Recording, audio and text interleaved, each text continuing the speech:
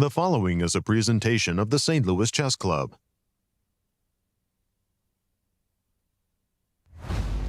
Anything can happen at the Sinquefield Cup in St. Louis. Despite incredible chess over the boards, the story of the day was Magnus Carlsen's surprise withdrawal from the event. With a superpowered wild card no longer participating, the road ahead becomes much easier for players vying for crucial tour points. However, you would not have known it by the stalwart defenses on display, with all games but one ending in solid draws. Wesley So holds a tenuous half-point lead with a crowd of chasers in hot pursuit. Round 5 of amazing chess coming up next.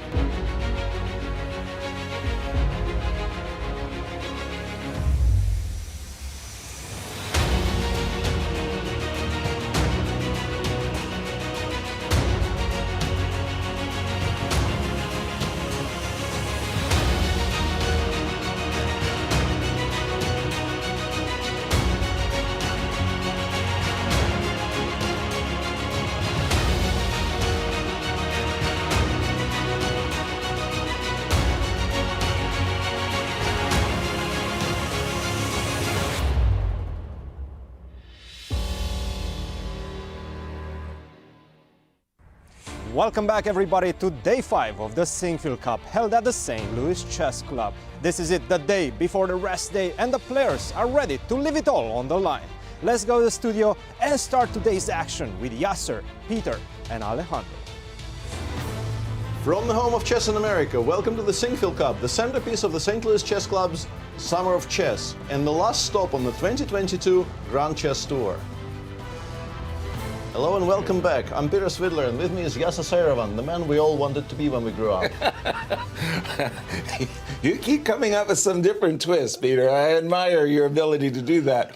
Hello, everyone, and welcome to our broadcast. Thank you for joining us for this round 5.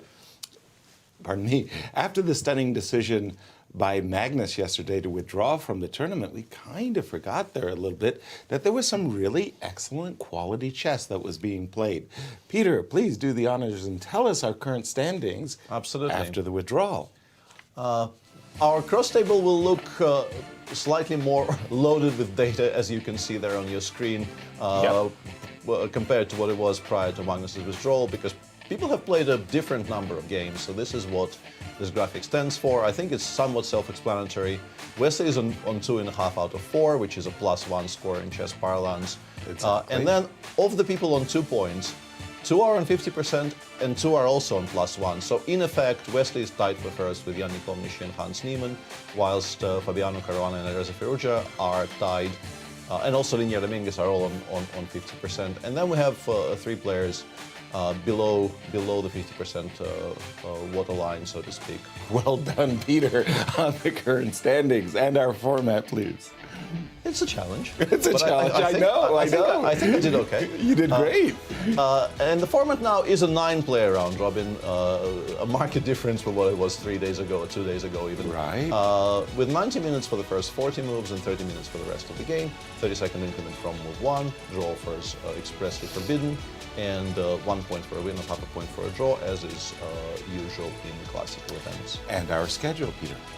The remaining schedule for this tournament is, today we have round 5, the last round before the rest day. Right. And then we play to the end, starting from Thursday and finishing on Sunday, September 11th. Right. The playoffs for this tournament, if they are required, will be played that same evening. And if the GCT points somehow also end up getting tied, those playoffs will be postponed until Monday, September 12th. Outstanding. And as usual, we're very, very fortunate to have in studio Grandmaster Alejandro Ramirez. Good morning, good afternoon, Alejandro. Good afternoon, guys. What a pleasure to be here yet again in this tournament, which, well, it has really not gone the way we thought, because a certain Magnus Carlsen, leader at some point, is no longer playing, and that means that there are other players here now that are looking at that first place position. Let's take a look at some of them. Let's start with a surprise. Fabiano Caruana had lost a game earlier in this tournament, and it seemed that his hopes had dwindled a little bit, but he came back yesterday with a strong win against Maxime Vachier-Lagrave, and today he will be playing black against Shakhriyar Mamedyarov, a player that fights with both white and black, so that's going to be an exciting game. Look at his road ahead. He has Ian Nepomniachtchi the day after the rest day, and then he has white finally against Aronian. But we do have a leader, as you guys were mentioning. That is Wesley So. He will be playing today against Aronian. He will have a rest day, then play against Hans Niemann, and then he will get another rest day. Remember that he will be not play round 7 because he was paired against Magnus Carlsen then, and then he will come back, repeat white against Alireza Firouzja. So this is going to be a fascinating tournament, even without the presence of the world champion. And that lack of the world champion has set the Twitter sphere and the St. Louis Chess Club absolutely ablaze. Tell us a little bit about that. We have with us women Grandmaster Anastasiya Karlovich. Thank you, Alejandro. What a day it was for social media. I mean, everybody was talking about it since the moment that Magnus published this tweet telling to the whole world that he is withdrawing from the Sinquefield Cup. I mean, you cannot imagine what was happening. Lots of retweets, lots of likes under his tweet. Of course, lots of discussions. So what a drama it was yesterday. And of course, for all our followers, if you're still not following St. Louis Chess Club and Grand Chess Tour accounts, it's really time to do so. You will find lots of information there. So probably we can check some of the tweets if we can see them now on the screen. So first of all, it was Magnus who came out, and we can see how many retweets, how many likes he got. It was more than 600 comments yesterday. And of course, prominent chess players came out with their predictions, with their conclusions. So first, Timur Rajabov asked maybe it was COVID, but we know that Magnus is actually fine, he's doing well, don't worry about his health. Then, of course, Hikaru Nakamura, who always has something to say, he had no words even after he learned the news. And we had also published some interviews, some comments of the players from Sinquefield Cup on our accounts. And of course, as we could imagine, world leading newspapers, Financial Times, and also German newspaper Die Zeit also published news about it.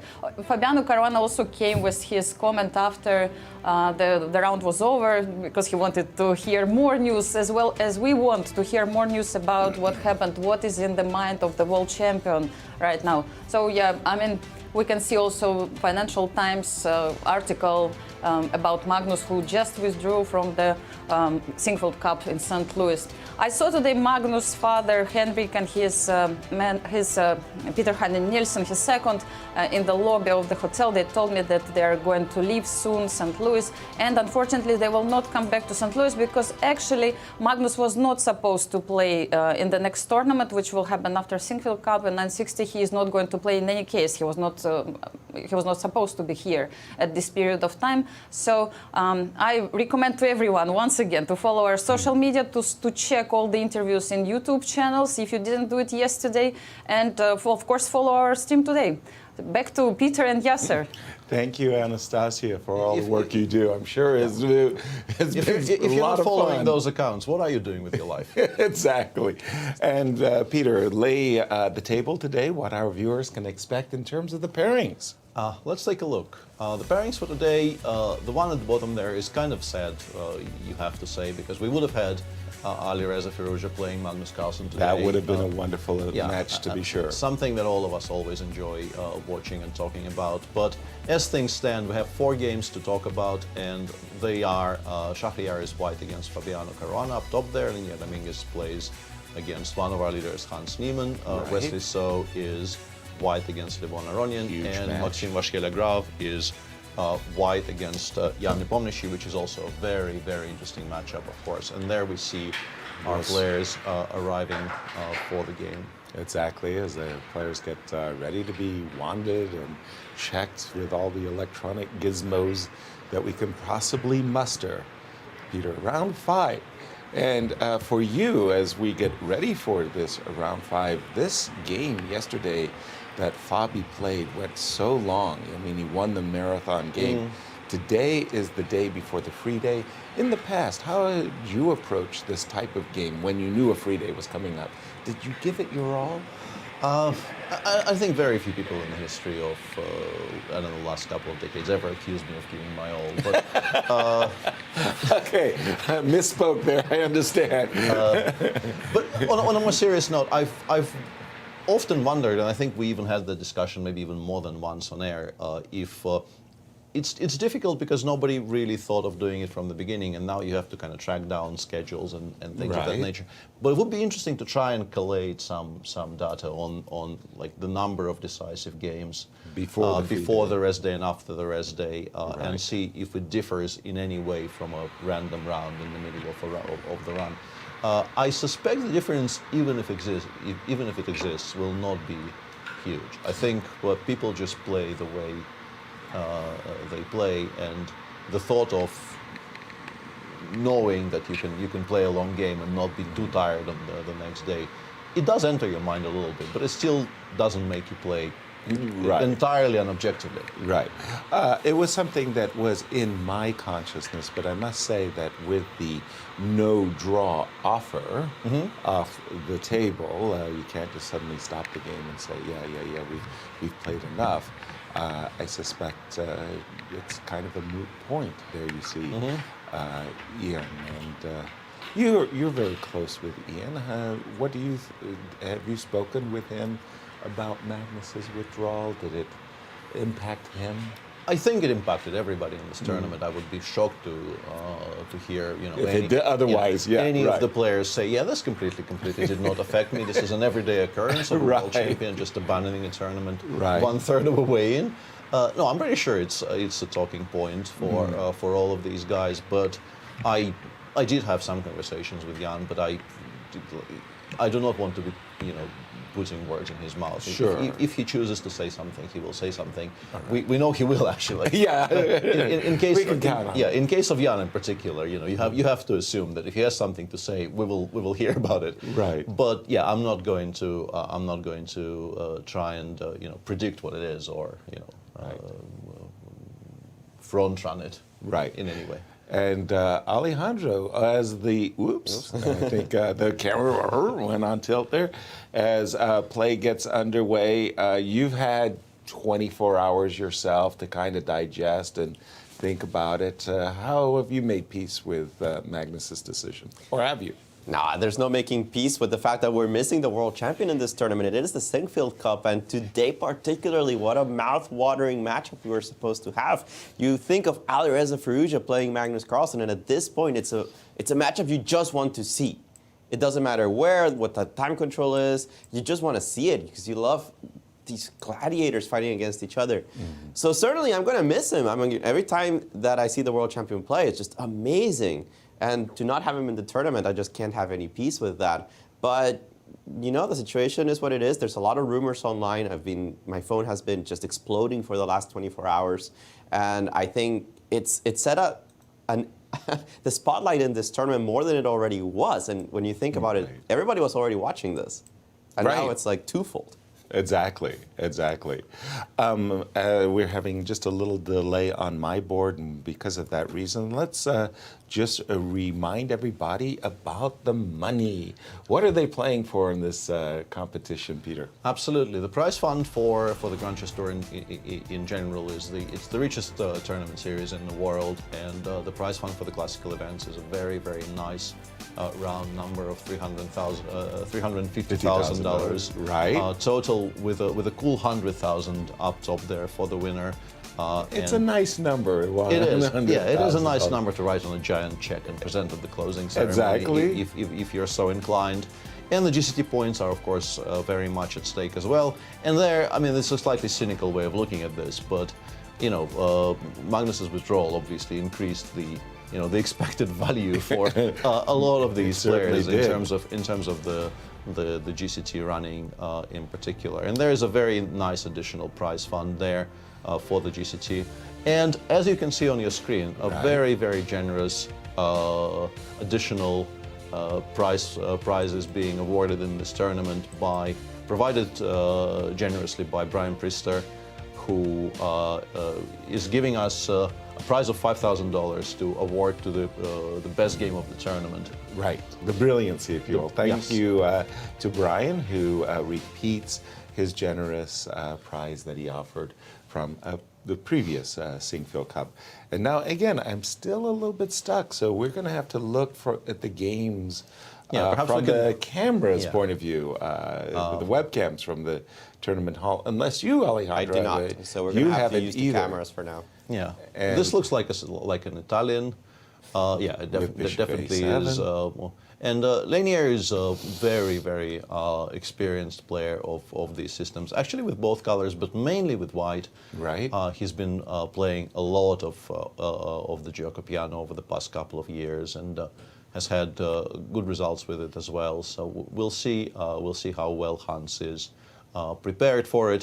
The line that Hans appears to have chosen is, I would say, these days maybe the absolute main line of the opening, Right. where Black, I assume, will now castle kingside and then play rook e8, bishop b6.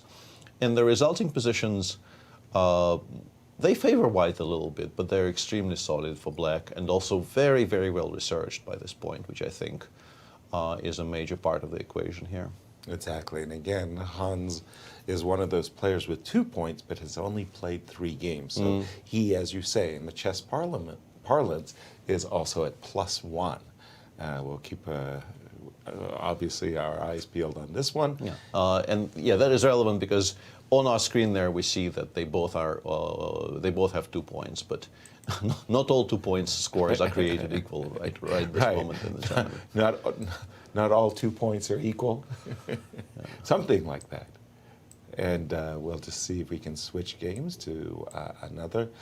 This is our Shakhriyar versus Fabi game. Yeah, and this is I'm not sure about Queen e7, but I do have memories of this line in general because and those are not pleasant memories because in the last Vikings tournament I ever played, which I believe was 2018, I decided to venture into this particular Ragozin against Shakhriyar, and Right. played it so poorly on the white side that I could more or less resign by move 15. I think did resign by move 22 or thereabouts.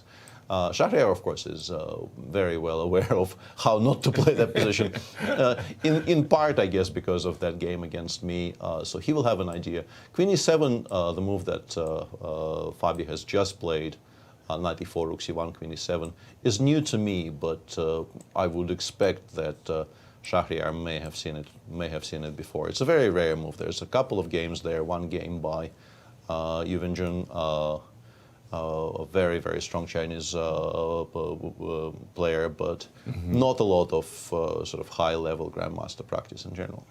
Is this move Queen e7 connected with ideas of g5, h5, Peter? The What's thing is, g5, h5 is very, very much at the forefront of what Black is doing in this line, but I don't know why Queen e7 is stronger than, for instance, knight c6, which I think, yeah, knight c6 is by far the most fashionable move in this position. And here you get all of these absolutely mad positions, like white can go knight d2, to Knight which, d2. yeah, to which Black generally just replies with g5 followed by f5, and we get into those like really, really crazy.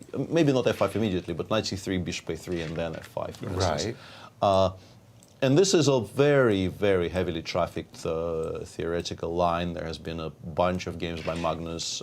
Magnus, I think, won some games, but also famously I think he even lost that game, but he definitely was lost out of the opening against Anish Giri in one of the online events, I believe, last year. So this is at the absolute cutting edge of Ragozin theory. But Queen e7 is a very, very rare move. Queen e7. Again, I'm still trying to come to terms and understand the thought processes behind this move. I kind of understand that e3. Yeah, I think we go in. G5, Yeah. We immediately bishop, go in. h5. I might get into a little trouble if I have to play h4. Because maybe e3 is allow- hanging, absolutely. Yeah, and knight takes g3. But I'm wondering, for me, I'm seeing this position for the first time.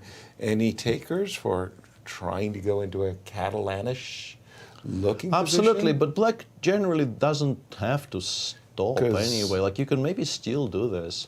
They definitely still do it against g3 if the knight is on c6. I think one way, and I want to preface everything I'm saying about this position by I haven't looked at this, and this is just pure guesswork based on not even a lot of experience with the opening in general. So has to be taken with a mountain of salt.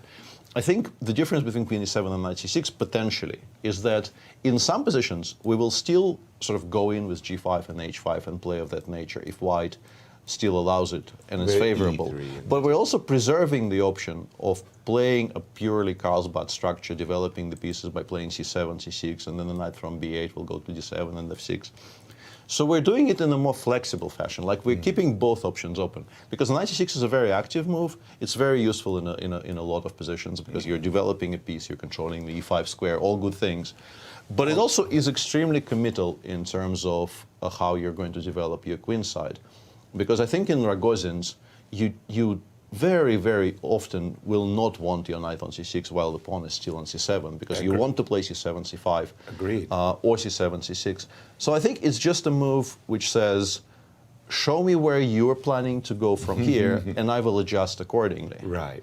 Which is it's an interesting and a very valid concept, I think. Oh, definitely agreed with you wholeheartedly, and I see this constant flexibility in keeping your options open all the time. Alejandro, jump right in. What caught your eye in this round 5?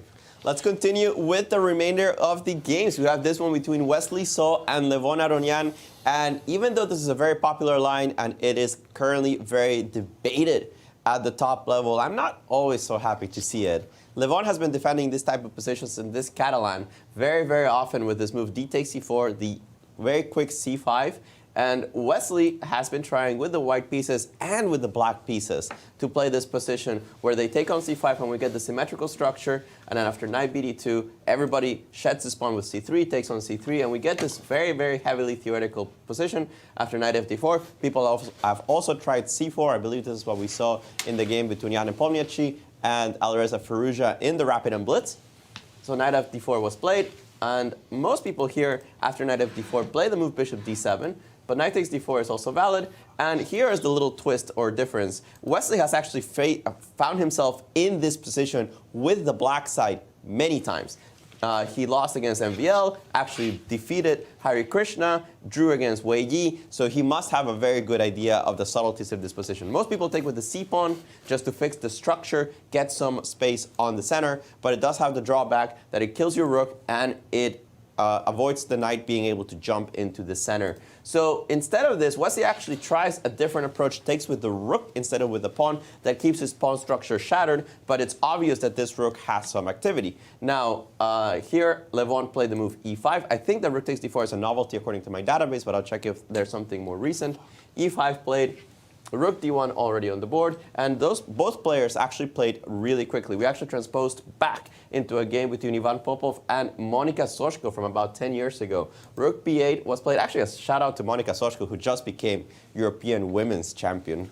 Very, very great achievement in Prague maybe a week ago. Knight a5 was played right now. Bishop c5 and h3. This is the current position that we have on the board. We actually reached this very quickly, both sides with more than an hour 30, which is the amount of time that they started with. That means the increment has gotten them this far. The move h3 is the best move according to the engine, so no surprise that both are in preparation. Let's try to break down the position a little bit. This bishop on g2, very powerful against this pawn on b7, and this is where most of white's ideas come in this position. If you play b6 at any point, and the move knight c6 is very powerful, especially because in this particular structure, the e5 pawn will be hanging, so you cannot evict the knight so easily if you ever play the move bishop b6. You similarly have trouble with the pawn on e5, because now I'm going to be able to fork your bishop and the pawn, and if you ever go bishop c7, bishop a3, you start seeing how white's pieces come out very, very quickly. So no big surprise that Levon actually chooses the best move according to the engine as well.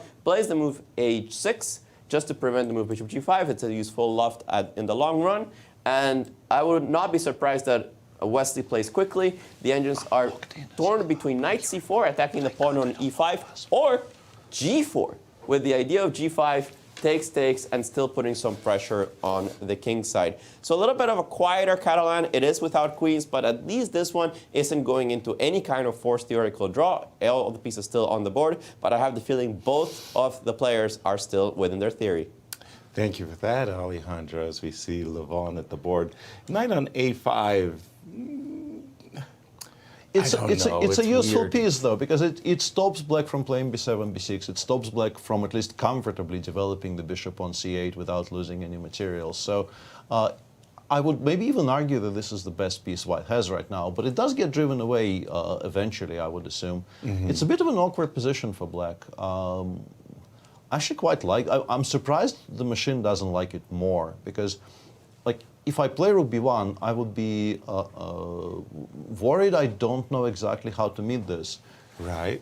Because the pawn on b7 is hanging. We don't really like playing bishop b6 and allowing knight c4, and we're just generally kind of stuck. I assume, yeah, h6 maybe is an indication that you want to play e5, e4, but that also doesn't really look all that great. So, yeah, I like what Wesley is doing, but Levon is playing quickly enough to, intimate to all of us that I've been here. Yeah, I know what I'm he has supposed seen to this do. before. Yeah, Right. he has seen this before. So, Alejandro, while we're waiting for Wesley to continue from here, there is another game which we haven't touched yet at all, with Maxime Vachier-Lagrave playing white against Ian Nepomniachtchi. So. Well, let's finish this thought out first. What does happen against the move rook b1?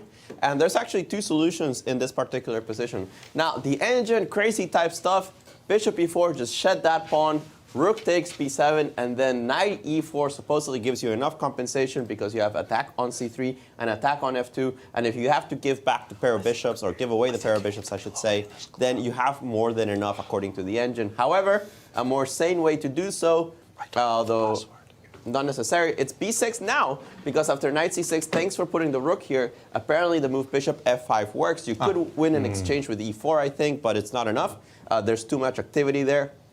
And if you move the rook somewhere, now the rook has e8 to defend the pawn on e5 from. This is the key of the tempo. If you just trade the rooks in this position by taking on b8, then after bishop takes b1, black is, according to the engines, completely fine, maybe even a little bit more, because remember, the structure does favor black, and these tricks of bishop takes h6 can always be met comfortably with bishop takes a2. So let's take a look at the MVL against Nepo game. Two great experts of the Petrov, but usually playing this with white are, well, both of them.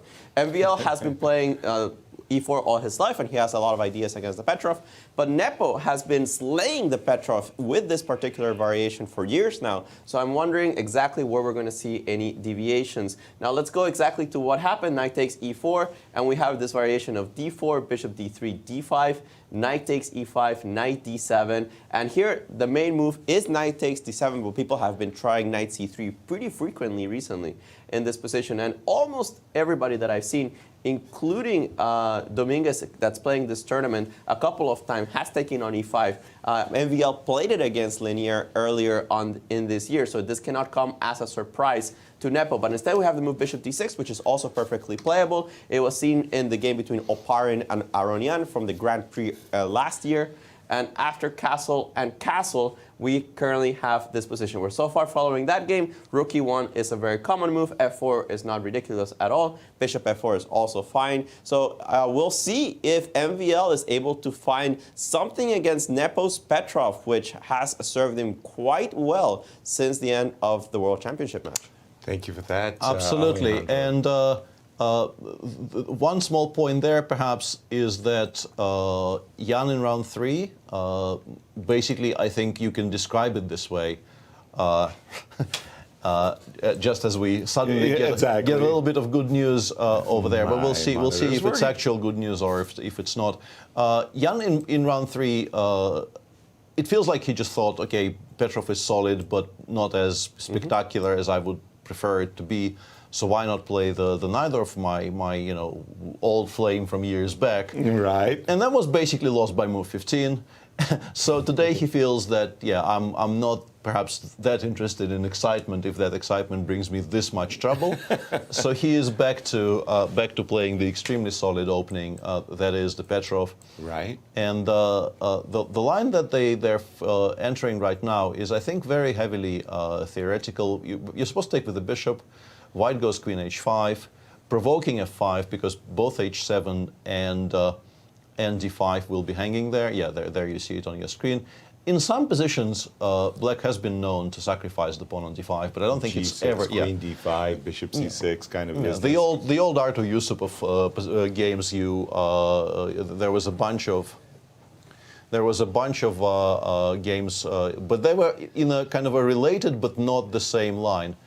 And this line is tremendously well researched. There is a bunch of games. I think Jan maybe won some nice games on the white side of this over the years. With but bishop g5.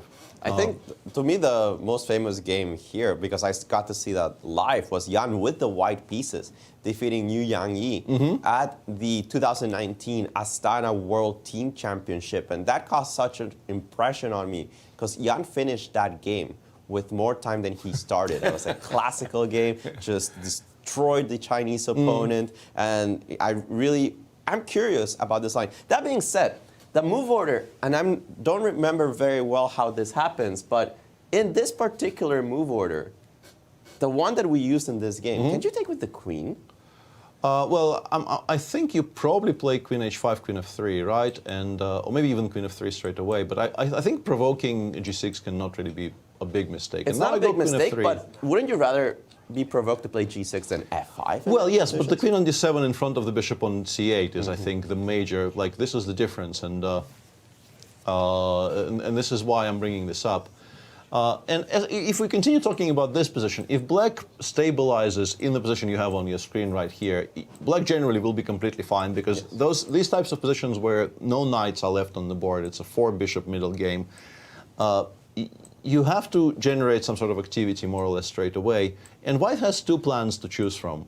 One would be after, I assume, queen e8, which is, bishop e8 also exists, but when the queen inevitably is chased away from the h5 square, you can play queen h4 or queen f3, depending on how things go, and then try to trade the dark squared bishops by playing bishop f4, and then perhaps use the very, very weak square on e5 to make black's life very unpleasant. Right. And this does give white a very, very solid, stable advantage for the rest of the game.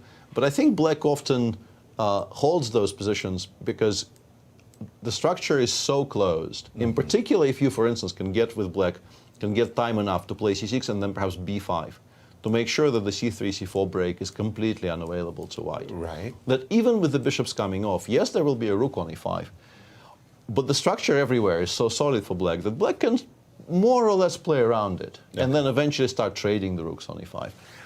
Going rook e8, take f5, second rook to e8, and so on. And the other plan for white, if allowed, would be to play c3, c4, and to start opening things in the center as fast as possible. And to me, the second plan has always looked sort of the likelier to give you anything tangible long term. But you're dissolving your double pawns as well, Peter. Absolutely. But I don't know, once again, everything I'm saying here is, I suspect, borderline correct, but also very, very, descriptive. Right. And top-level chess, in particular, when you talk about, let's say, MVLs and Jan's preparation and the Petrov, this is not descriptive chess. This is concrete chess with both of them, I assume, actually knowing exactly what they're doing.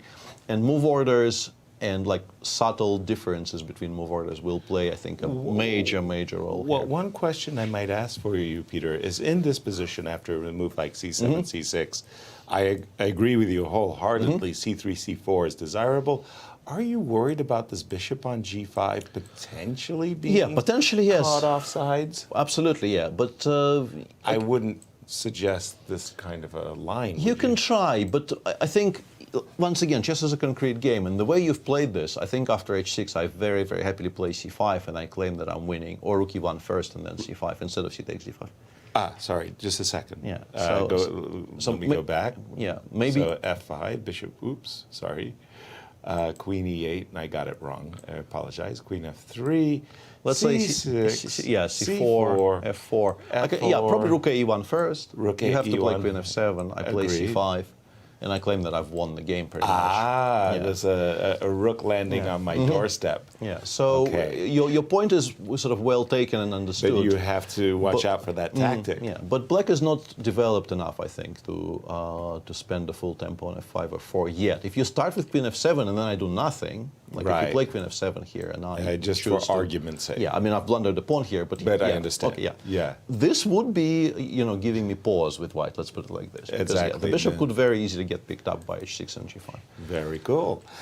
Alejandro, what has caught your attention as we're going through this Petrov? I always like simple questions that have tough answers when you make a move in chess. So here, Wesley thought for a while, put the knight back on c4, and the simple question is, how do you defend this pawn on e5? And the answer is not so logical to me, because I was thinking, well, don't you just play rook e8? And then I realized, wait a second, that doesn't defend the pawn at all. I can still take here, and if you take on e5, I play bishop f4, and look at this skewer. It's actually going to cost you a full rook, not just an exchange from here. So you're not actually getting 2 pieces for a rook. Now you could argue that the line continues, because you could play rook takes e2 and eyeball the pawn on f2.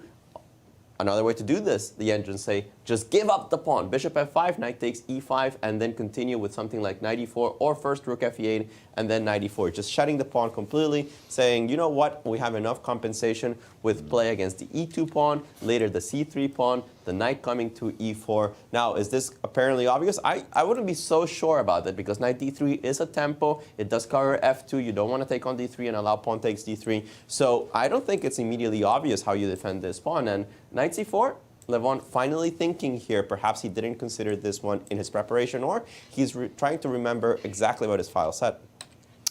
Thank you indeed, Alejandro. I'm still having a little trouble in one particular game. Peter, what has caught your eye? This Wesley So game, knight c4? Yeah, knight c4 is an interesting move, and a move which I think, if you don't know, I mean, it's understandable what's happening here, but still, I think you have to be aware of this tactic existing from sort of going into the line. And both of them are playing very, very quickly. So yes, I'm pretty sure they both looked at this. Right. And if we discuss the variations continuing from here, that exchange sacrifice that Alejandro mentioned did seem interesting. You do most likely, after rook e2, bishop takes b8, you'll quite likely will have to spend the tempo on playing bishop c8, e6, maybe even straight away. Right. Just to make sure we never blunder into rook d8 check tactics. Exactly. But then we have a very, very serious amount of compensation against the white king side. I think if the f2 pawn falls, we generally are not going to be much worse at all. And if you play rook f1, you can play for positional compensation. Even something as restrained as knight of 6e4, just saying, I don't want to win anything in particular straight away, I just want to get rid of that bishop on g2. Please give me that bishop, and then we'll go from there. Exactly, moves like bishop f3. I think rook takes f2. I'm actually interested in bishop f3, because as usual, I am, as white here, extremely interested in the idea of getting one pair of rooks off the board. Absolutely. This is a very favorite topic of mine, of just how useful it is to get rid of that active rook. Right. But I will pick up like half the king side, right? Knight takes f2, h3 will fall. I will put the knight on g5. I think I have compensation here. I don't know if it's full compensation, but I definitely have compensation here as black. And knight e4 is not forced against knight e4. Yeah. Instead of knight e4, we can try other things as well. Exactly. a2 is hanging. I don't know if I can take, but it's hanging. Right. And a very, very interesting move has been made by Hans Niemann in that gioco piano. I don't think I've ever seen that approach. Okay, so perhaps we can do it this way. They played kind of in a very, very normal fashion up until move 9, and then Hans went for a setup which I don't believe I've seen before at all. It exists in some other positions, but I haven't seen this in my database either. Bishop b3 was played in this position, Yasser. I think that you're lagging Bishop a little b3? bit behind. Yes. Okay. And Hans answered immediately with move c5. Whoa. Whoa. Yeah. Everything I know about chess indicates that this is a terrible move. It weakens all of your light squares. It kills the bishop on a7. But it's the top engine move when you let it run for a little bit. Really? Of course. And apparently just the seizing of the space, and more importantly, Stopping d3, d4, yeah? stopping the entire idea of the Italian for white, which is d3, d4, and forcing white to go for a completely different approach is a very valid way of playing, and Linear is currently faced with this new idea.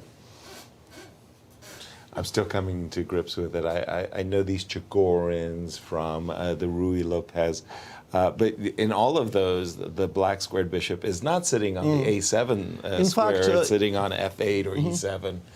In a way, I feel like it might eventually not transpose. The move order will be completely different. The position will be new.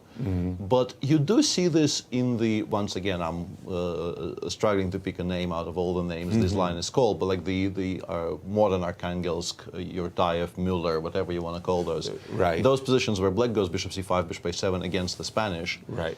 With the inclusion of b7, b5, and then the bishop gets developed to b7. That setup exists. Right. With the pawn on b7, and in general in Italians, you're kind of unused to the idea of playing b7, b5 voluntarily. Right. Because why give white a target on the queen side when there were none? Exactly. But this setup with the bishop on b7 and the bishop on a7 definitely exists, and it's not bad. It's not bad because you are considering the fact that in most of these positions, white's general plan very much revolves around assuming control in the center with d3, d4. Your bishop pair on b7 and a7 is extremely well equipped. Exactly. To cope to with dealing with specifically with this. Yeah. Exactly. Because d4, our bishop on a7 instantly becomes a very, very active piece, and the bishop on b7 will be providing pressure against the pawn on e4, which will be weakened by the fact that white played. Knight of 1, I think, has been played by Linear. Yeah, allow me to play the Yeah, let's go the b5 standard. here. Let's go b5 here and see how it transpires. Like b5, knight g3, bishop b7. Right. I'm a bit worried I might get mated after knight h4. That is my worry here. Thanks for pointing the gun in which direction. Yeah, I think apart from this plan, not very much really is happening for white, but this plan is very dangerous. Exactly. Just a very straightforward queen f3, followed by knight f5, followed by something on the king side. Right. But yeah, it's a very interesting concept. It's very unusual in Italians specifically. But if you continue looking at moves further down the road, I think you start glimpsing, outlines of things which we have seen from different openings. This feels very dangerous. I mean, does I feel very haven't dangerous. sacrificed anything, and Yeah. maybe you're taking too many risks. Knight e7, if it were to go to g6. And maybe bishop e6, yeah. Right. I just hate the structure with a passion, but maybe I shouldn't. As Black, yeah. I always try to avoid allowing this doubling of the pawns on e6. But once again, if you look at this, normally our pawn is on c7, and the white pawn is on b4. Yep. And he had actually played bishop b6 very quickly, without even knight g6. Without so even this is what Hans means to do here. And honestly, I think the fact that there is a pawn on c5 and a pawn on b2 limits white's options in the center and on the queen side Right. tremendously well. Right. And I think bishop b6 without knight g6 indicates it might just go back to c6 to further reinforce the idea that none shall pass. None shall pass. We have full control in the center. Yeah, please demonstrate what your play even is. It's funny that you should say the knight comes back to c6, because one of the ideas that had filtered in my mind was idea playing a4, a5, and kind of clamping down on the queen side. And then suddenly the move knight c6 was a little off-putting. I mean, I put my pawn on pre, essentially, with the move a4, a5. A very different approach, for sure. I don't see any real problems unless, as you say, you're loath to play this structure as a black, and maybe there are issues. Alejandro, how about you? What are you looking at? That looks very different. That did not look like that 5 minutes ago. I can tell you this much. Exactly. This is a very Fabi prep. when you think about Fabiano Caruana with the black pieces, he loves complications. He loves trying to get his opponents in some kind of mess from the get-go. And he's not afraid of bluffing a little bit. I'm not sure how much of this is a bluff and how much of this is good. So we're going to go back all the way to this position. Mamedyarov did play the move knight d2, which is the most natural move. Why? Because you need to evict this knight, and because in certain occasions, this bishop needs to retreat to g3, and this knight can't be targeting it anymore. So knight takes c3 was played, b takes d3, bishop a3, rook b1. These are all very logical moves. Castles was played. And here, after some thought, Mamedyarov played technically a novelty, the move e3. Knight f3 and rook b3 had been played before, but of course this is the most natural move, just trying to develop the bishop. And in came g5, bishop g3, whoa, that was not it. f5 in this position. And that with the very clear indication that f4 is coming. There's only one good move, in my opinion, here. I mean, queen b3, the engine say doesn't lose, but bishop b5 is the only thing I can really think of. The idea is that if white gets in the move f4, yes, there's a lot of weaknesses behind the bishop, but you're not getting past that monster on e5. And if you ever take it with the knight on c6 or d7, then you're just giving me a protected pass pawn for the rest of the game. And that is going to be a good strategical advantage, unless there's something immediate. It keeps doing that. f4, knight takes e5, f takes e5, and now if you give me a couple of tempi for white, you play the move bishop d3, you could short castle. In a good day, you put the queen on h5. Then black's position is just bad. This pair of bishops is going nowhere. This bishop is kind of bad. The bishop on e6 is going to be locked in. Actually, the knight one day, if it gets to f4, it's just strategically winning. But it's not, black has not fully developed. Black has a couple of tempi to do something. And in this case, it's boom, f4. And you know that Favi's had this position on the board today. An hour and 34 minutes for him. He has not thought for a second. Mamedyarov already spending more than 20 minutes to get here. And the question is, how does Mamedyarov proceed from here? Now, if you take on f4, then you don't take back, which is kind of funny. The engine says play c5. Open more stuff, go for the king. This guy is still far away from castling, and it doesn't matter how many pawns you have. You just try to break open the structure more and more. The idea is that you take on d4, take with the rook, so that the pawn on d4 will be hanging. It also allows me to play bishop b4 checks in case the knight leaves d2. Very cool stuff. Now, of course, nothing is compelling Mamedyarov to take on e4. He could just play the move e4. This is a nice tactical trick. Well, not necessarily a tactical trick, but here, if you take on e4, you don't have the ideas of c5, breaking open the center, because queen b3 check targets the king, and now that you've cut the communication between the queen and the bishop, this is no longer possible. So you might want to play e4 in these kind of positions to try to open up the diagonal. The engines are saying that if Mamedyarov does play e4, then of course g4, you continue. And yes, you do follow it up with the move f3, trying to get to that king. Fascinating stuff here by Favi.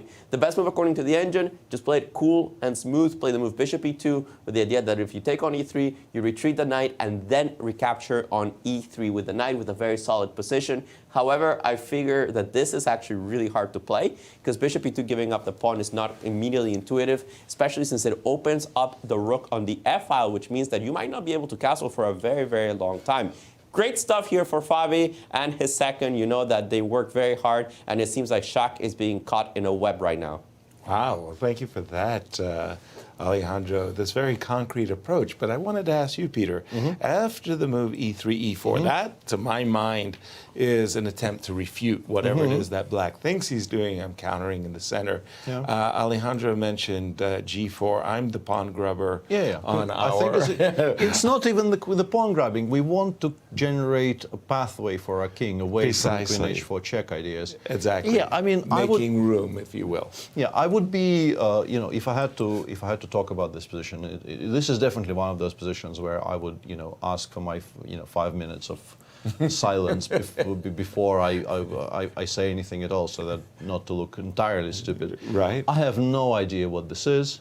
At first glance, it looks like it shouldn't work for black, but on the other hand, my king is on e1. I expect it probably does not get to castle in this game. No. I'm worried, in particular against a very, very well-prepared opponent. Exactly. And Shak, by this point, did decide on something. And he played a very striking move. He played bishop f1, d3, just ignoring everything altogether, saying, I need to finish development. I'm giving you my e3 pawn. And I assume the idea is to play knight f1 and recapture it this way. There is queen f7 in this position, which needs to be addressed, but I guess he means to play queen e2 or queen f3. Queen e2, I guess. Well, a check could land on the doorstep and we could Maybe queen F. recapture. Yeah, I don't know. This looks this looks very, very unclear, and perhaps already a Queen success F2, for black. keep going, guys. Queen Yeah. F7, Queen E2. Queen F7, Queen E2, Queen F2 check. Yes. And the engine says, you know what? King D1. King D1. Yeah. Because Bishop G4 is not made. Is In not some made. positions, Bishop G4 would be made, but because we have this all-important knight on F1 protecting the G2 square, Bishop G4 is not made. Remember what Bent Larsen said, with a knight on F1, I don't get mated. But that was with the king, on G1. G1 Yeah, genuinely with the king on G1 there. F takes E3 blitzed out. Of course, Fabi will have looked at all of the obvious captures. Yeah, and Bishop D3 definitely is included in the list of moves what a person can play in this line. So F3, knight F1 on the board. This is, again, Queen F2 check, King D1. That is. I want to say Yes, Queen please. F7 is not forced. I would be interested in the move C7, C5. I don't know if it's any good, but I would be interested. Knight E3, CD4, CD4, Bishop B4 check, get the king stuck in the center. But it feels like maybe in the end there, of the line that we're discussing, the Yes. king is reasonably safe on E2. Maybe it's just nothing. Just go King E2 here and say that I'm okay. Queen B3 coming, Rook F1 coming. There's not a single check to this king currently available. Yeah, but it's a little scary for white. It is very Right? scary. It is Very, So you very can play double Queen edged. F7 at the end, right? Yeah, exactly. I thought What it was was that? nothing, but no. Sorry, CDC? CD, CD, Yeah, Bishop check King E3. E2, and then I realized Queen F7 exists once again, with checks from F2 and H5 on tap. And okay, Right. the one on F2 is not a check. The one on F2 is That could is be a hurtful. senior check. That would be hurtful indeed. And Rook F1, Queen. I mean, the initiative is definitely. This looks horrible. Yes. This just looks straight up horrible. Okay, so so, that's yeah, probably where we're going to go then. Yeah. After Knight F1, C5 looks like the most testing by far, Peter. I think we're choosing between Queen F7 and C5. I don't really foresee anything else being in the running, because allowing white to take on E3 unopposed just gives white so much extra time. So I think this is my current, far and away top two choices for black, either Right. C5 or Queen F7. I'll show a couple of lines from this position. Please. From all the way here with the move Queen F7 at the end with C5 and C takes D4 included. We got all the way here, and I was wondering, what does white do in this position? Yeah, And I saw the arrow. Bishop H7 is one move. What? Queen takes H7 and Rook takes B4 because you get the bishop, Right. and you cannot take with the king because after Rook takes B4 apparently, the king is pretty safe on D3. So I'd rather take with the queen, and then after Rook takes B4, play the move B6, and somehow you're getting checked from every angle. But this is not forced. If you don't want to take on H7, and you shouldn't, there's a move that actually defends against both Queen H5 and Queen F2, which is this ridiculous looking move, Queen G1.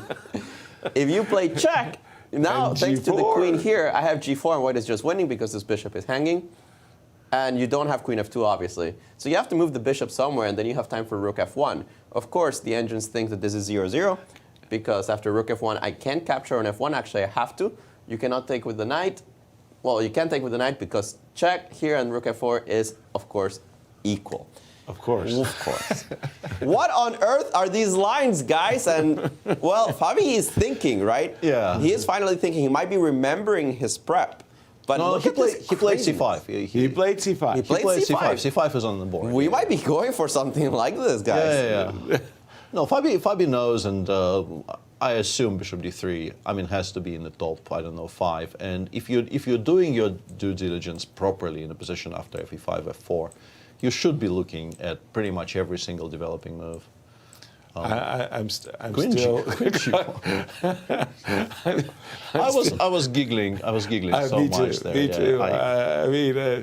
too. Questions at each and every turn, I must say. It's just ridiculous. Wow. How did we get that Rook Bishop F1? C3, Bishop C3. Rook F1, and just snap it off. And of course, Queen takes. Just C1. snap it off. Yeah, it's hanging. Can't you see it's hanging? I'm going to keep my mouth zipped from now on. Knight takes F1, Bishop G4, and Rook F4 And Rook is, F4. of course. And the question is, why are we not losing with white? Exactly. And the reason we're not losing is Bishop takes H7 followed by King D3. Oh my word. to prevent bishop takes d4 from And our queen's from, trapped. Yeah, from winning everything. And now it Exactly. will only win something. Bishop d4. I'm pretty sure we're not going knight d3 there. I'm pretty sure we're actually taking on d4 and going for that endgame. A good general should lead us. Yeah, king and honestly, into this battle. endgame, I'm curious why black is not worse. Maybe black is not worse because bishop f5 check, Or, yeah, okay. and then after king e3, I want to play rook e4 check. I don't know if this is correct, but I kind of want to prevent the I knight understand. from reaching the e3 square very easily. Nice, nice. Yeah, this is absolutely ridiculous. Like, We're having way too much fun at their expense absolutely. here. And, I mean, 5e is probably having fun as well. I don't know about Shach, because as we've established, Shach does like interesting chess. He's definitely not lying when he says that it's his primary motivation for playing chess these days is just to play interesting fighting chess. Exactly. But even if on some level he's enjoying the mayhem that his position looks like, on a different level, he is still playing against 5e's prep. Right. If you had this position and felt like he's on equal footing with his opponent, that's one thing. Right. But playing that position and not knowing when the blitzing will stop is less fun. Exactly. I wanted to say we have a very different approach. I liked all of the things that you had pointed out in the MVL versus Nepo game of c3, c4, rook e1, bishop f4, playing to control. And that game actually is very, very far progressed. Exactly. After h4, h6, the game continued bishop f4. Okay. And here Jan just snapped on f4 and played queen d6, Wow. which is an approach you don't see very often because of how grim it looks optically. But I guess it's fine. Queen d6, queen takes d6, rook fb1, rook ab8, Rook a4. fb1? Yeah, rook ab8, a4, and rook fc8 on the board so far. And this is where MVL is thinking. Generally, like, fun is unlikely to be had by anyone here, but specifically by black. Right. Because the bishop on d3 is just so much stronger than the bishop on d7. White eventually could get, let's say, his king over to d2. That probably results in the pawn on c3 being Well defended. well defended for the rest of the game. And then white, frees up his rooks and tries to generate some activity. I think we're probably playing b7, b6 here, because it feels to me that allowing a4, a5 with the pawn on b7 would be a major, major mistake. Exactly. And now we're always ready to meet a5 with b5. That would be the point, to not allow creation of any kind of an isolani for black on the I thin like side. what you suggested, bringing the king very much. I like your suggestion, bringing the king to d2. But the speed at which Nepo has played kind of indicates to me that this might still be in his preparation. Well, I mean, they had to look at the Petrov very, very seriously, and this is one of the fashionable lines. This is one of the lines he himself used, as Alejandro described, to great effect on the white side of it. So absolutely no reason for him not to take this seriously, for him and his team when they were preparing for Dubai. Absolutely. Yeah, I think you're right. I think this probably is still leftovers from the Dubai prep for Jan. Leftovers, nice. Actually, he hasn't played b6. It surprises me. King he's f7. He's gone rook a3, king f7. Yeah, very, very quickly. So somehow is they're not leaving- worried about this structure. I'm he a is bit leaving white the surprised by option. this. Yeah, I'm a bit surprised by this. I would be very, very loath to leave myself with this pawn on b7, which can be pressured. Let's just take a gander at this. Maybe he wants king f6, g5, and like gain some space on the king side. But I don't know what that does. Even if it does happen, like what does that do? White can ignore it. Well, one of the things you pointed out is the potential that the light squared bishop could end up being a passive piece. So g5, king f6, f4, bishop f5. Yeah, Yeah. try to continue gaining space on the king side. Precisely so. Might be something. King f7 on the board. We'll keep our eye on that because, okay, it's nice, it's technical, but it's dry, it's an ending. It is a very dry endgame. And we've got these excitement going on between Shach and I think Shach is still Ravi. thinking of the c5. Yeah. Sorry, I kind of lost track of it. How is Lanier doing with Niemann? Since bishop e6? Yeah, he's gone knight e3. Hans replied with queen d7. So now that Lanier did not take on e6, black is, with queen d7, maintaining at least the option of recapturing with the queen. I don't know how happy you are about that, though, because I think one of the things white could legitimately aim for in this position is, let's say, bishop takes e6. Okay. And if you take with the queen, Okay. I will play c3, c4. And kind of shut this Yeah, bishop down. in for a particular, while. if I can get a4, a5 in as well, but I mean, I can't really be greedy. You probably will do something about that. Right. But I want to play 95 next move, and I want to Right. claim that if you take, your position is definitely a bit worse because it opens up the c4 square for my second knight. Mm-hmm. And if you don't take, like, how easy it is to just completely ignore that knight for the rest of the game. No, I don't like that knight sitting on my doorstep. And our bishop on e3 or d2 will be much more active than that guy on a7, which is now completely locked out of the game pretty much for the rest of it. So I get the feeling that despite the fact that queen d7 has been played, if white trades on e6, black probably still takes with the pawn. I don't like this at all. I think this just gives white a bit too much of a free roll. Let's just play 1-2 moves here. 95. You know what I wanted to play, of course, is I wanted to play knight b4, completely forgetting. Yeah, you have to about spend a tempo on I have something to- else, yeah. Yeah, just to. Let's go rook somewhere, yeah. Okay, I'll pick a square. Let's go a5 here. I really like having the pawn on a5. Yeah, lock down, so to speak. Yeah, let's go Bishop, queen b3. queen maybe. b3. Okay. And finally, let's get rid of this Okay, knight. c takes. C takes. So I'm hoping that somehow you're going to be agreeable and open up this bishop for me. Go bishop to d. Oh, but you got a c4 square, don't you? Yeah, I just go knight d2, knight c4 here, I think. This is the first order of business. I do everything else later. It's still not that clear. You can go f5, f4 and claim that But- eventually there will be a pawn storm. But my bishop on Yeah, but with the bishop a7 on is A7, yeah, a weird. long-term weakness. I don't like this at all. It becomes very double-edged. I think, Right. in particular, in terms of developing counterplay, I think you take with the pawn on a6 if this happens. And finally, I know you're loath to do it, but in case I had recaptured with the pawn, are you still in the c3, c4 No, business? I think here, I mean, without the g5 square available to the knight on e3, I mean, makes it's a no safe sense. move. You can make this move to be safe, maybe, but it makes, I think, very, very little sense strategically because black has just everything covered. I got you. On the other hand, you're not playing d3, d4. You're not playing f2, f4. Yeah, I don't hate this for black. I think this actually makes a decent amount of sense. Yep. Maybe b4. Before we can take knight c6, so that our bishop is back to being alive. That is true. Yeah, g4 square is available to our pieces. I don't hate this at all for black. All right. And Alejandro, what do you have for us in this exciting round 5? Well, let's see how Levon solved this issue of the pawn on e5. And in this case, he went for the sacrificial variation of the pawn, not the exchange, with rook e8 and bishop f5. This is what the engines like the most. And now it's up to Wesley to try to diffuse this. Now let's see what are some of his possibilities. The first one I mentioned was simply to play the move knight d3. This attacks the bishop on c5, so I don't have time to take on e2. Now white has black has two main ideas against this. One would be to counterpin the knight on d3 to the rook on d1. An interesting idea here for sure, but I think it's more natural to just retreat the bishop back to b6, get it away from the attack of the knight from d3. Now you're going to be able to take on e2 next move, and if you decide to defend this pawn, I'll continue the pressure. I'll play rook bc8, start hitting the pawn on c3, and then really gang up on it. I'm going to follow this up with the move knight e4. According to the engines, there is compensation for the pawn. The other way to do so is to start with the move g4, trying to define where this bishop is going to go. If you take on e5,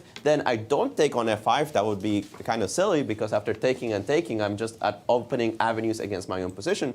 But instead, it's the old trick of bishop f4, skewering the rooks. And since I'm still hitting the bishop on f5, I do win the exchange as white. So g4 is certainly possible. There are possibilities here of bishop c2. You could play bishop e4. If you retreat all the way to h7, then this allows me to play bishop f4. Now, what is the difference? Of course, that if I play bishop f4 in this particular position, after bishop f5, then you get hit with the move g5. This is one of the many points of the move h6, and you don't have any squares on this diagonal, and that's how logically we get to the move g4. You spend a tempo and try to regain it by kicking out the bishop so that I can play bishop f4 and then retreat to g3 if need be when I hit with the move g5. So a lot of things to calculate here for both players. I think they're definitely out of theory by now. Wesley down to 1 hour and 6, considering that he got out of the opening with something like 1 hour and 34 only 2 or 3 moves ago.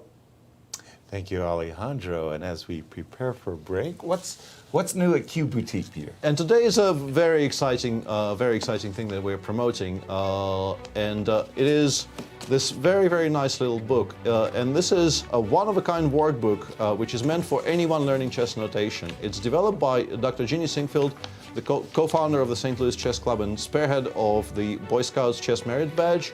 And it has everything you need. It basically teaches you notation, teaches you all the things that will be required for you to continue studying chess. It's great for any beginning chess player.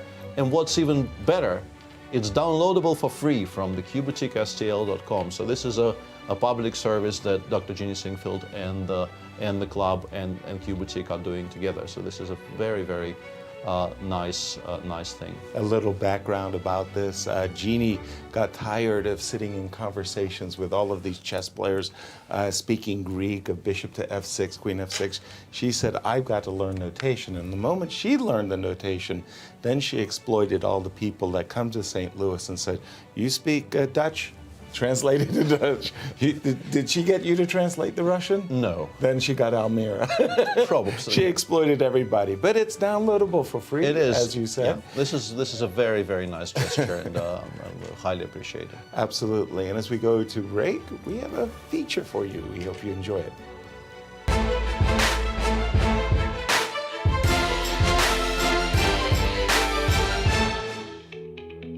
Going into the final leg of the Grand Chess Tour, how do you feel you've performed up to this point, and how do you hope that you're going to finish? Well, I didn't play well in Romania. I scored 50%, but the quality wasn't there and the result wasn't enough, to garner many Grand Chess Tour points. As for the Sinquefield Cup, yeah, my classical play has been pretty poor recently, so I'm hoping to recover from that. My last result wasn't great. I didn't do very well in Zagreb, although I was preparing quite well and I was doing my best, but it didn't go well. The first one was quite decent in Romania. So yeah, the plan is just to finish well. For me, it's not big chance to be in top 3 in this time. Last year I played much better. I will just see like it's a very super tournament, and I will try to play good chess, interesting chess, and try to play much better than first 2 tournaments. I mean in Zagreb and in Bucharest. I've performed well in terms of points for sure, because I am among first 3 players having played a few events, so I have a good feeling that I could do well.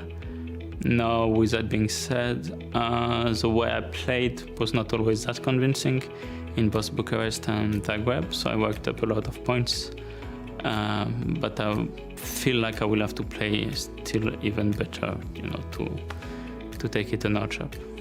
Yeah, I performed not very well, I think, throughout the tour, but I have a feeling I could improve my results in the tour by playing here. I think I have a great chance. I played well in Zagreb, but in Romania I didn't play so good, so I'm looking forward to improving my performance here. Frankly, I don't even know what is my status right now. How many points, tour points do I have? I assume not so much, because I did quite poorly in Bucharest. As it seems, after Madrid it was more or less for the better. You had to have some nice training. So here, of course, it would be not about training. What about? I hope it would be about achieving some high result, and yeah, I'll try to fight as hard as I can. There's a lot of competition this year compared to last year. Players have improved a lot. Firouzja just won a big tournament. Also, Maxime is playing really well. In order to fight for standings, I have to win some games like +1, +2. Probably +3 is enough to win the Sinquefield Cup, but we'll see what happens. Just like to take it a game at a time, try to come to the games very well rested and try to play well and see where things go. Well, I've had a lot of experience against these guys in, let's say, Rapid and Blitz events, online events, so I feel like I know these people quite well, and I don't necessarily feel like I'm completely that inferior to them, so I'm just looking to show my best chess and to show that I can compete on an equal level with the top players in the world. And as long as I show that, then I'm sure that it won't be the last Sinquefield Cup that I play. I'm more or less satisfied because I'm in the contention. So yeah, I really would like to win it because I never won GCT Tour, and I always like collecting new victories.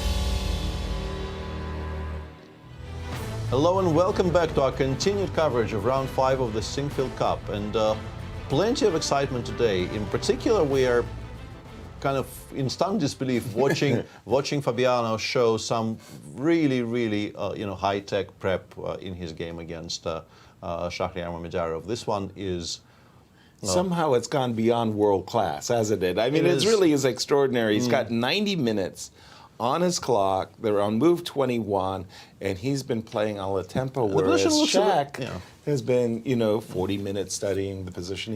We've reached the position, actually, that we looked at, Peter, some time ago. Yeah. Queen G1 and Bishop C3 on the board. I wanted to say that perhaps, players, in particular Shaq here, not so much Fabiano, but Shaq definitely, right this moment, looks like he's preparing for the 960.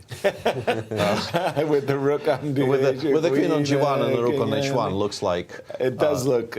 960-ish, a little bit. And we went rook F1, and we understand why, because otherwise it's very awkward to defend the pawn. Defending the d4 pawn is very, very awkward. Queen takes F1 can't be the only move, Peter. You also have to consider queen H5 check, H5 check, maybe not so much. I think... you've got to play G4. Yes, but H5 is just not such a great square. Because you're going to take on... I think I'm taking, I think I'm taking here rook G1, and I feel that... Rook G1, and you feel that? Well, black has to be careful, because G5 is hanging, and the white pieces are very, very active. D5 is also hanging. Maybe you have time to play H7, H6, but if this looks potentially quite dangerous, quite risky. I don't know. Risky for the black side. And therefore, it is why Alejandro in this position proffered... Queen takes F1 is quite a move, it's quite a move. And if we take with the queen... If we take with the queen, black takes on d4. White might have a draw there, but it's you have to fight for equality. Okay, so we got here, and everything seems to be rather forcing. And after... now we have an issue. Yeah, absolutely. And Alejandro, please jump in on this one, because we are at our wits' end.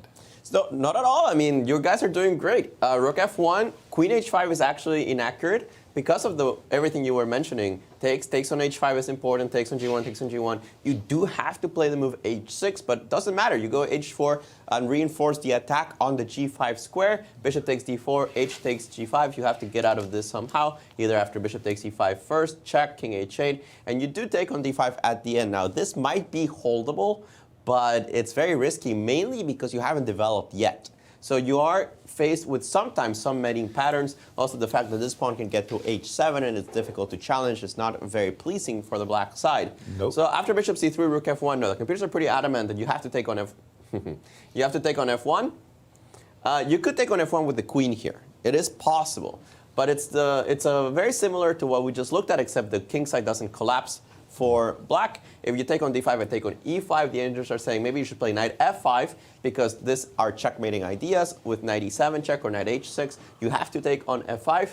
And after rook takes F5, they evaluate this as approximately equal. White will get a pawn back very soon because of the power of the E6 pawn, but it's opposite color bishops. They should end in some kind of draw somehow. So let's go for the juicy one. Take with the knight. Bishop G4 is of course forced. King E3 is, of course, the only move. And rook F4 shouldn't come to a surprise as anyone, since bishop takes D4 is such a humongous threat. Now, there's only one good way of defending here. Nothing else works. If you allow bishop takes D4 securing the queen, that's game over. So the only move is bishop takes H7 check. King takes H7 is the logical move. King D3 defends, let's call it like that, the pawn on D4. The idea is that if you do take on D4, you take back you take with the queen, queen take, rook takes, king takes. And actually, this is pretty dangerous for black. If you count the material, it's absolutely even, knight against bishop. The difference, this king on d4, it's great. It's a little bit of a target with a middle game, even without a queen. But when you transpose into an endgame, the king is fantastic on d4. It's blocking the pawn, it's attacking the pawn, knight coming to e3. Much better than the king on h7 for sure. This is very difficult to survive for black. So you don't take on d4.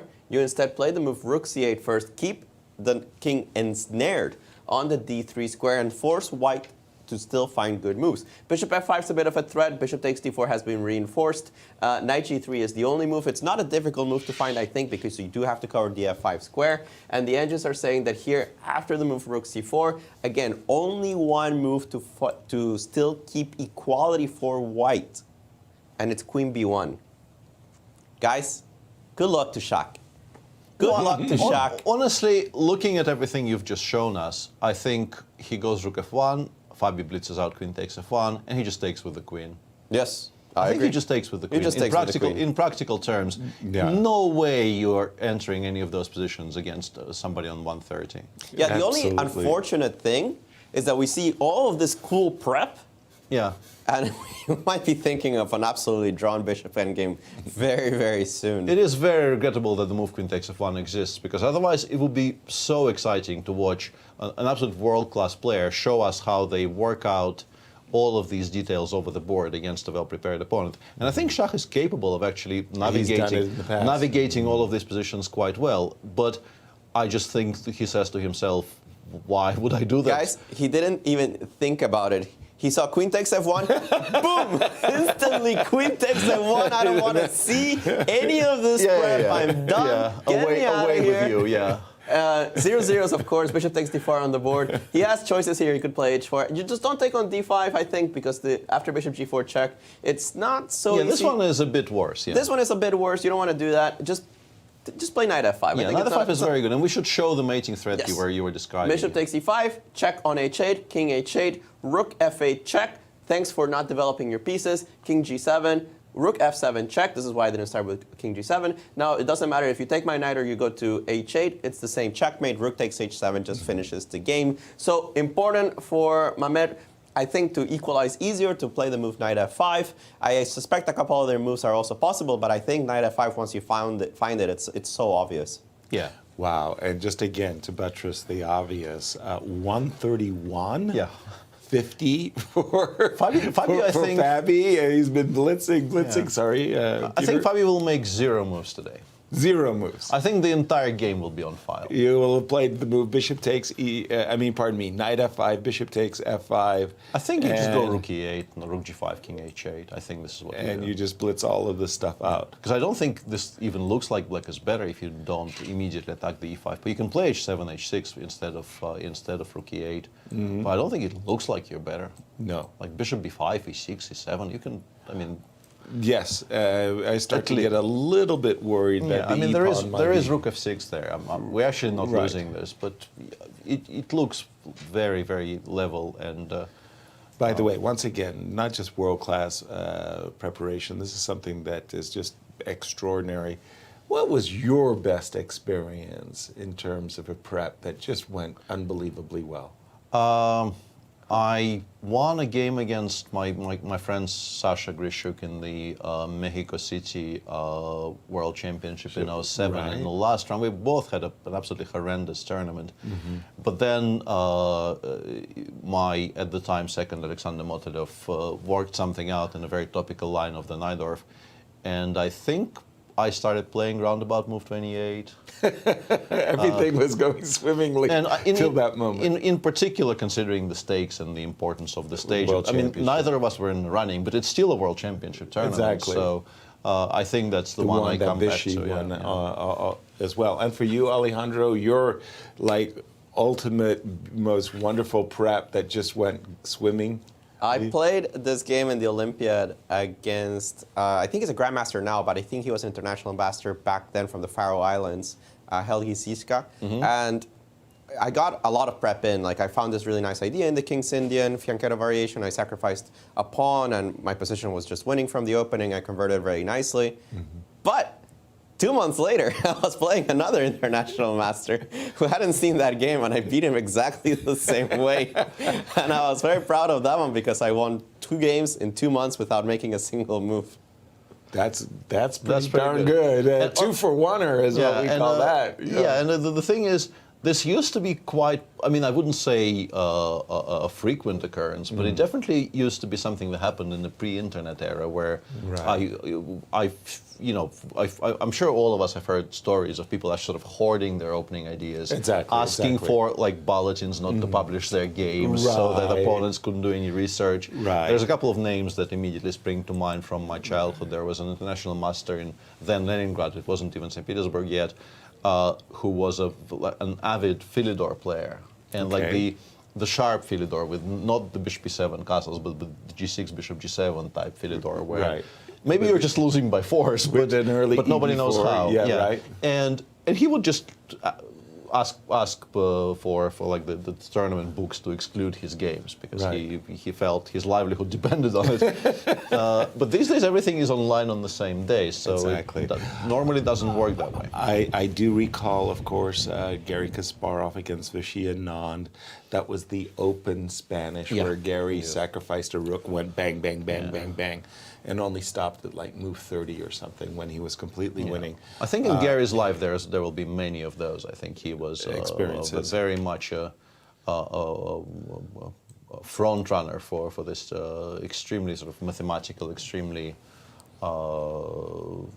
searching for the ultimate answer, not satisfied with, unclear with compensation type, type of evaluations. He took it to the next level. For me personally, it was one of those moments where you are in your career, you're playing black, and you need a draw. I was playing a match against Mecking. I was leading by 1 point with 1 game to play. I was black, and I found a line in the Bogo Indian that I analyzed to like move 25 even, and it went right down the primrose path, and I got my draw and I got my match victory. But those are so rare and welcome when you do get them. Wesley So, our tournament leader with 4 games in his pocket, is nursing an extra pawn against Levon, but obviously Levon has great compensation. I was a bit surprised by the move bishop f5 before. I was watching Alejandro explain the intricacies of this position, and I think we got to rook d8 king f1, and Alejandro was playing knight e4 or bishop b6 first and then knight e4, and those ideas I felt were very, very well justified. I understand, like generally speaking, trading away the Catalan bishop in the Catalan is pretty much always a good idea. But we are a pawn down here, and bishop e4 feels, somewhat vague. It gives white a hugely important tempo to do something useful. In particular, my eye was drawn to the move bishop f4. I toyed around with this position a little bit while we were coming back from the break. Bishop f4 might not be the engine's best suggestion, but I thought it's very logical. I'm connecting my rooks. The bishop on c5 is now hanging. Finally attacking bishop on c5. Sorry. Perhaps this bishop can go to e5 in some positions. Perhaps having gotten it sort of beyond the pawn chain, I can play after the trade at some point e2, e3, and just solidify everything. But even here, the machine says takes bishop b6, or the immediate bishop b6, and it's not that bad because I think e3 pretty much always runs into some g5 issues. Maybe knight g5. Maybe knight g5 first and then g5. Well, the bishop might get trapped. Right? Exactly. So perhaps this is why the engine is not that in love with the idea of putting it on f4, because it doesn't stay there very securely against the counterplay that black has. Right. Black still definitely has compensation. He has rooks on 2 open files. There's a weakness on c3 to play against decent coordination of the pieces. But it's a pawn. I don't think Lev has entirely equalized. All right, we'll keep an eye on this one. Alejandro, please, back over to you. How is Hans Niemann and Lanier getting along? According to the engines, they don't like the way that Hans has handled this position, specifically this move that he played here after rook a8. I love Lanier's move here, a5. It keeps your options open on both flanks, but the idea is that now you cannot play b5 at any point. This is a nice little control over the b6 square. And when does he do it? After the move rook a d8. Why is this important? Because had you done this move here, for example, black could consider simply retreating the queen back from d7. I know, I just put it on d7. Right. But I can now put it on d8 again because you've put a weakness on a5 that I can target. And Peter's idea of knight c6 now even gains strength. Of course, you don't have to play queen d8 immediately, but I'm showing the ideas behind black's position. But now that you've put the rook on d8, if I put the pawn on a5, it's much more difficult to get to it because there is no queen d8. Now, Hans says, well, how about I put my bishop on b8, transfer it to c7, and therefore this pawn on a5. You might also think at some point, if I get the d5 break, that this bishop is defending the pawn on e5. Now, after bishop a4, which is a very good move, queen c8, Lanier understood this position perfectly. He killed this bishop on b8. He said, you want to get d5 in? Haha, you know you're not. c4 on the board, and I think this is a very, very powerful time to do this. If you play the move knight c6 trying to get to d4, there's no good answer to knight d5. So you can't really do this at all. Bishop takes, pawn takes, knight e7 is just a very bad position because of the break b4. You wish you had your bishop on a7, you wish your queen was not on c8, but because of the specifics of the position, b4 comes like a very strong break, rook c1 to follow, and black's position actually just collapses. Instead, after c4, he played the move knight g6, and I think that Lanier is still going to be interested in establishing a knight on d5. The engines are saying that you could start with the move knight h2 just to solidify this part of the board, but I don't see anything wrong. Just go knight d5 in this position. You have very strong threats. You can't move the knight to f4, which is the desirable move in this position. And ignoring this knight on d5, I don't know how long you can do that for, especially because right now knight takes f6 is obviously a threat. If you take with the knight, pawn takes d5, bishop d7, you, again, play this idea of b4. It doesn't collapse black's position the way it did when white also had the pair of bishops and this knight on f6 was on the way of the eventual f5 break. But it still seems to me that this is pretty fast. This bishop is going to come to e3, this rook is going to come to c1, and you're targeting this pawn on c5 while the bishop is dormant on the b8 square. Actually, we'll probably have to spend another tempo to get to a7. Knight d5 already on the board. I like Lanier's position. The engine's giving him a slight edge, not a huge edge, just a slight edge. But I like how Lanier has handled this position more than Hans. Thank you very much for that, Alejandro. Peter, I know it's just like garbage, but couldn't help but be attracted to the move bishop h3. I keep on calculating in every single position. Yeah. And you know, it's a kind of a twofold thing.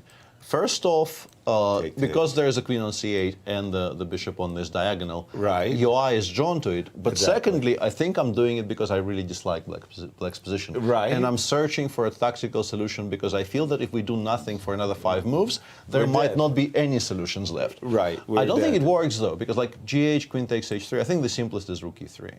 Exactly. Rook e3 followed by knight e1 if you play knight f4. And I think I've entirely stabilized, like there are no more threats. Rook will come to g3 and then I will start. It's very hard for me to talk about my wonderful attack when I'm looking at this bishop on b8 and what you said about Fischer random chess. It really begins like, how did you get your bishop to b8, dude? Not good, not good. Knight d5 looks like Lanier is in pole position there. Once again, I just have to go back to the shack. I think we can maybe even put the cameras onto that board because I think you go rook h5 here, force black to take with the rook, and that endgame is just very, very safe. We do have this position, and again, 126. So it's possible to talk about Fabi having slowed down. Making only 27 moves in 3 minutes or so. Rook h5, as you were about to say, rook takes e5, and somehow they will figure out how to takes, make a h3, yeah. And the point about this position is I think I can even blunder on h2 and probably not lose. There's no reason for me to do that, but I'm pretty sure that like if I put my king on g3 and the bishop on b3, and just chill for the rest of the game, that probably is a draw. But we also have an extra pawn on the king side to fall back on. Should be extremely, extremely safe for white. Absolutely. And Wesley wasn't so attracted to your bishop f4 idea. He played bishop to b2. Yeah, he took on e4 even and played bishop b7. Yeah, I mean, I'm keeping my extra pawn. Maybe on a good day, I'll just slowly, slowly, slowly try to unwind. As you said, Levon's still having to equalize the game. Not there yet, but he's got great comp. I mean, there's still no question about that. Optically, you can see why black has compensation. This knight on e4 in particular. If there was a pawn on h2, I think White's position would look a lot better because you would be able to at least dream of playing f2, f3 somewhere. And kicking the knight back. The way it is, the knight on e4 dominates the board so far very, very convincingly. And it's currently very difficult to smoke out. So let's say, yeah, I play bishop b6, I guess you play rook a1 or c3, c4. I don't know which one you start. My question for Black here is how do we... played bishop f8. He's gone all the way back. Okay, this is interesting because, yeah, I thought it was well placed on b6. Funnily enough, I did too. I mean, this is a bit surprising to me, I have to say. I'm not horribly against it, but it is a bit... looking for some relocations? Maybe. Interesting. But bishop, that came rather quickly. Still, Wesley is actually significantly behind on time. Not that that's so meaningful. The position, again, very technical. But okay, Levon has been playing this incredibly quickly. And finally, let's go. I mean, sorry, we've kind of lost touch with the game between MVL and Nepo when we left it. Sorry. We were around these parts? Yeah, and here I want to bring us back, like we can get to the final position. What I want to attract the attention of our viewers to is something that Alejandro said at the top of the show, that he still remembers that game Nepomniachtchi won in this line against Yuan Yi all the way back, I think, in 2011, in which he ended the game with more time than he began with. Yeah. And he is sort of demonstrating the same thing from the other side today. Not quite, but close. Very, very close. And he seems to be holding quite comfortably. But for now... Peter, this is a rather unique situation. We have a special guest in studio as Grandmaster Maurice Ashley is about to be interviewed by Levon, not the interviewee, by Levon, by Alejandro. Sorry, Alejandro. Maurice, welcome to studio, Maurice. I would watch so much out of that interview if it was Levon interview. Levon conducting the interview. I hope you watch this one too, Peter. Welcome, Maurice. We haven't had you here in the studio for a while. YouTube asks every single broadcast, where is Maurice? And, well, maybe you can shed some light. Yeah, sometimes I get lost as to where I am, too, because I'm traveling so much, having a good time. As you know, I took a year off from commentary. Everybody asked me, do you want to do commentary? And I say no, because I just needed this year to recharge, refresh, do some writing, do a chessable course that's out now as well. So just sort of like a sabbatical, if you will. But like I come back, the first day I come back, and there's craziness here in St. Louis, so it feels like I never left. Tell us what happened. It seems that you got here to St. Louis and Magnus said, and left. Well, you know, Magnus and I have had run-ins in the past, so, but I'm not taking blame for this one. It looks like Hans is doing more than enough by himself. We definitely had a lot of drama. You've been calling a lot of Sinquefields, but this one feels very unique. Go back, you try to remember any Sinquefield Cup. Of course, the first one, when Magnus declined the draw against Levon, and that big one that he won. Of course, Fabi winning 7 in a row. That was interesting. A little bit of a comeback story with Wesley, being last one year, winning the next year. But absolute, and Dig Marin also, the one he defeated Magnus. That was pretty dramatic, beating Magnus in a tiebreak when Magnus hadn't lost one in like 10 years. All that was cool. Nothing matches this, like not even close. Maybe Fabi's 7 in a row, I would say, would be the one, but this is must-see TV. You got to get your popcorn now and just start popping. Oh, man, it's been great. The internet has just been buzzing about this tournament, everybody with their own speculations. What do you think is going on? I got no idea. I mean, I really have no intel here. I think that it's clear something's up with Hans and Magnus. You know, something's there. The way Hans has spoken about him.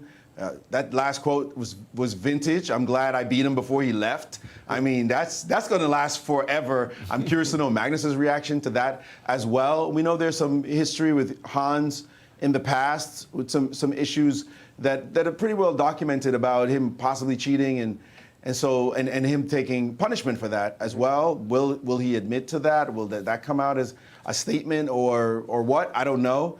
But I think that it's frothy. Whatever it is, it's like Real Housewives of St. Louis. You know? Or maybe it's the Real House Husbands or whatever. But it's incredible what's going on. It has absolutely been fantastic. But tell us about your year. Tell us about some of the projects that you've been involved in, Maurice. I know that everybody misses you. So why are they missing you? What have you been doing instead? Well, like I said, I did a chessable course, my first ever. Yasser's done like 7 or 8, so he's a vet. But I did one called The Secrets of Chess Geometry. It just came out just in late August.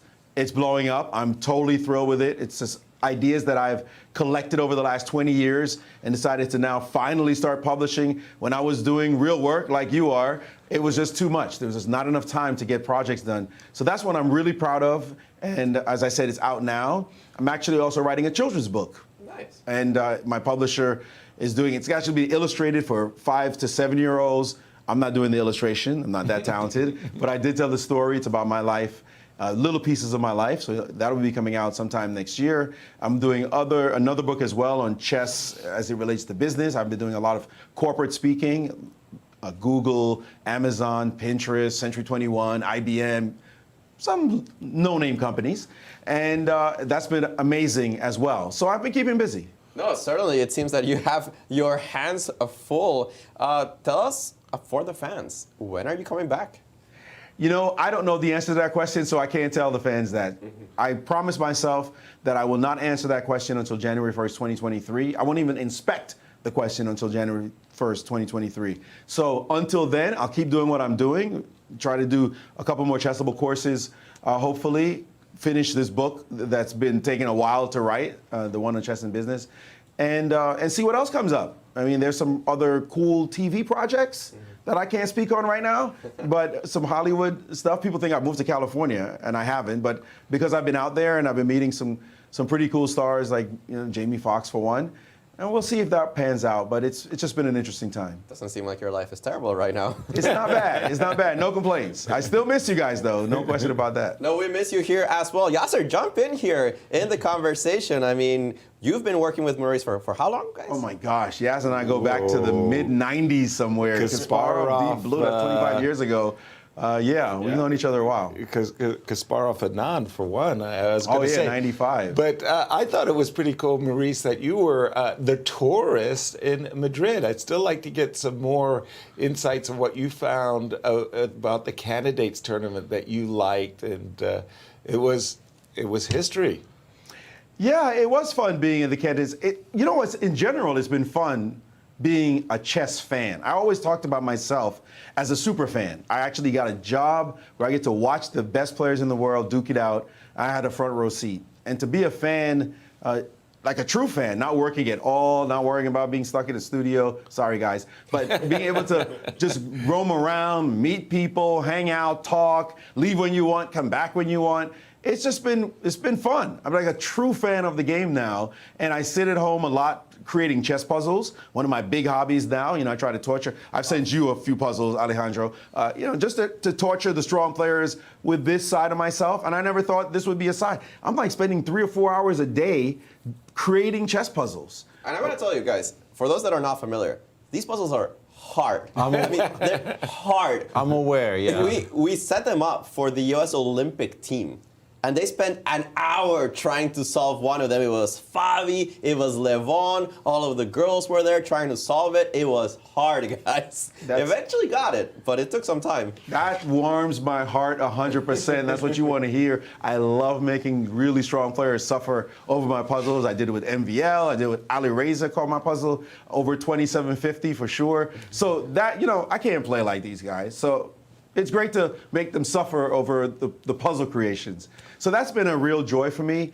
And that's the side that's just been coming out over this last period of time, that creative side that shows that I'm still passionate about chess. I may not be playing, I may not be doing commentary, but I'm always going to be part of this game. Oh, I have to agree completely that sometimes it's nice to look at chess from a different perspective. As we have a result, MVL has drawn against Nepo. We didn't see a lot of that endgame, but Nepo seems to have shown exactly how to defend it. We'll go over that in a second. But as I was saying, sometimes looking at chess from a different perspective is really fun. People have asked me, do you prefer coaching or do you prefer playing at the Olympiad? And my answer is always, I prefer going as a tourist. It is definitely the most fun tournament to follow, being in the midst of it. So I'm totally jealous you were over there in Madrid, Maurice. Well, I'm glad you're in St. Louis. How long are you staying? Only just today is another full day, and then I'm off to Dallas to do a corporate talk. So it's just to be around everybody, the gang, see Joy Bray and Rex and Tony and everybody. It's been great, and I'm here just at this point in time, which is excellent that I showed up on the right day. And when I leave, trust me, I'll be following you guys. Well, you certainly know how to pick them. Thank you, Maurice, for joining us here in the studio. We'll update some of the games. Guys, back to you. Well, hold on, Maurice. Do a last question, the Colombo last question. The Utes, man. Tell me your reaction to the Utes. Ali Reza, what he did in the St. Louis Rapid Bullets was amazing, and Hans Niemann is amazing. They're 19 years old, Maurice. Yeah, Ad Gukish, Aragaisi, all the Indian kids. It's what's happening right now is incredible. I think chess is seeing the generations start. One rise, another realize that they're coming. They're coming. It's like a wave, a tidal wave of young players, and that's what we want to see, the change of the generation. We've seen it happen time and time again. We've seen when Magnus made his rise, Fabi made his rise, and the ones we thought were entrenched at the top had to cede ground as well. So that's exactly what's happening. The next 5 years of chess are going to be absolutely amazing, and it's a great time to be a fan. Absolutely agree. This is a change of the guard. Mm-hmm. The changing of the generations. Maurice, always good to see you. Wonderful, and good luck with your chessable courses. They're out now. The one has already been released, and as Maurice saying, is working on others. So get yours while they're hot. Thank you again, Maurice. Thanks, guys. Always fantastic to see Maurice. That was absolutely my highlight of the day yesterday. While everything else was going on, suddenly the door opens and Maurice just waltzes in, and it just warms the cockles of my heart to see him every time. And let's just one of the most positive people I know. Absolutely. Let's just jump back into this Nepo MVL, because we did leave it in a position that we thought there was something going on, and suddenly it was all I think Jan just knew. down. I'm pretty sure Jan just knew that this is passive, but it holds, that you can actually just play in this fashion. And in particular, like this decision of HG King of 2, and then you just take on F4. It looks ugly as hell, but it just holds because White will have to dedicate some pieces to trying to recoup these losses. And in the meantime, you get to play Bishop C6, you get to trade some pieces, and one final finesse there at the end. Rook H1 takes. Yeah, I was just about to say, just in time, Black is just in time to get rid of one rook. Peter, and in this position, Rook F7 is a major threat, and there is also a bit of a threat of A5, A6. As well. Yeah, so if you didn't have exactly what Jan showed here, you may be arguably in some trouble, but the rook just does not have enough squares. And you can always chase it with the king, and it cannot attack any of the pawns seriously. So it really looks like this kind of a defensive perimeter has been not just sort of established while Jan was preparing, but they tested against the most natural plans from the white side in preparing for the Dubai match, and they figured out that it looks kind of worrisome, it looks definitely somewhat unfun, but it holds very solidly. So if you're okay with making a solid draw against a very strong player, you probably will, and this is what he demonstrated. Dag nabbit, Alejandro, the Petrov lives again. Well, I can nobody's see that denting. handshake also between Fabiano Caruana and Shakhriyar Mamedyarov. They have traded off to this position, and that is the last pawn about to be taken. And that's it, guys. That's 2 draws in a row here in round number 5. Yeah, Wow. and in a way they are sort of the opposite side, not the opposite sides of the same coin, but both of these games are the product of extremely high level preparation. But one is a kind of a concept of how to hold, and the other one is just a very kind of impressive bit of move by move, sharp, tactical, concrete preparation shown there by Fabiano, and very good reaction to it by Shach as well. World class. And with these two results, let's just take a quick update of where we stand. We're in the middle of this round 5. 2 draws in the history books, Peter. Yeah, so far both games today have been drawn. The remaining 2 positions are very different though. Wesley is a bit better, but I suspect Levon probably holds that game. And then there is this very promising position, I think, for Lanier against Hans in the last game to talk about. Wonderful, and we do have Nepo in studio with Alejandro. Let's go pick Nepo's mind about this Petrov essay today. Alejandro. Yeah, and welcome to the studio. It seemed that your position had some danger, but you held it what seemed very easily. Well, perhaps I think I, played this game, far from excellence. Not anything close, but as far as I know, this line is, supposed to be slightly better, but in fact it's more or less a fortress. It might be, okay, I mixed up something, but this probably won't, the fact I play badly, it doesn't change the, the evaluation of the whole line. Yeah, so even I, with my quite poor play, managed to hold the draw. Yeah, but when do you say quite poor play? Are there any moves that you thought were inaccurate? Well, first of all, I'm supposed to play f4 if I'm given a chance, I think, yeah. For example, in this position? For example, here, yeah. I mean, okay, here, perhaps, okay, bishop g6, but okay, bishop g6 is not ever an idea. So let's go with one more. Yeah, maybe here f4, I mean, so... it was very weird because I felt like, all right, f4 is like a key move for white, and he was not playing f4, and I wasn't playing f4, and then he played f4 and f12. What's going on? Okay, so I felt okay, g5 is should somehow be like a fortress, but I thought maybe after g5 he could play g3, and maybe like rook b3 is quite smart. Yeah. Let's say rook c7 and here g3, with the idea, so if I play in a simple way like takes, and let's say bishop c6. Sorry. Let's say king f2, and here whichever rook I put on g7, white is in time to play bishop e2 and bishop f3. Let me just give it for example. Yeah, so bishop e2 he plays. Let's say another rook to g7. I mean, it might actually become unclear. Bishop e3 and here rook g3.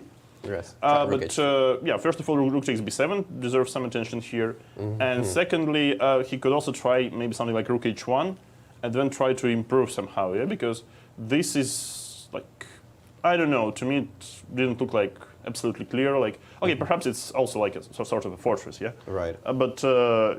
Probably I wouldn't be in a hurry with capturing on f4. But there was some small problem here. So let's say if I start with bishop c6. So the idea is after king f2, I would probably start with rook e7 or rook e8. So in general, I think exchanging a pair of rooks is quite favorable for me. Right. And let's say if he plays bishop b5, I'm always good with like rook b to e8. So it's never an idea for him. Yeah. So like I mean, invading the b file. And here, let's say the difference if I would exchange on f4. He would have this rook g1 and h5 idea, which was quite unpleasant, I think. If he's, sorry. I mean, let's say if we include gf, and here he might play, let's say, rook g1. So here takes bishop c6, here king f2, rook e7. Rook g1, and then h5. h5, and how, with the weakness on g6. I couldn't really evaluate, like, what should I do, because I felt like maybe, I mean, once white played f4, I understood, okay, f4 was quite a nice move, actually, but... And normally you want to do this, you want to play this move to grab some space. Right.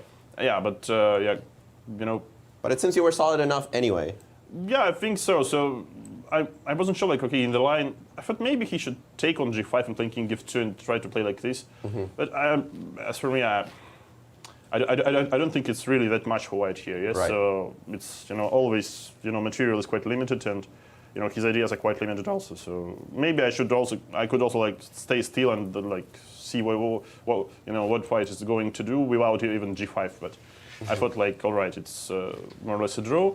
And in the end, it was like funny that king g6 move, not actually attacking the rook. Yeah. So that's actually funny. Okay. Yeah. So for example, if he plays king f3, yes. I mean, okay, of course I can take on h7, play king h6, king g5. Yes. But there's also sort of and then okay, I play b6. So let's say if it would be something like a6 played, probably it would be lost for white for black. But then okay, now I have b6 and I'm good. Right. But instead of this, I could also go for something like bishop b5 to to exchange. to exchange not rooks but bishops and then take on yeah, rook b7, bishop. I mean, okay, just total elimination for both sides. Yeah, I think an obvious draw. Yes. Yeah. So well, the Petrov is very solid opening. So even with my surely not masterful touches, it still survives. Yeah. Did you get a little burn from playing the Niter when you decided, let's come back to the Petrov? No, I just wanted to. I just prepared against a specific line, and I was very excited. And then, I felt like I should need to. I should work a little bit more on Niter because I didn't touch it for let's say 1 or 2 years. This was a little bit over optimistic. Yeah, we have to ask you. We haven't had a chance to talk to you about this. Magnus leaving. Tell us your thoughts. I think it's quite bad for the tournament, first of all, and I think no one is happy, including Magnus, that that happened. But as I said yesterday, probably he has his own reasons. So I can't say if I completely share his opinion, but I'd say it's. I mean, you can never be 100% right or 100% wrong, so you cannot be completely sure until something. Until you have some direct evidence, let's say, yeah. But that's somehow the problem, When they speak about some sort of bad things happening in chess, like fixing or whatever, or cheating or something else. I mean, there is always a problem. You can without some enough evidence, I can come and say, okay, it was a good day for me. Okay, I was lucky. Yeah. It reminds me as some. Billionaire played against Vishy Anand online, and he crushed him with black after playing whatever d4, e5. And, okay, it was a lucky day for me. I used to play chess, when I was a kid, like this, So, frankly speaking, it's a very big threat. It's a very big threat for chess, and hopefully, everything will be all right, and Hans will prove himself, innocent. But for now, it's. Clearly, I think the internet right now is very hyped. So it's more or less 50-50 situation. And okay, I'm getting my popcorn. Well, you are in the midst of it right now, actually, because Magnus not playing the rest of the tournament means that you somehow eliminated a loss. Does that give you better hopes for winning the tournament? It's probably the first time in my career when I have to made a draw, and by this draw I made it to the plus, So as it was yesterday, so quick draw with white, and okay, that's how you get into the plus score suddenly. No, but I'm not thinking about places. Of course, the game against Magnus was very very disappointing. So getting nice position out of the opening and then losing like this. So it's. It's the same feeling, and it doesn't really matter if the game counts for the overall standings or not. Going back to this issue that we have in chess, you've mentioned that fixing, cheating, all these things have been a problem in the past. Do you think that they're ramping up? Do you think that we need to take better measures against it?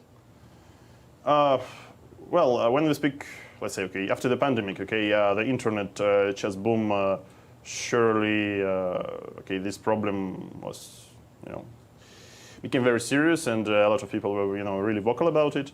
But I don't think it's anything realistic to prevent someone from so clever cheating, and as well as the fixing, which occurs, I hope quite rarely, but sometimes people want to get some norms, to share some prizes and so on. So unfortunately, this also happens. Hopefully not on the top level.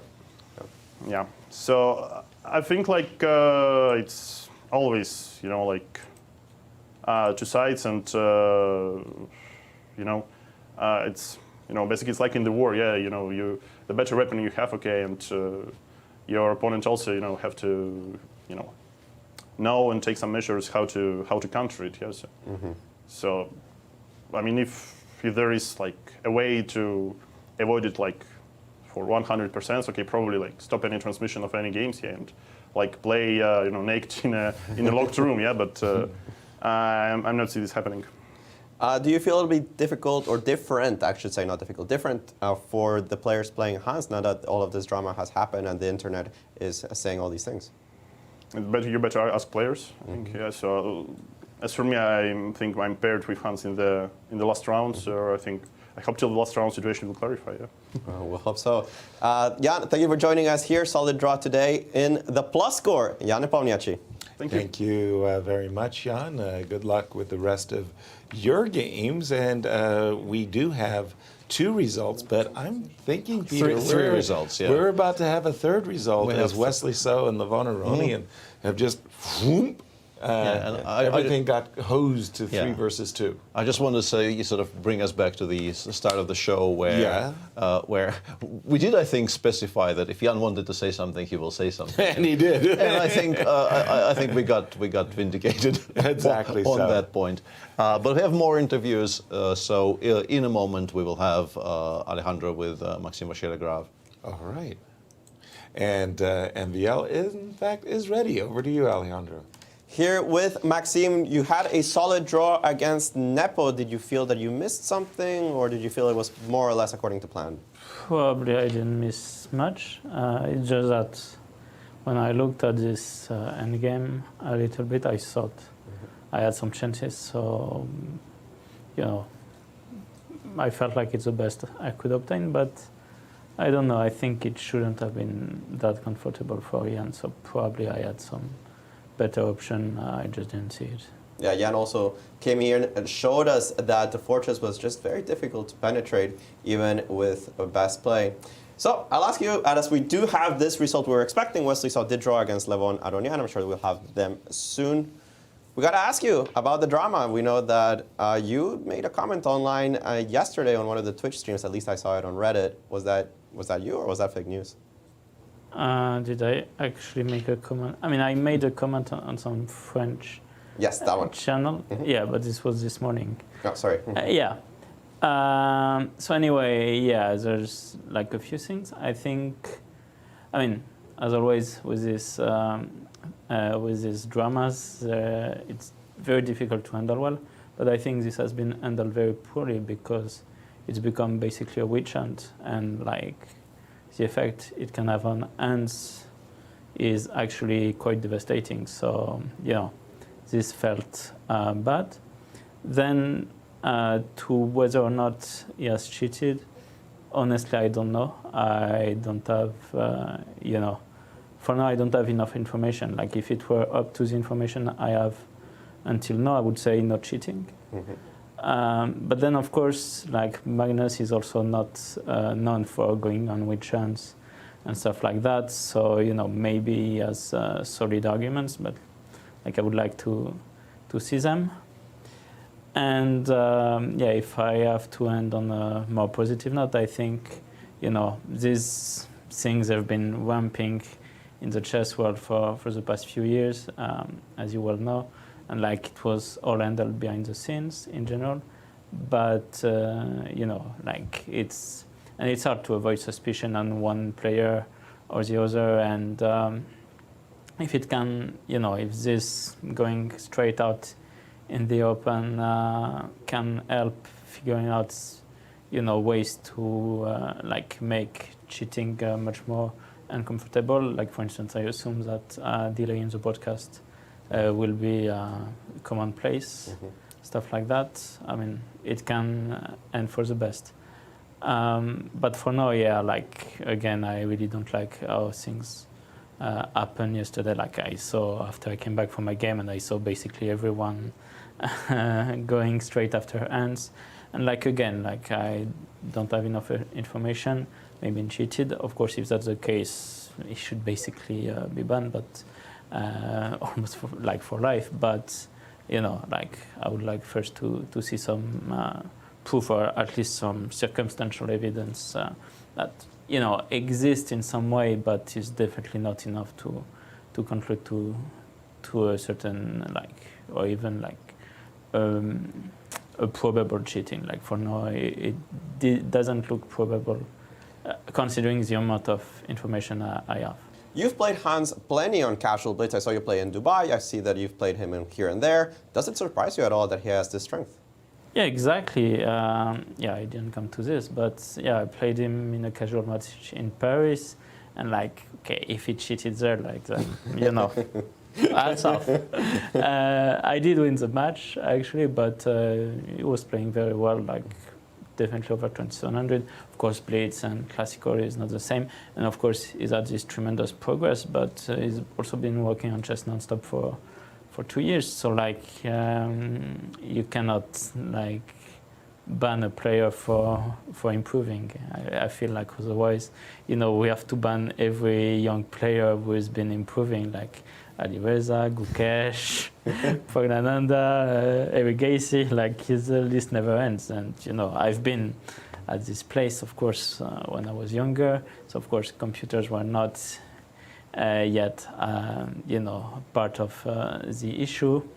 So of course, but I can imagine, and back in the days, if we had computers, then you know, Magnus would have been cheating. Everybody would have been cheating. So again, like.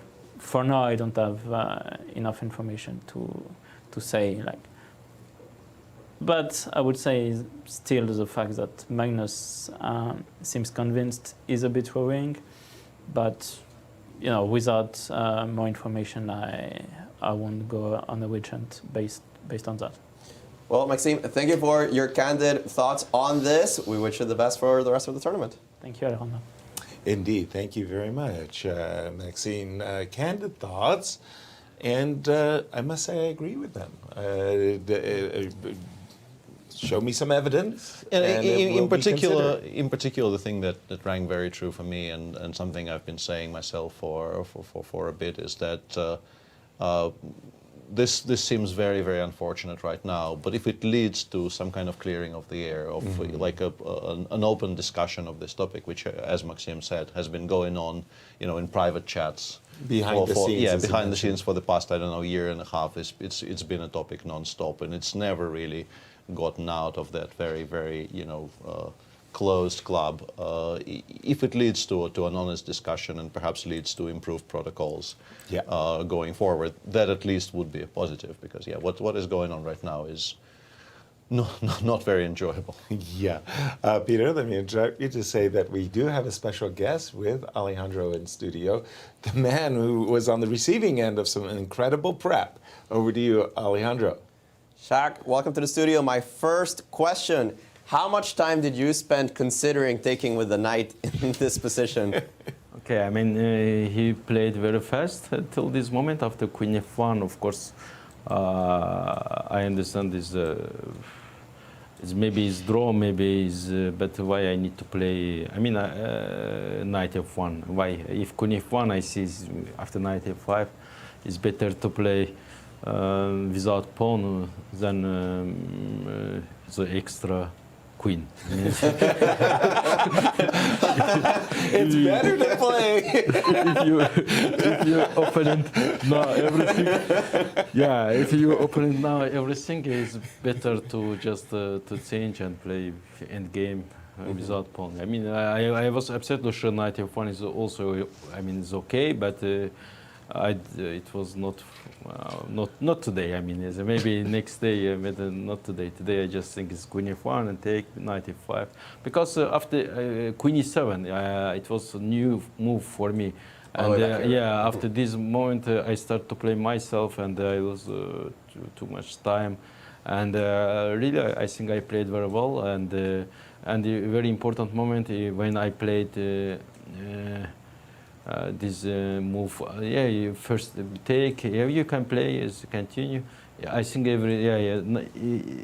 knight F1, Here is he played C5. After C5, I was a little bit in shock, because I really knight E3, take Queen F7. I don't know. After Queen F7, it looks very easy losing. And after knight F1, I want to play C5. I want to play Queen H5. Queen H5. Because first 10 or 15 minutes I calculate this move, because I was very happy with this move. Take D4, and Bishop B4, King E2. Sorry? Bishop B4, King E2. I calculate. I was very happy, because it's rook F4, knight E3, maybe. I mean, but after I find Bishop C3 move inside of rook F4. I think inside of Bishop, and after this move, I think it looks like very bad, and maybe it's a losing position for white. And I just take knight E3. And after knight E3, I calculate. Okay, maybe I can play after Queen F7. Yeah, Bishop F5 is a very strange move. Bishop F5. That was your idea originally. Yeah, Bishop F5, Bishop F5, Rook B4. I think, okay, it's minimum I can play this position, but it looks very bad. Bishop B4, and I think it's a very bad position. Yeah. But I'm very happy to, I can calculate and find the Queen G1 move. Yeah. Definitely can calculate. Yeah. When did you find it? Yeah, but okay, I think he played very fast. It means I played good. When your opponent play very fast, it means you play very good. His main lines is, for this reason, I was sure some moves, but I don't know which one. And when, okay, he played Queen F7, again very fast, and I think, okay, I need to find this move, or Queen G1 is finally this move. After Queen G1, I start to think, okay, white is better, but again, is Queen F1 idea I missed, but okay, after Queen G1, okay, Bishop C3, Rook F1, Queen F1 is amazing, yeah. Were you shocked that he took? Yeah, of course. I calculate, of course, because but what to do if not Rook F1 is just take D4, no move, and it's Queen F1 and everything is draw. I mean, it was very good home preparation is from Fabiano and very good defense from Mamedyarov.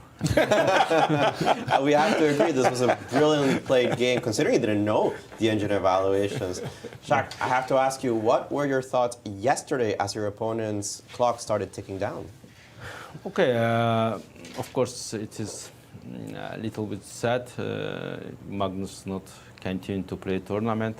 It is a little bit sad for beautiful St. Louis Chess Club, everything, because every year everyone happy to play here, and we all hope Magnus will play, of course, all tournaments. But it is not easy moment.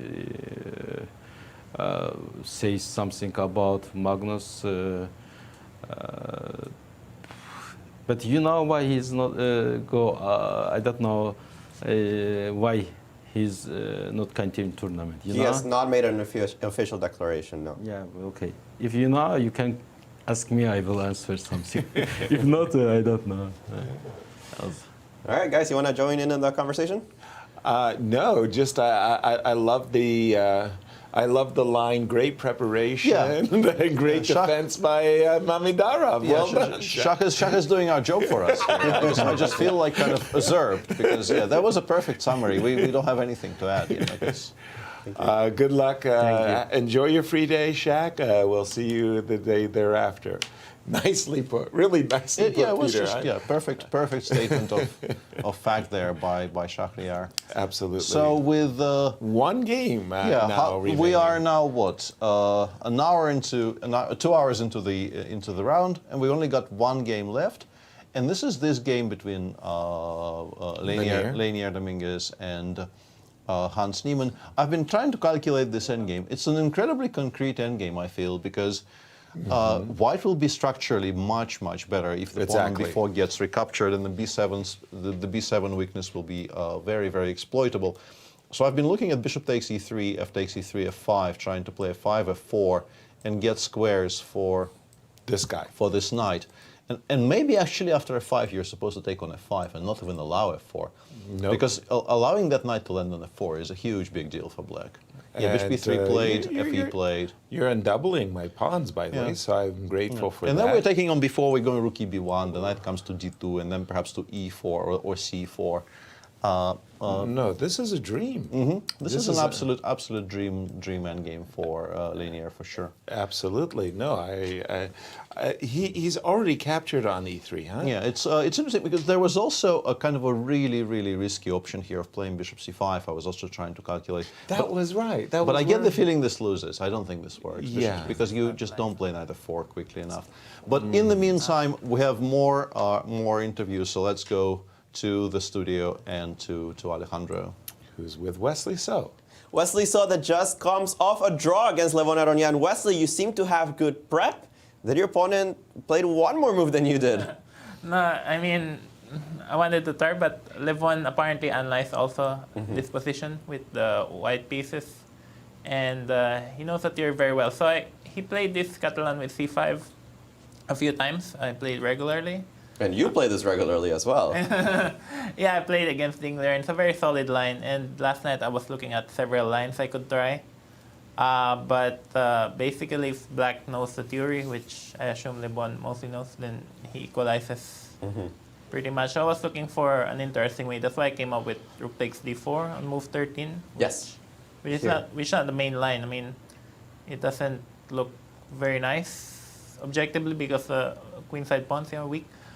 But I assume Levon would be well prepared against he takes D4. I played C4 on move 12 against him in in Poland? In Poland, yes. Yeah, but didn't get much. So the point of this line, I guess, is to provoke Black to play E4 on move 14. Or E5, Rook D1. But Rook D8 is very accurate. I think it's the best move, and LeBron blitzed it out because he even blitzed it up to H6. But once you play Knight C4, he seemed a little bit stuck. What was going on through both of your minds? Yeah, because the main line is Rook E8 first on move 16. Rook E8 in this position. Yeah, and then after G4, H6, and then Rook B1. This move order. Yeah, actually, LeBron told me that he prepared this line after the game, but he mixed it up. So his preparation was Rook B1, B6, Knight C6, Rook B7, Knight E5, Rook B7, Knight D3, Knight E4, and he claimed Black equalizes. So it's fascinating. Yeah, the problem with this endgame is that you either go for the main lines or you try something new, but then Black has multiple ways to try and hold a very decent position. But I thought I won a pawn here. I thought I had some chances. When I played Bishop F5, yeah, I thought I was a pawn up, but I spent a lot of time. I couldn't find a way to make progress. Like I was going to play G4 first. Instead of what, sorry? Instead of Knight D3. G4 right away? Yes. Bishop C2. Bishop C2. Rook D2, and then he can play Bishop H7, let's say. Knight D3, Bishop B6, Bishop B2, Knight E4. Yeah. And Black probably just no problems at all. Huh? So a lot of activity for Black in compensation for the pawn. Yeah, yeah, no problems. So in the game, I thought I was consolidating. I was happy after King F1. Yes. But Black has several chances. Basically, if I get Bishop B2, Rook AC1, and then C4, then I have very good chances to win. But LeBron played Bishop E4, and then I couldn't really find a way because he's starting to take on G2 and then Rook E2. And I don't want to take on E4 and activate his knight, but I didn't really see any option. Like I could play Bishop F3 here, and then he can probably take, and then I don't know, just Rook C8 or something. Again with compensation. Yeah, if my C pawn was only on B3, then I would be winning, yeah. Well, that's a big if. Yeah, but the problem, like I was looking at these lines, the C3 pawn is always weak in many lines. So you decided to give the pawn back, and after that, it just seemed like you didn't have many chances. Yeah, after Rook D6, I wasn't planning to play C5, but I looked at my clock and I was down 50 minutes. 50? Yeah, I had 30 minutes and he had almost an hour 20. Yeah, I think he barely used any of his time today. Yeah, Black has many moves like Rook D6 not even forced. He could play Rook C8 also, or Rook E6. Right. I thought Rook E6 also makes sense, but maybe LeBron didn't want to calculate Knight F4. Right. And then, but anyway, after Rook D6, I was gonna play something else at first, but then I like E3. But then I look at my time and thought, okay, time to just time to bail out. Yeah, time to bail out. Basically, I didn't find a way to consolidate because every time I play Rook AC1, he has Rook A6 attack my A pawn. So. Yeah, I'm not really sure. Sometimes you just don't get chances, you know, like you want to get chances. Okay, against Fabiano, I managed to win an equal position.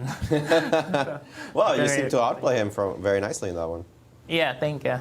But I mean, it was equal in the opening, so. That's true. Yeah, take. Wesley, we got to ask you the drama surrounding the tournament. What are your feelings now that Magnus is not in it? Yeah, did he give an official reason? No. No, yeah, everyone's been silent. I guess. Yeah, today we had a lot of solid draws as well. I'm sure everyone's distracted. Like, it was hard for me to sleep last night. Because of the events here? Yeah, because of the drama and whether whatever is happening is true or not. I remember 6 years ago, 2016, all the top players were just preparing on classical chess and all that. But now we have online, we have Rapid Blitz, and now we have all this drama. So it just makes it a bit difficult to concentrate. And also I play Hans Niemann on round 6. So I don't know, but with the advancement of technology these days, it's hard to predict already what's possible or what's not. I know online there's a lot of cheating involved, but over the board, of course, it's much harder. But I'm not exactly tech savvy and all that. I mean, I can think of a few ways to do it, but I'm not the most advanced person. So I guess only time will tell what's happening. The drama has affected your sleep, and now you're playing Hans. Yeah, because I'll play him.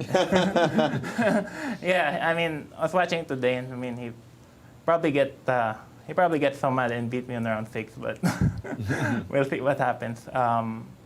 But again, only time will tell. You know, he'll play in the U.S. Championship as well, and we still have no idea what's happening or what's going on. But I'm just saying the world does definitely change compared to 6 years ago. You know, everything's more advanced these days. But I'm just trying to play some good chess. You know, I'm trying to improve, trying to focus on my classical chess. The last few months I haven't really done anything special, so I'm just I just gotta focus on my own game, I guess. But yeah, it's interesting. I think before tournament, everyone expected Magnus to cruise through this tournament, but now that he's gone, the tournament's wide open. Oh, yeah, I know. He was my pick to win the tournament. Now it's gone. I mean, I'm not very happy about that. Yeah, I mean, he's 100 points higher than everybody. So. Oh, that helps. Wesley, thank you for your time. We know that you will need plenty of prep for the rest of the tournament. Yeah, it's also nice that I get 2 rest days now. That is also very true. Are you going to be having more whites or blacks? No, I'll have 5 blacks. 5 blacks. And 3 whites. Well, it helps that you're the leader of the tournament right now. Yeah, too bad I'm white against Magnus. If only I could substitute it. That is a pity. Well, Wesley, thanks for joining us here in the studio, and we'll go back to the only game remaining. Thank you, Alejandro. In fact, there is one game remaining, and a very exciting game. I like Lanier's position very, very much. But we're going to take a quick break, and we're going to see you on the other side of the break. Thank you. Stay tuned.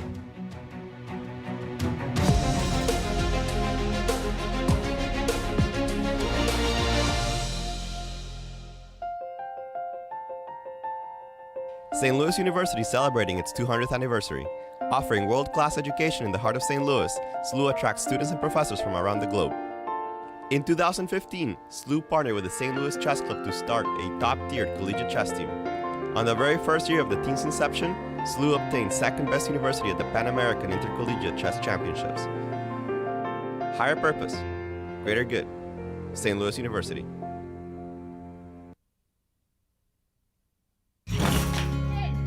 We're the Manos! Welcome to our show!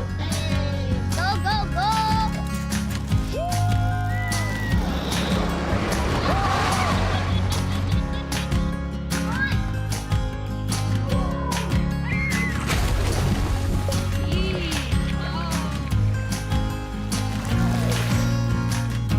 That's our show! Now go plan yours at visitmo.com!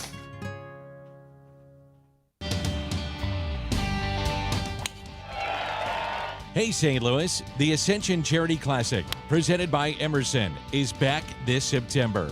Don't miss the excitement. When the PGA Tour champions best compete again, all for charity, September 9th through the 11th at Norwood Hills Country Club. Pro-Am spots, hospitality packages, VIP tickets, and more. Available now at ascensioncharityclassic.com.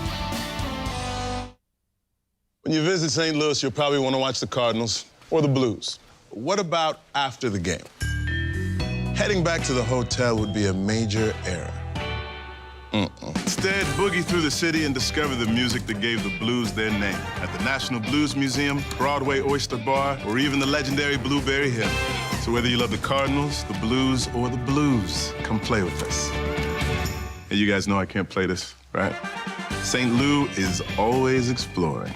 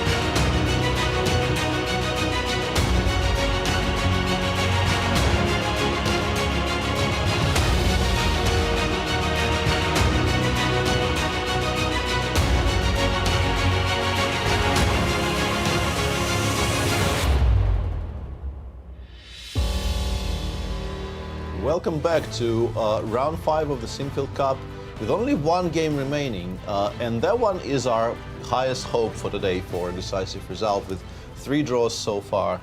Absolutely, and Peter, I got to tell you, my feeling is we're going to see a decisive result in this game. I love, as do you, everything about White's position. Break it down for Absolutely, our audience. First, I think we can reintroduce the day so far. Of course. With the games that already finished, as you can see on your screen. They were, I think, all interesting in their own way. I think by far the peak has to be the Mamedyarov-Caruana game, which featured some really, really high-tech prep by Fabi, and as Shah himself remarkably said just a moment ago on our broadcast, and good defense by Mamedyarov. yeah. Great preparation by Fabi, good defense by Mamedyarov. Very nice. But yeah, 3 draws so far, and the last game running is the game between Alejandro Dominguez, having a very nice advantage on the white side of a Gioco Piano against Hans Niemann. Hans has just played in this position King G8, F8. His plan, as I understand it, is to wait for white to take on b4 with the C rook, I would assume. All right. And then we go knight c8, knight a7, knight b5. Or at least we hope to go knight c8, knight c8, knight c7, knight b5. And if it reaches b5, you can start feeling perhaps less despondent about everything. You will have broken the connections along the b file, blocking the threat, if you will. And very importantly, if we play rook b6 here, there is knight c8 though. Maybe it's not that relevant because knight c8 perhaps just pushes the rook back, and then we can re-establish knight b5 setup. Right. I wanted to say, if you do play knight b5 after rook b6, well, yes, we can take on b5 and on d6. But very importantly for that position, black has rook f6 there, meaning that we will have to trade a pair of rooks.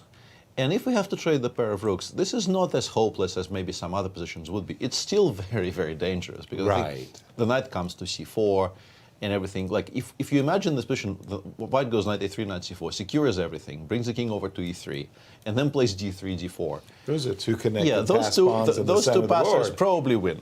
But as you said, the knight c8 might just press us backwards. But this entire line makes me wonder if perhaps we can maybe finesse it a little bit somehow to not allow knight c8 to even happen. Exactly. That's the big question. I mean, we want to recover the pawn, but do we want to allow knight c8? Now, the move king f8 intimates, to my mind, that Hans is ready to play king e8, take that king walk so that he can play the desired knight c8. Again, Peter, if we do it the other way, we just But what's the threat? My problem with this move is I don't quite understand. Like, we've stopped knight c8. Black, apart from this king march towards the g8 square, does not really have anything going for them. But how are we improving from here? Right. I thought it was going to be based on d3, d4 either now or with the preparatory. Let me just make a preparatory move, like something like this, like this, like this. And if I ever land a knight on e6, then I'm golden. This makes a ton of sense, actually. Right. I was kind of loath to trade any of that structure because black has a very kind of a passive structure. All of these pawns really feel like weaknesses. Exactly, as opposed to solid...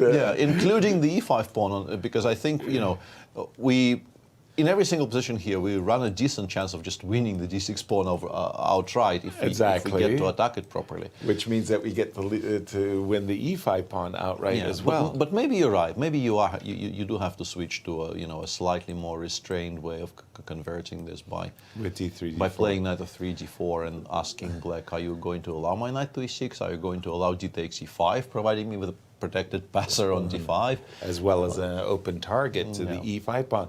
Let's get Alejandro in on this, and let me just ask straight up: big advantage white, but what's the numerical number? Let me guess, 1.3. Remove the 1. And remove the decimal. 3. All the way up to 3. Plus 3. A full extra piece if you want to count it that way, Yasser. That's how bad the position here is for black. I'm playing around for a little bit. The engine wants to take with the b rook. As you mentioned, you don't want to allow this knight to c8. And after king e8, they actually retreat this rook, play king d8 and said, you want to play knight c8? Nuh-uh. You don't get to do that. And how do you improve? After g5, you can start playing. The engine actually wants to make some moves on the king side. I just made g5 because it's a move. Got to do something. Sure. And the idea is to play rook f4 to c2 and then prepare knight c4. And tactically, you're not going to be able to play knight c8 because of knight takes c5, right. And you're not going to be able to challenge with rook c7 because of knight takes d6. And if you allow my knight to get to b6, well, that's just game over, right? I trapped your rook. So this is the slow but crushing maneuver that white can do in this position. It's not the only way to get a decisive advantage, but to me, this seems pretty clean, guys. That sure does. I love the fact that we're just absolutely putting the stopper on a knight c8, Peter. On any kind of counterplay, stopping both knight c8 and rook d7, c7 as well. So and again, that was rook takes. Yeah, and then we drop it back and double on the c file. That's sweet.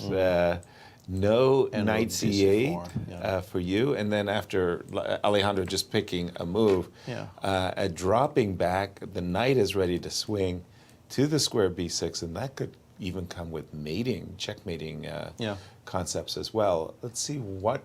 Nier did take with the c rook, so he is still doing very well, but that does allow knight c8, which I think that was the one thing is an improvement because at least you can sort of understand what you're playing for with black now. Exactly, you've got a goal. Stick your knight on b5 and block the rook's attack of the b7 pawn. How well, I mean, this spoiled a little bit of the advantage, but did it spoil it in a big way or just a minor way, Alejandro? About 33% of the advantage is gone, if you want to be very numerical about it. It's now down to +2, but still +2. King f8, rook c takes b4. I expect knight c8. It is the only move to not have a +3 evaluation. Right. But the problem is this move knight f3. Okay. And you're just not getting to a7, b5. If you go knight a7, I go d4 immediately. You don't have enough firepower to defend on e5 here in this position, especially considering there's also ideas of knight h4, knight f5 if you decide to put a rook on e7, right? Let's say that you go here, and I go knight h4. Well, that's the game. That's knight it. G6. Knight g6 or knight f5 will win something. Right. So you kind of have to play after d4, pawn takes, knight takes, allow this knight to e6. It also, remember, it prevents this knight to coming from b5 for the time being. So you have to go something like king g8, knight e6. Congratulations, you got your knight to here. But after rook c1, I will just crush you. The knight on e6 is way too powerful. Marvelous, marvelous. It just really clarifies everything. I love the knight f3, d4 break, Peter. Yeah, you were the first one to point it out, and it does seem to be, in particular if you're allowing knight c8, you do need to generate additional activity because your fantastic structural advantage on the queen side might not be enough with the blocker arriving on b5, but it doesn't arrive there fast enough. Exactly. You always feel like you're risking definitely parts of your advantage here because, as mentioned, you've traded some of your beautiful structure. Some pawns came off the board, but the knight on e6. Versus puts the lie to the next sentence I was about to try mentioning, that you've also weakened your e4 pawn and perhaps presented a target for black to play against. The knight on e6 says no targets for you. How are you going to attack the pawn this is just completely untouchable, and this looks horrible. I'm a bit surprised just how horrible the machine thinks it is, considering it's still equal material endgame with 3 pieces left. But me too, but I do suspect when Lanier played the move rook c4 takes b4, he's anticipated the knight c8. I mean, you have to assume knight c8 happens. Right, and he's calculated that his advantage will still be, well, overwhelming. This looks really, really, really good. Yeah. Still a bit surprised because I think, perhaps maybe this idea of spending 2 tempi to just double on the c-file when we don't actually have a target on the c-file just yet until you make more moves in preparation appeared a bit too slow for Lanier. Right. Because I think the temptation to just rule out all counterplay entirely must have been quite strong because absolutely, as a player, playing the stronger side in positions like this, your dream, which you generally don't get to realize against strong players, but it's still the dream, right? Is to actually never have to calculate ever again in this game. You just make solid moves. You prevent as much counterplay as possible. Your position looks like it should be winning, so you just hope that eventually all your pieces get to their prime squares, and then things collapse. Exactly. And rook that's b what takes it's b4 about. followed by doubling on the c file did feel like Right. it was coming pretty close to this ideal description of how you would like to convert. Exactly. But as I mentioned, sort of in real life against strong players who know how to defend, very, very rarely do you actually get to experience this kind of bliss of never having to calculate a single variation from a winning position. I love that expression, play on one goal. But then again, what Lanier, we guess, has calculated, rook takes b4, knight c8, knight f3, knight a7, d4, e5 is collapsing. Do not attempt to defend the e5 pawn. Trade. Knight comes to e6, and the scale, if you will, between the knight powerfully placed on e6 and versus b5 is just overwhelming. That knight just completely dominates two rooks. Right? Like those rooks just will not have any squares for the rest of the game pretty much. Exactly. If you could maybe get time enough to play rook f6, rook df7, then you will have some squares to look forward to. But I guess even that will not be enough. And also, I don't think you're getting there, because rook c1, among other things, is creating a threat of rook c8 check and knight f8 check, which wins material. Oops. And shockingly, I'm not sure you have a defense against that.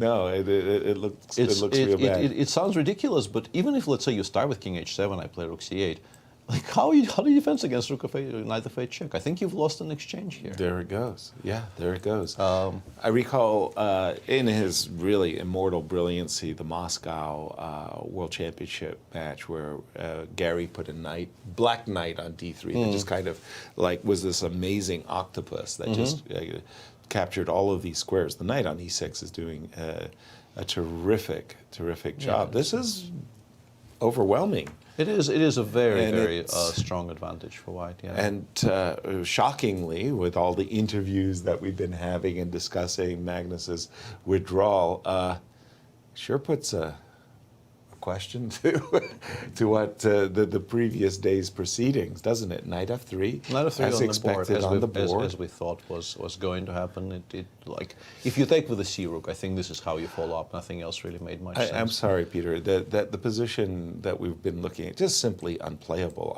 But this doesn't stop d4 as the issue, right? Well.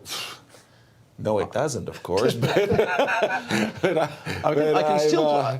Maybe knight h4 wins even faster, but I can also play d4, e4, knight d4. You haven't actually attacked the pawn. That is true. That is true. I mean, I was trying, obviously, to prevent this, but you're not actually preventing anything. I'm not preventing anything. It looks terrible, Alejandro. Has the engine reevaluated that two-pawn advantage to anything even greater? Nope. It still thinks 2 pawns, but that black has to be careful not to collapse.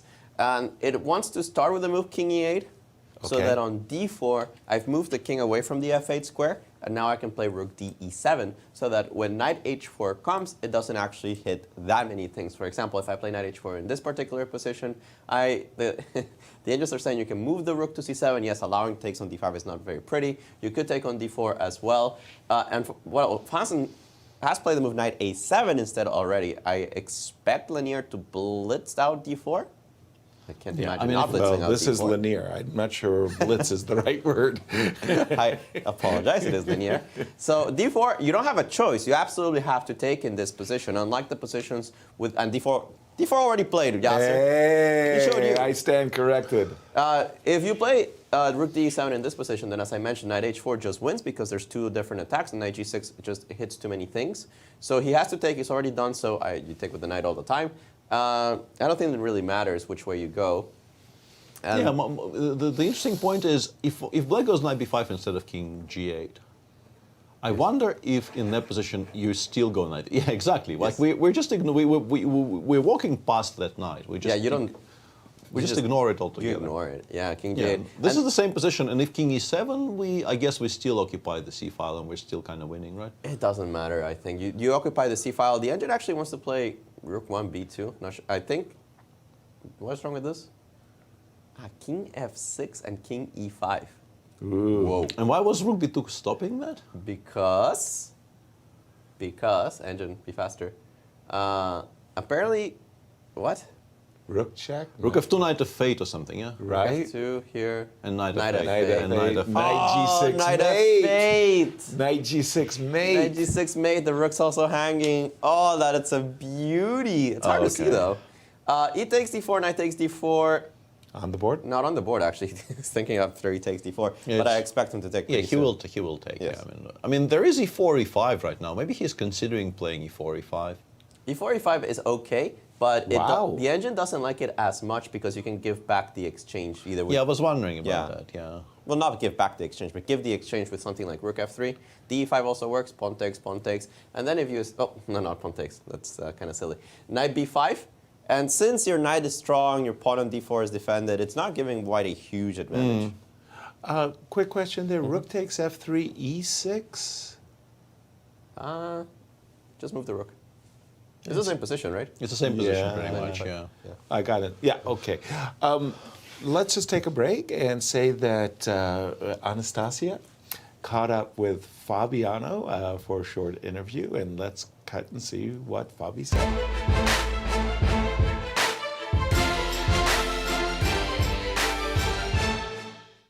You just made a draw in the game with Shakhriyar Mamedyarov, but first of all, I was wondering how much time did you spend checking social media yesterday after that game, and after Magnus withdrew from the tournament? Actually, I spent quite a lot of time because it is a very interesting thing. I mean, we haven't had any really major scandals in the chess world, and this is the first one in quite a while. I mean, it's maybe the biggest chess scandal since the Kramnik-Topalov match of 2006, so it's been a while. So yeah, I was reading quite a bit of what people are saying. Yeah, you published this tweet you want more, so it was not enough. No, but this was just a joke because, Magnus had his podcast with one episode called The Magnus Effect. Yes. And I was I thought that this podcast was basically just to announce, or to talk about his why he's not defending his title in the World Championship, and so now he has something else that is quite juicy to talk about. So I was wondering, okay, it was just a bit of a play on words and a bit of a joke. Yeah, absolutely. And what kind of effect it has on your situation in the tournament in Grand Chess Tour right now? Suddenly you check the standings and probably found yourself sharing the second place before this game. No, but I'm not really sharing. I mean, Hans is +1 because his winning against Magnus doesn't count, and it only shows that we're tied because he got, let's say, a 0 for that game, right? Because the game wasn't played, and I'll get a 0 in the last round when I was supposed to play Magnus. So I'm still half a point behind him, behind Wesley, and behind Jan. Jan is clearly the biggest beneficiary in the terms of the tournament from this because. He lost the game, and this game is annulled, so he went from 50% to +1 essentially. For me, it doesn't change much. I mean, if anything, it's not really good for my tournament because it was, I already had an extra black in the tournament, and now I have 2 extra blacks because my last round white against Magnus is erased. But I don't look at it as personally as a negative or a positive. It's I mean, for the chess world, it's a negative, of course, but for my tournament, it doesn't change so much. Yeah. What about today's game? How did it go for you? Oh, well, the game was very interesting, but I guess it's not a surprise to say that this is kind of a forced line. It's a draw. It's not a new idea. Lev on Aronian played this Queen e7, very rare move, and it clearly took Shakhriyar by surprise. He played a very dubious bishop to d3. Well, I shouldn't say dubious. It's a fine move. I mean, it leads to a draw. But basically, white is walking a tightrope after that to draw. He has to find his queen g1 and all this stuff. But then he calculated brilliantly. He found all the correct moves, and it was a draw. So yeah, I was surprised by his decision. It's super risky to play bishop d3. I mean, white could also be losing. His king is on e2, and he's not even on material. But the way we played was all very correct and a forced draw. Yeah, I saw you were talking after the game. Did he explain some of his decisions? Well, no, he just asked me more or less if the game was correct, because it's clear that he was playing on his own and I came with preparation.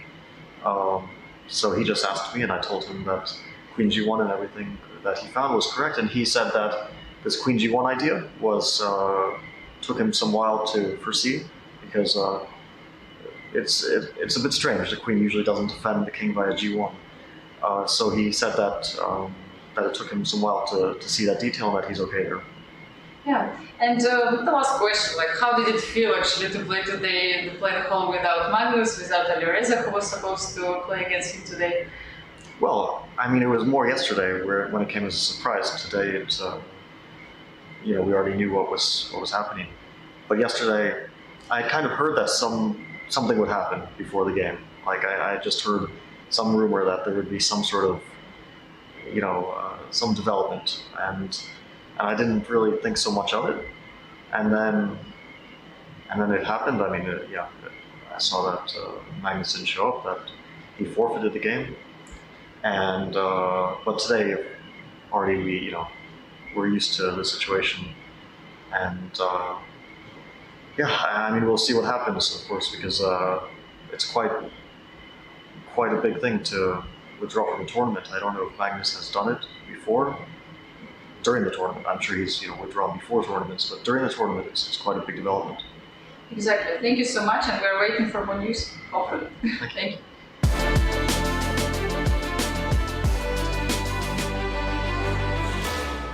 Thank you, Anastasiya. And just an example, Peter, of the type of content that people can enjoy on our social media channel, so be sure to subscribe. In the meanwhile, we have one exciting game remaining of the four. Three have already been drawn, as we've said, and we see this move G7, G6, and everything about this position is so dominating for white, Peter. It looks horrendous for black, and better rooks, better minor pieces, better pawn structure. What is not to like? But how do you put it to rest? I've been looking at this, and yeah, it's just so sad to even consider those things. But it appears that Hans for now is trying to defend it by not even playing knight b5, because if you do play knight b5, it opens up this idea of the rook landing on c8. Right. So let's say we go knight e6 check here, black goes king g8, we go rook c1. Right. Or rook c4. I don't know if it makes a difference. I guess rook c1 is slightly more more precise. And then we just don't do anything with black. I don't know, rook f7 or king h7 or some kind of move. Not to allow the rook to... and it's somewhat surprisingly, Lanier went a kind of a different way altogether with the move of rook 1 b3, which I suspect spoils nothing whatsoever, because black really cannot generate any counterplay. It's a bit of a surprising move, I guess, hinting at rook g3, perhaps a little bit. Yeah, trying to provoke further weaknesses on the king's side. It would be nice, of course, to get the f5 square as well as the get everything in your mitt. Be as greedy as possible here with your advantages. But the larger point, I think, is that whatever we do with white, black really has no counterplay at all, unlikely to have any counterplay in any kind of foreseeable future. The big question we have here, if we're playing this position as white, is how do we create that final threat that cannot be parried? Right. And I'm still a bit struggling with it, but experience tells you that eventually something comes up. And another thing, I wonder if rook b3 perhaps, although I would be really, really unhappy if I had to do it, or even if I had to consider it, maybe it's an indication that he wants to go rook f3 and then king f2, king e3. I would have guessed exactly the same, Peter, that, we've maximized the rooks. We've maximized our knight. Almost we could put it on e6. Our pawn structure is great. No reasons for us to play h4, h5 or something like that. But king f2, king I would e3, very much like to have the king on e3, but I really hate the idea of trading any of those horrible rooks on the 7th for one of mine. I think both of our rooks are just so much stronger, so much more active than the rooks on d7 and f7, that I think in my mind it trumps the idea of getting the king over to e3. I would really not like that very much. I think the position remains very good if we do that. Yeah. But I would prefer not to. Exactly. Alejandro, is there a clean way of just doing everything we want and having our cake and eat it too? Let's put it like that. The difficulty of analyzing this particular position behind me with an engine is that it thinks every move wins. So it doesn't really see a difference between rook b3, rook b2, knight e6, h4. It doesn't care. it thinks that the advantage is so overwhelming and so long term that you can move anything and it still preserves more or less a 3-point advantage. So I try to play around with it, trying to break the defenses of black. It's not so easy, but black runs out of moves faster than he would like. The move King G7 was played. I have the feeling that he's trying to meet this check with King F6, hinting at the fact that you might go on to E5. We know already that he can't, because if you play Rook F3 check, King E5, it gets met with a Knight F8. So that would simply force him back to E7. And the engines, again, they want to play something like Rook G3 or Rook C3, but they also like King F2. They don't think that it spoils anything at all, that you can trade a pair of rooks and that your position is just as winning as with them on the board. So King G7, Rook F3 is fine, Knight E6 is fine, Rook G3 is a move. The problem for black mainly is that if this rook does get to C8, it's game over. Because when the rook gets to C8, imagine that the knight's on B5 or something like this, then this knight on E6 will always be threatening Knight D8, and it's just impossible to meet.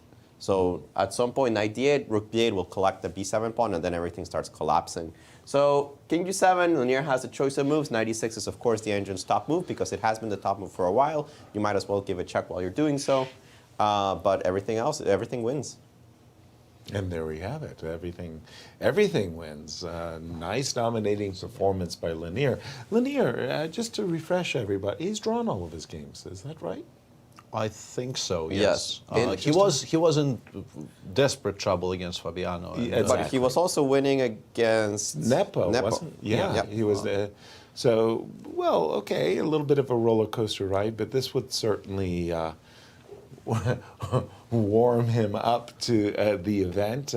King G7, I love this Knight F8. I just got to show that again. Yeah, because this it's is just a very, very cute kind tactic. of, at first blush, you see this king on E5 and you think, oh, finally you have some active play. All you need to do, trade rooks, please, put the knight on B5, I'm back in the game. But the moment you see knight attacking the rook with a check so that rook takes F3, knight takes D7. Just wins a full rook. Just wins a full rook. And if you do something else, like moving the rook, you just get checkmated. Which is it is a very, very nice construction. And exactly. So we're expecting knight E6. And yeah, Peter, it's also, perhaps it's worth mentioning that it's move 35, so they have plenty of time. I think Lanier has just under 20 minutes and Hans has 27. Which for Lanier is a fantastic luxury. Untold riches. Exactly. By Lanier standards. Wow. This is a player we're used to seeing playing on increment by move 30. At least, perhaps even earlier than that. But today he had the luxury of a very, very safe position with a lot of pieces traded off by move 20. So, he's taking it a bit easier on the clock today. And again, I think he's showing the class play that he's really noted for. He's kept real control. And boy, H3, H4, he really is, I think, concentrated perhaps on the idea of introducing another winning square for the knight with H5 and knight F5 somewhere. Exactly. But we've been told by Alejandro that pretty much nothing actually spoils the advantage. So this is still fine. I think it's a little bit too unnecessary is what I would like to call it. But on the other hand, for Hans here, he is now faced with a kind of an uncomfortable decision. If you allow H5 and the knight lands on F5, your problems probably compound because you have a very unsafe king and the pressure against the D6 pawn improves and so on. If you play H6, H5 yourself, after knight D6 check, there is now an additional G5 square available to this knight, which might be a problem in some variations. You definitely don't want to walk into a fork, and if you go king H6, as you say, there's just an extra square. In some positions it might become relevant that white has knight G5, even though I currently am sort of struggling to name exactly which position this will be, with the king on H6 in particular. Like, how do we exploit the fact that knight G5 exists? Well, but nothing has been spoiled. It's a completely dominant position. Black pieces don't move. Exactly. This knight on A7 cannot allow the rook to land on the C8 square, as Alejandro has been mentioning. And perhaps this is the point where we can go rook C4, completely kill off all the counterplay, and then actually go rook F3, king F2, king E3, and start trading. Exactly. With the king also on H6, completely out of play and probably impossible to return into play, frankly, from that structure. Right. So yeah, Lanier, I think, generally speaking, I would trust linear with my life in this type of position with white. Like I would. He's not the only player in the world who I would really feel that it's in safe hands, but he's definitely on the list. He is a very solid positional player. He knows how to improve advantages, like how to play methodically and properly in positions with such a large edge. Strengthening the position, Alejandro, is a linear. He almost feels like a Python-like grip going on here. It's a nightmare to play this with the black side. Every move that you make might lose something. The engine's saying that it's time to take a deep breath and go forward. Go king f6 and hope you don't get mated. Because now that knight e6, you get to e5 before the rook's on f3, so there's no knight f8. The idea specifically is that on rook g3, you have rook f6, barely holding on, but holding on. If you play rook f3, you cannot take. Well, you can't take. But then you have to play g5, creating this weakness because f4, when it kicks out your king, it's too powerful. Right. So these are very counterintuitive things, in my opinion. But what else can you do? h5, as you mentioned, it just loses. You go check, king h6. Rook c4, I like that a lot, and then rook f3. The engine's saying it's an extra rook, basically, for white, +5 in this position. It looks like an extra rook, frankly. It does. That is very true. And the king just gets mated so often, right? So you don't have a good choice here after h4. King f6 is the engine's top move. Second best move is king 8. This is just depressing, guys. Yeah. It's just a depressing position to play. It is not great. I wonder, one thing I wanted to inquire, but I think I have my answer. After king f6, can I go rook f3 check? Yes. King e5, rook f7, knight f3. But this actually doesn't feel right, because I thought maybe I can play e5, like e5 or rook b6 and then e5, but it doesn't win nearly as convincingly as I thought. Yeah, no, not as convincing. Yeah, and Hans has played knight b5, this idea I mentioned earlier, saying, can we please, at the cost of an absolutely healthy pawn, can we at least please trade away that horrendous knight I have on a7. I would assume a linear says thanks but no thanks, but we'll see. Let's see. You have to assume that, right? I mean, if the king didn't get to e5, maybe. But still, I would still hate it even then. I think we don't trade. Like the one on e6 is just so much stronger than the one on b5. Yes. We never really entertained that notion. No, knight e6 is definitely the best move in this position, like by a long shot. It says that if you do take on b5, you get this yummy extra pawn. I mean, not even Yasser takes that pawn. No, knight takes b5, the advantage drops all the way to +1. I'm not surprised, because if you can see this far, that this king gets to f6, I think you stop. Right. And you're like, many times I don't win this. Actually, I don't even know if it's that much better. I would start taking draw as a favorite over the win. Right, I would too. Yeah. So I think you play knight e6 because you don't have a choice. King f6 might be played, but then you realize rook f3 is possible. We already know that king e5 fails to knight f8. That has not changed. So the king has to go back. You play rook c4. And again, because the incursion on c8 is so strong, it doesn't matter if I trade rooks or not, you have to go knight a7. Right. And then we just kind of get that position we analyzed already. Exactly. Yeah, and the rook on d7, might never make a move in that game again. Yes. So it's extremely depressing. And I mean, knight takes b5 will absolutely shock me here. I don't know. No. I don't don't see that know if at I can all. recover from the linear taking on b5 here. Yeah, this would be. I mean, again, the contrast of the two knights. There's nothing to weigh up. The scale is fallen overwhelmingly in White's favor here, and our king is ready to make just a triumphant entrance as well as the rook. Nope. That would be terrible.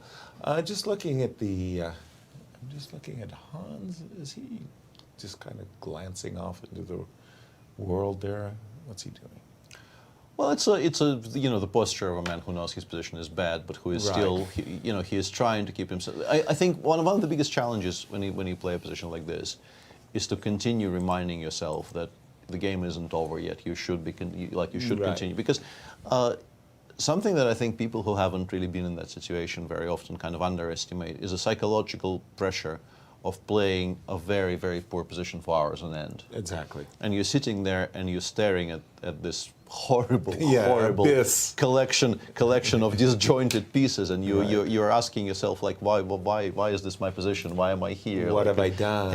And being able to deal with this and being able to preserve objectivity and to preserve, your ability to look for best chances to continue fighting is invaluable. And I think all the best defenders just have this extra layer of patience to just sit there and sort of take the punishment and continue move after move after move to look for best decisions, knowing that against best play, it's all futile. Right. This is the feeling that gets you, that you're playing against a strong player. You know that you're basically waiting for a mistake. Whatever you do from here against best play will be, in the end, will be completely for naught. Right. But you mustn't give up. You must preserve your concentration. You must look for small chances. It's not easy, but it's something that you need to learn to do. As my friend Jeremy Silman says, chess is hard and then you die. Something like that. Knight e6 check. Hasn't been played yet. Hasn't been played. Hasn't been played yet. A bit surprising because, again, I would never go into that rook and pawn ending. The chances of a draw are just too high for black. Yeah, they skyrocket compared to these positions. Yeah. And okay, nothing more to say. Knight e6 check. We've all had our share of bad positions, and you're always looking just to put up the best resistance you can, find some tricks in the position. Yesterday we had this terrible position for MVL, and he found some stalemate ideas, and he came really close to He almost saved it. He almost saved it. He almost saved it by preserving that sort of layer of calm sort of acceptance that the position is bad, but there are still good moves to be found. There is still chances to be sought out, and he came at some point he stopped and he came up with this concept that I just must liquidate into 2 versus 0 on one side. Queen and pawn even if we start from a position which is mathematically lost, it still represents my best chance. And he just sort of laser focused and went for it. Right. And yes, he was lost at the beginning, but he continued looking for best choices, and eventually the game did come back to drawing margins.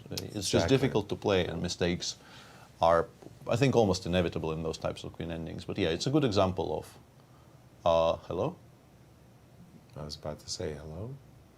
Okay. What? Knight takes b5? What? Are you serious? Hello, hello? Wow.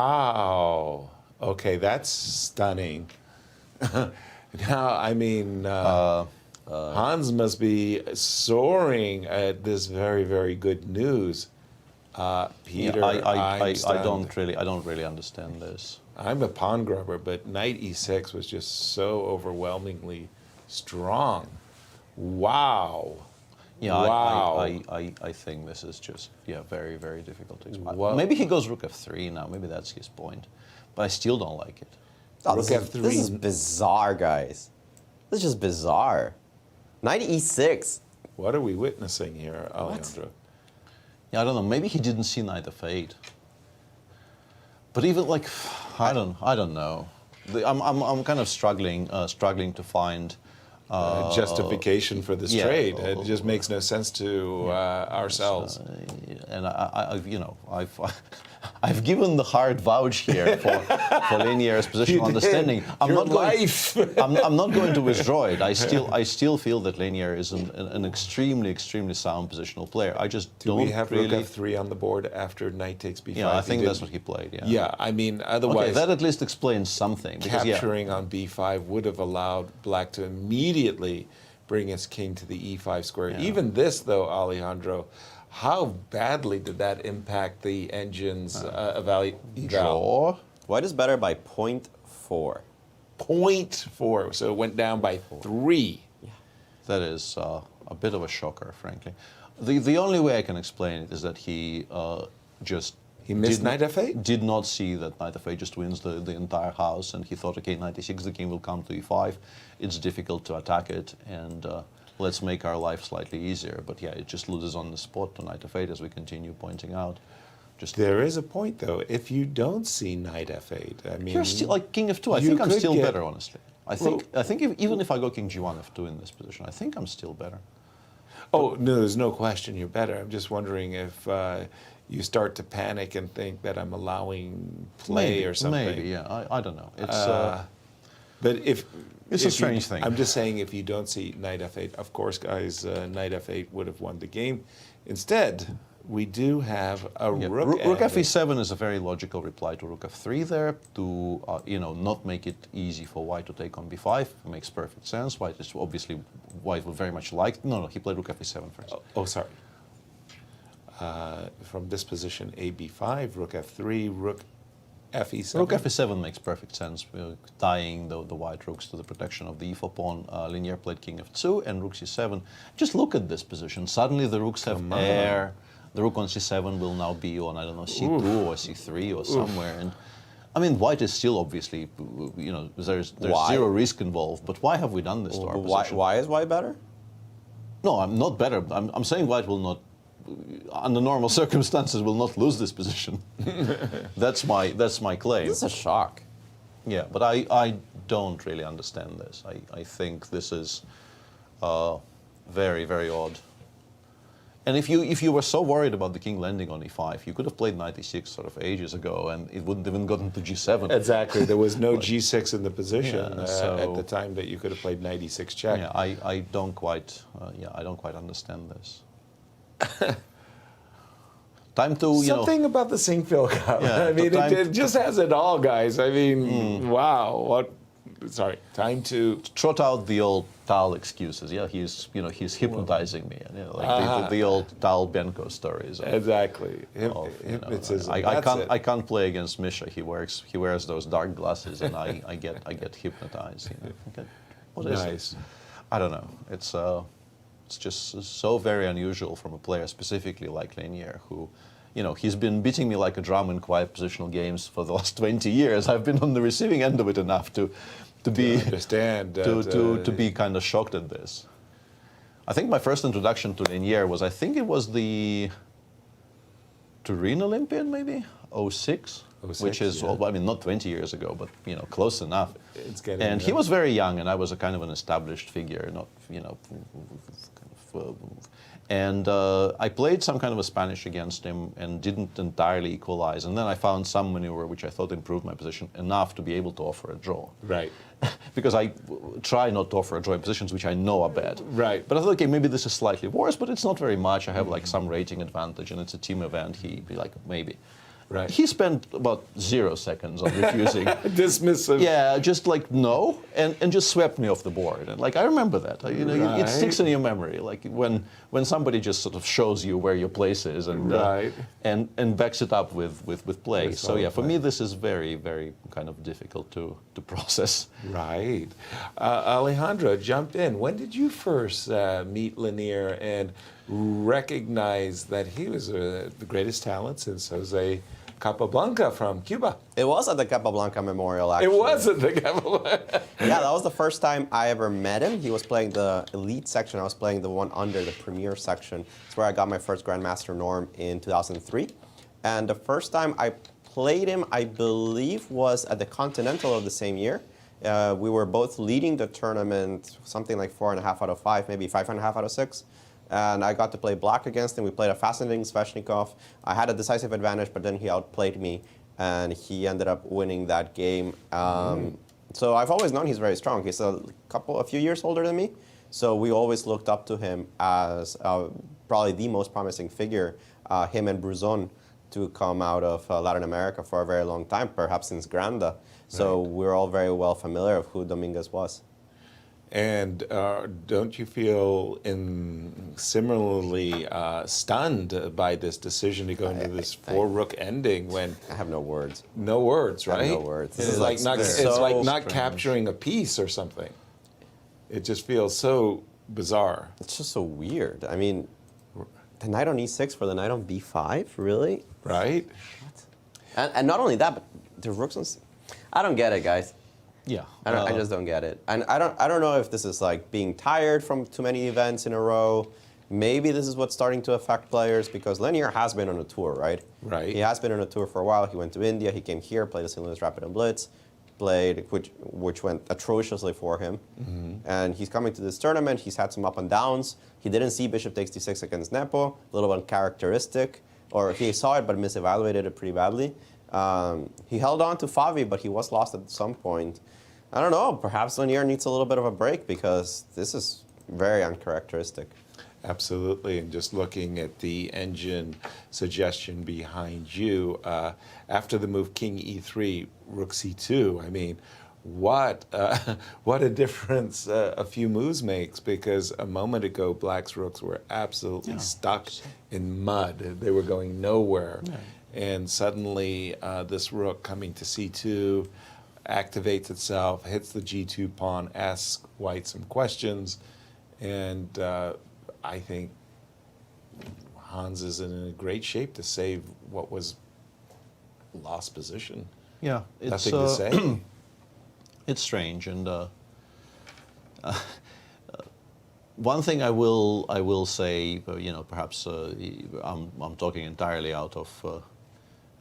Do it, say it. But you know, perhaps the situation around the tournament is actually affecting players more than we know. Right. Is what I'm going to say. Perhaps, you know, shocking as it may sound, Lanier just feels, you know, the simpler the position, the better. That would be like still. I don't really. I don't really feel like this would be, you know, part of the conversation here. But I'm struggling to figure out how a player as strong as he is would arrive at the decision he arrived at with, like, what he had, like 17 minutes at the time. Right. Not on 30 seconds, like on 17 minutes for like 4 moves. Yeah, I don't know. Actually, it was kind of funny because I was trying to think of a great scandal that had happened in the world of chess, and I was coming up with a blank for a while there until I was watching that Fabi special with Anastasiya, where Fabi said, you know, Toiletgate. I remember Toiletgate. That exists. Yeah. That was great. Vladimir Kramnik versus not the word not the word I would describe it with, but you remember that again, Yes. a cheating allegation in a World Chess Championship with absolutely nothing to back it up. Prepare for some very, very angry tweets. Yeah, from exactly, this moment onwards. exactly. And what was your perspective on when you heard all of this? I still get flack even now for my position on this topic, No way. which somewhat surprises me. It's been what 2006. Yeah, so it's we been are 16 talking, years. But yeah. it's sort of interesting because the moment the story hit, we were all home watching from home. I wasn't part of the team. I mean, I've been close to Vladimir for a number of years, but I wasn't part of that team. For understandable reasons. Let's not touch Brisago. I mean, no blame attaches to people not wanting to hire me as a second. Like, I mean, I understand them entirely. But anyway, I wasn't part of the team there.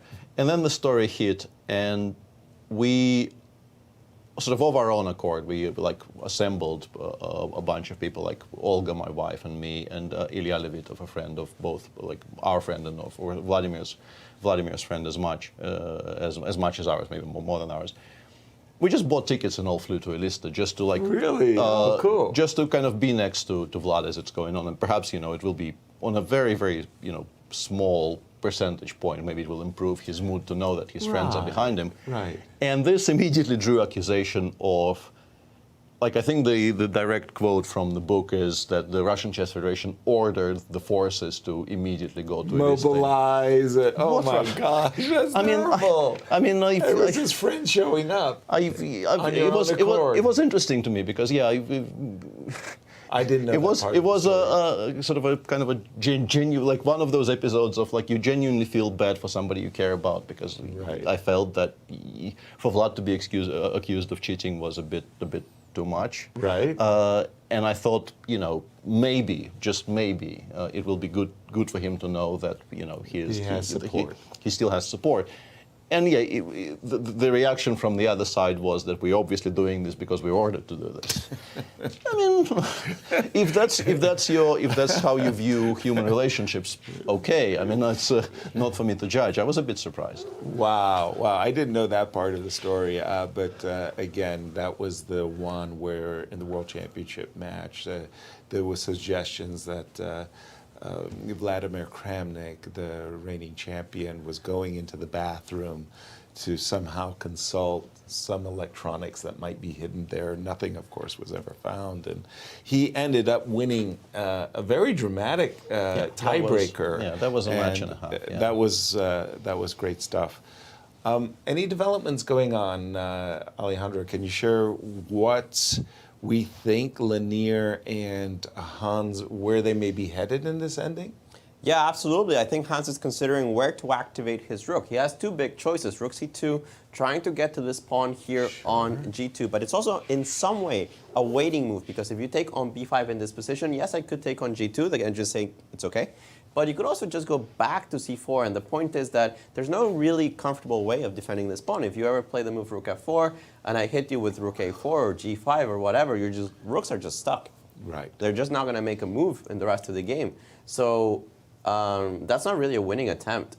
I like rook c2. A similar idea is to play rook c1, all the way down to c1.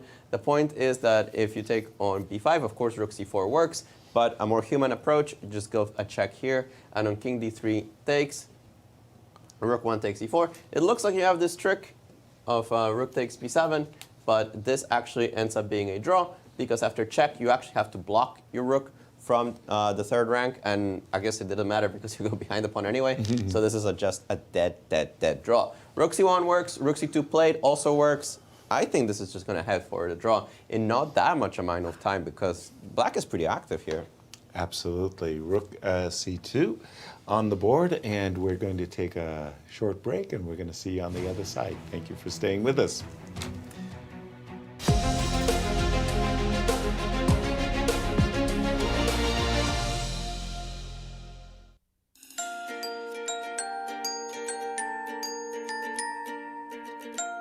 Welcome to the chess capital of the United States. The St. Louis Chess Campus, in the heart of the vibrant Central West End, has established itself as a premier global destination for chess and is comprised of two unique nonprofit institutions. The Chess Club and Scholastic Center of St. Louis is recognized as the top chess facility in the world and plays host to all major tournaments, including the U.S. Chess Championships and the Sinquefield Cup, one of the strongest chess tournaments globally. Tournaments are broadcast online to more than 150 countries, led by an expert commentary team of grandmasters. The Chess Club is an educational organization committed to promoting the game of chess, with a specific focus on bringing the benefits of chess to children throughout the St. Louis area. Research shows children who play chess exhibit improved analytical skills and increased confidence. The Chess Club is highly engaged with the local community, bringing scholastic chess programs to more than 100 schools, providing hundreds of classes each week. Directly across the street from the Chess Club is the World Chess Hall of Fame. This one-of-a-kind cultural institution invites visitors to experience chess in imaginative ways and is home to the U.S. and World Chess Halls of Fame. Cutting-edge exhibitions feature rare, historic chess artifacts paired with world-class art. Innovative programming explores the intersection of chess, art, and culture. Visitors can enjoy interactive programs designed around the exhibitions and monthly music in the galleries. The World Chess Hall of Fame is nothing you expect and everything you love. 3 different galleries and a premier gift shop highlight the culture, history, and creativity behind the game. Come visit, play chess, leave enriched. To learn more about the St. Louis Chess Campus, visit stlchesscampus.org.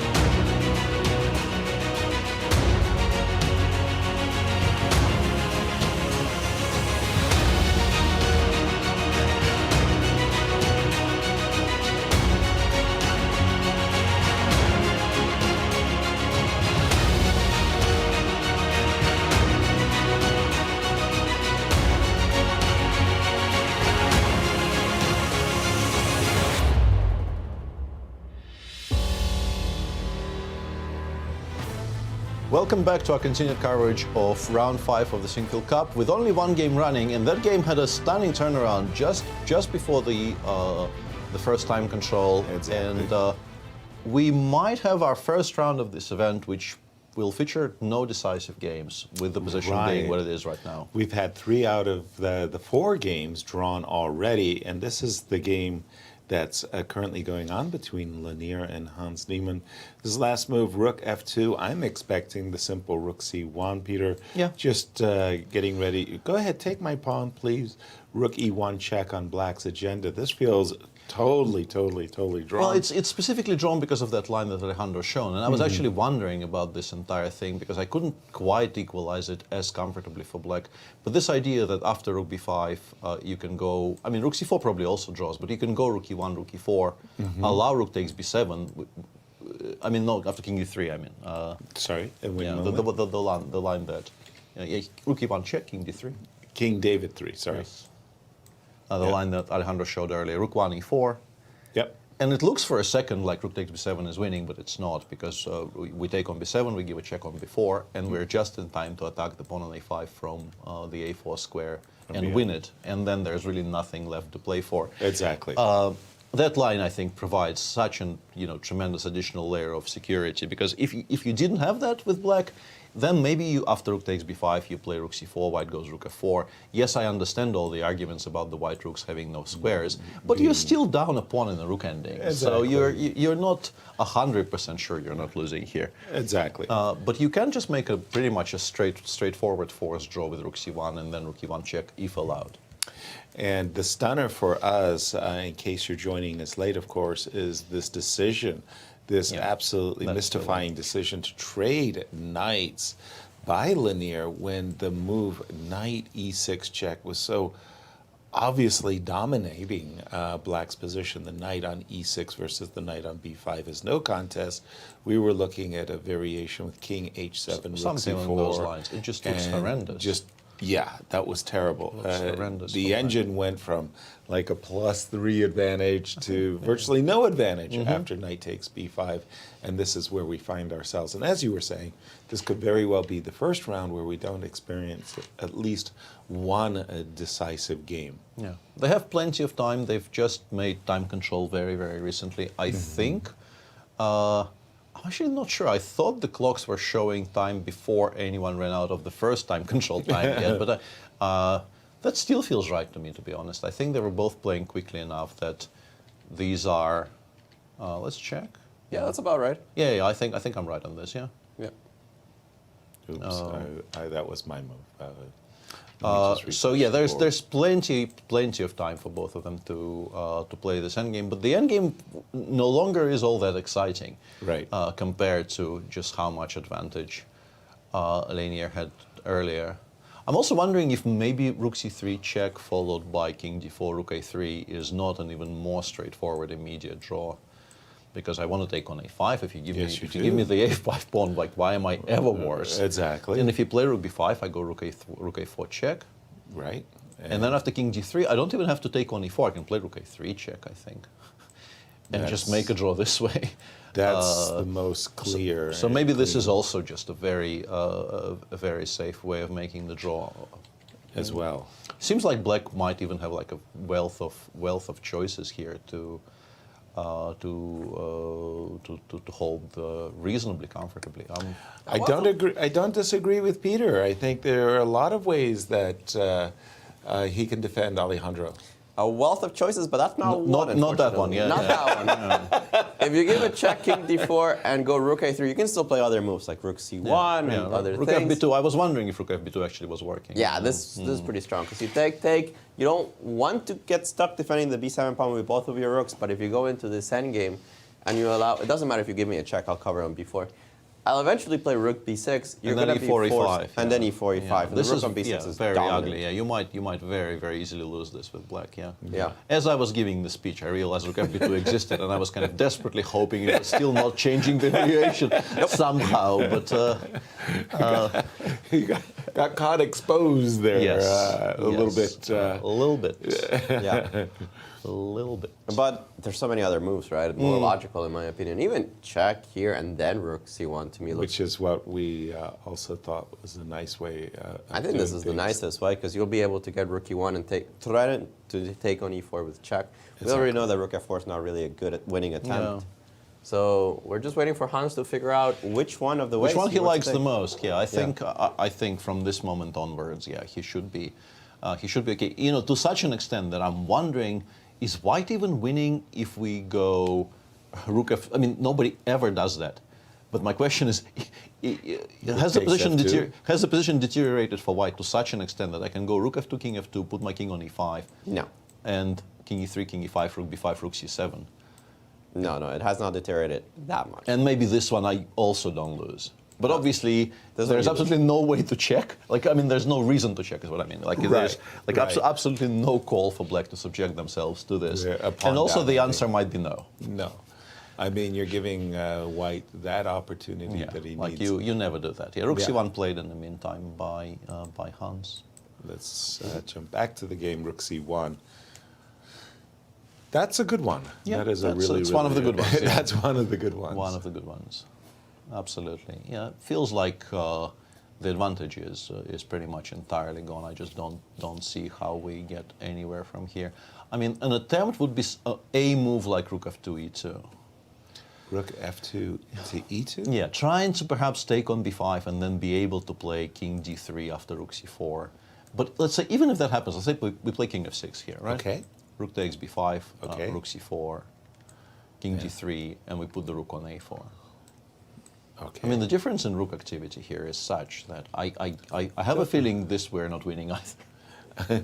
Even this one? Oh, man. Yeah, I think this should be enough, honestly. Like, e4 is weak, a5 is weak, the king is about to land on e5, and then rook d4 check ideas will even become part of the equation. I mean, just rook takes e5. Rook takes e5, of course. At some point, Black will start playing for a win there. Whoa. Okay, e5, rook takes e5, rook f2, rook check, f5, rook f5. Rook f5, yeah. I mean, probably still a draw, but you're definitely starting to prefer Black there. Yeah, I was hoping to take on b7 with a check. Yeah, nope, it's not happening. Yeah, it feels like it should be very, very manageable for Black in most of these cases. So, yeah. Are you feeling like me that the rest day tomorrow, very, very much needed? I'm getting numbed from the whole Magnus story. I want to put that to bed. Rest. I still haven't internally properly processed. Yeah, I think so. Yeah, and it's pretty much the same for me. I feel that it's become. You know, the Sinquefield Cup has always been this sort of festival of joy to such a large, because it's top players playing very, very good chess in friendly atmosphere. There's always this feeling that everybody is constantly in good mood, regardless of how the tournament is going, because the club provides such a welcoming atmosphere. And what we're seeing right now is a very, very unusual for the tournament. And, completely different feeling and vibration, if you will. And it's sad. It shouldn't be like this. It shouldn't be like this. And the hope has to be that somehow it gets back on track. But the rest is very welcome, but I don't know if I believe that we will be entirely in the clear by September 7th or 8th. Alejandro, I thought your interview with Maurice was wonderful, where, again, he reminded us of so many joyous moments from the Sinquefield Cup, taking us back to the very first one where Magnus famously declined a draw in the last round against Levon. A draw would have clinched first, and he refused, and it was like this electricity that went through the studio when that occurred. Then the 7-0 streak, and all of these celebrations, and this is a completely different feeling I'm having as we're going into the rest day. Oh, absolutely. I mean, what we were talking about back then was just the chess. And I had the pleasure of being in every single Sinquefield Cup that's happened so far. I've been present for them. I remember when Fabi went 7-0, I was doing the sideline commentary, not the broadcast, but I was doing the in-person commentary for fans that wanted to come in and talk to grandmasters while following the games with Ben Feingold over at Kingside and at the World Chess Hall of Fame. And that was like joy, right? You know, you're seeing history in the making in the right way. When you think about it, this is history in the making. Magnus Carlsen quitting a chess tournament in the middle of it, packing his bags and going home, that's history in the making. But is it the history that we want to be witnessing? I'm not so sure. I still am in a little bit of shell shock of what's happening, of what the internet is saying, about everything that's surrounding the tournament more than the tournament itself. It sometimes felt that, you know, the chess is on the backdrop of everything that's surrounding it, and that's never, as a commentator, where you want to be. One of the joyful moments that I love sharing was after the streak, 7-0, the closing ceremony, blah, blah, blah. There was a press conference with all the players where Mike Klein asked the players, could you sum up Fabiano's result in a single word? And down the line it went, magnificent, amazing, fantastic, and so on. It came to Magnus, and Magnus said, depressing. And this was a great response. I mean, he stole the show with one single word, depressing. And good times, and that's what we've been experiencing for all the editions of the Sinquefield Cup, and now it's just something changed. It's not fun. It's obviously not the same, and I very much sort of echo the sentiments of a number of people who have interviewed on this topic. Of that, some kind of a cleaning of air is necessary, but what is happening right now is we're not getting, like, perhaps it's the start of the conversation, but right now we're nowhere near achieving that goal. Exactly. Back to the game. I'm just going to refresh for a moment. I don't suspect too much has taken place, and in fact it hasn't. And you played King D3, which doesn't really change very much. Once again, I guess the trick is if you play Rook A1, Rook FB2, perhaps creates a bit of pressure. It's stronger with the King on D4, but with the King on D3 as well, it's probably pretty strong. One more take. Pardon me, if I play Rook A1. Yeah, Rook FB2 I think is the issue here. Rook otherwise, FB2. the side checks otherwise are way too strong. But preparing to meet them by interposing on the B file and then taking on B5, this could be a problem for Black potentially in some positions. Even here, I'm not so sure it's that horrible, because I have sources of checks from both the side and from behind, from like starting with Rook D1 check. But I have a feeling Rook A1 is not clean. Something else must be cleaner. That looked pretty good to me, Peter. I don't know. Rook C1, King D3 on the board. I could. Yeah, we could start with Rook D1 check. I think Linier wants to go Rook D2, and then we're facing the same question again. Maybe just Rook E1, exactly. Maybe we just put the Rook on E1 and say, do your worst. Again, because of that variation that Alejandro had pointed out. Here it might not work, though, because we have Rook D4 after the check. We may have actually played ourselves into some trouble. No, we have a perpetual immediately, right? Exactly. Rook D3, you Rook don't D4. have the Rook D4. That will cost the Rook, of course. So, and you can't. I mean, we keep on leaving the Rook. Yeah. You can't leave the Rook on pre. You can't. You have to stay connected. And then Rook E3, Rook E4 is just a draw. Yeah. Hold on. Yes, exactly. So it's still just a draw. So draws with checks. That's usually a very, very good sign for the defender when you can draw the game with a series of checks. Jump in, Alejandro. Nothing, no tricks that Lanier can pull out of his hat on this one, huh? Not really. I mean, the material's very reduced. White structure is not even particularly good, right? You have a backward pawn on E4, so you're not achieving very much.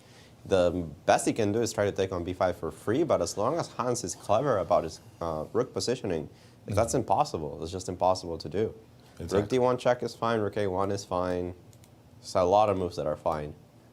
Yeah, I think the question by this point becomes, what would be the way here for Black to spoil things? To spoil things gradually. Obviously, there are some very, very bad moves immediately here, which we can name, like, I don't know, suddenly putting the rook on c1 on some kind of a passive square. Like rook 1 c5 here is a kind of an, maybe it doesn't lose yet, but it's kind of an unthinkable move, because why would you do that? Rook Exactly. Rook fb2, and your position suddenly has become quite risky. Exactly. But without making a one-move blunder, like which of Hans's choices actually generate like half a chance for white? I think it is rook a1, because after rook a1, rook fb2, if you follow through with your idea of taking on a5, then maybe you are worse. Then you're walking down a difficult path suddenly. Maybe this is the one where you suddenly there are some chances at least. Exactly. Even though, like, even this position might not be that horrible, because I think what I do here with black is I don't trade rooks.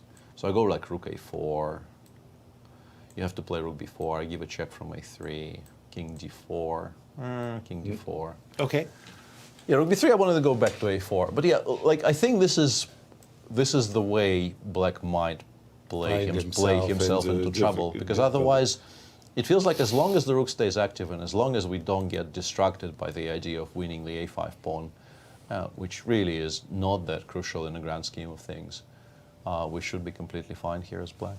Exactly. And just to reiterate, the one position that we really do want to avoid as black is something of this nature, where the king gets king d4. Yeah, the king gets to d4, but more importantly, the rook gets to b6, and e4, e5 becomes a killer blow. In fact, Yeah, those are potentially just straight up lost. Exactly, Yeah, exactly. So I could very easily imagine them just being straight up lost. Right. So avoid that. Keep the 4 rooks on the board, and Hans should be gold. Rook d1 check, rook a1, rook e1, all look perfectly playable here. Yeah. Time factor or not? Not yet. No, they've just passed the time control. So I think I saw on the large screen. Yeah, they're now 35 minutes. Yeah, 35 against 28. So they both just got their second allotment of time. So yeah, there's plenty of play in the game in terms of time remaining. Maybe not in the position if black plays precisely, but yeah, there's still a ways to go. One of the things in the world of chess that we always talk about are trainers, people who work with the players. Sometimes that's information. I know in the World Championship match, oftentimes you try to keep the names of the trainers. Like if I take you, suddenly everybody's looking at Yasser Grunfeld as a potential. Yeah, in particular, who are the trainers to the players in this event? Let's see if I can. Like Fabi, I think, is here with Christian as far as we can establish, right? Sure. And the rest, Nepo. I think. Who's working with Nepo? Well, you know, everybody else feels like they're working with Skype, right? They're, and Right. you know, I don't think we should be providing the specifics about exactly who's on the other end of that Skype call, but. In terms of people present here, I think apart from Christian and well, we saw Peter Heine with okay, but a long-standing second. Magnus is not. Yeah, that would be the second person I would name. Yeah, or maybe the first if Magnus was still in the tournament. But yeah, that is. Peter Heine is now here for baseball, basically.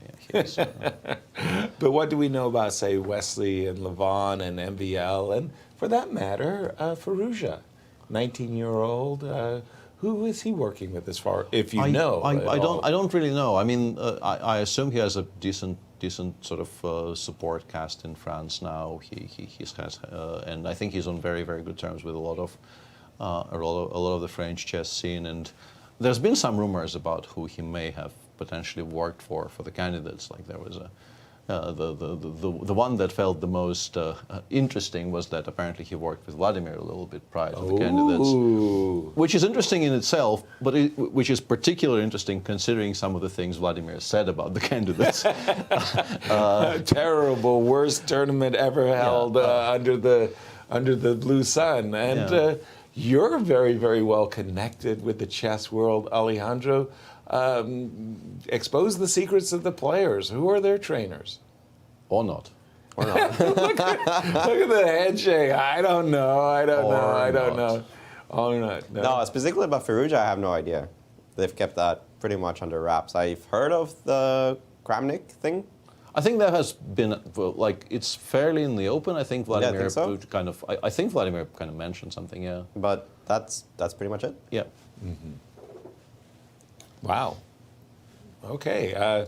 Somehow, I mean, I don't think we really, back in, say, when Anatoly Karpov was playing all of these matches with Garry Kasparov, I think it was very clear that he had his Podgayets and his Zaitsev. Yeah, Geller, while Geller was still active. Yeah, there was a kind of a core team around Anatoly, and also a core team around Garry. Kasparov as well. Yeah. It's easier to hide your seconds when you have the internet, though. Yeah. They don't have to be They there. stay at home. Yeah, but when your retinue is not actually traveling with you, it becomes a bit easier to be secretive about this if you decide to be secretive about it.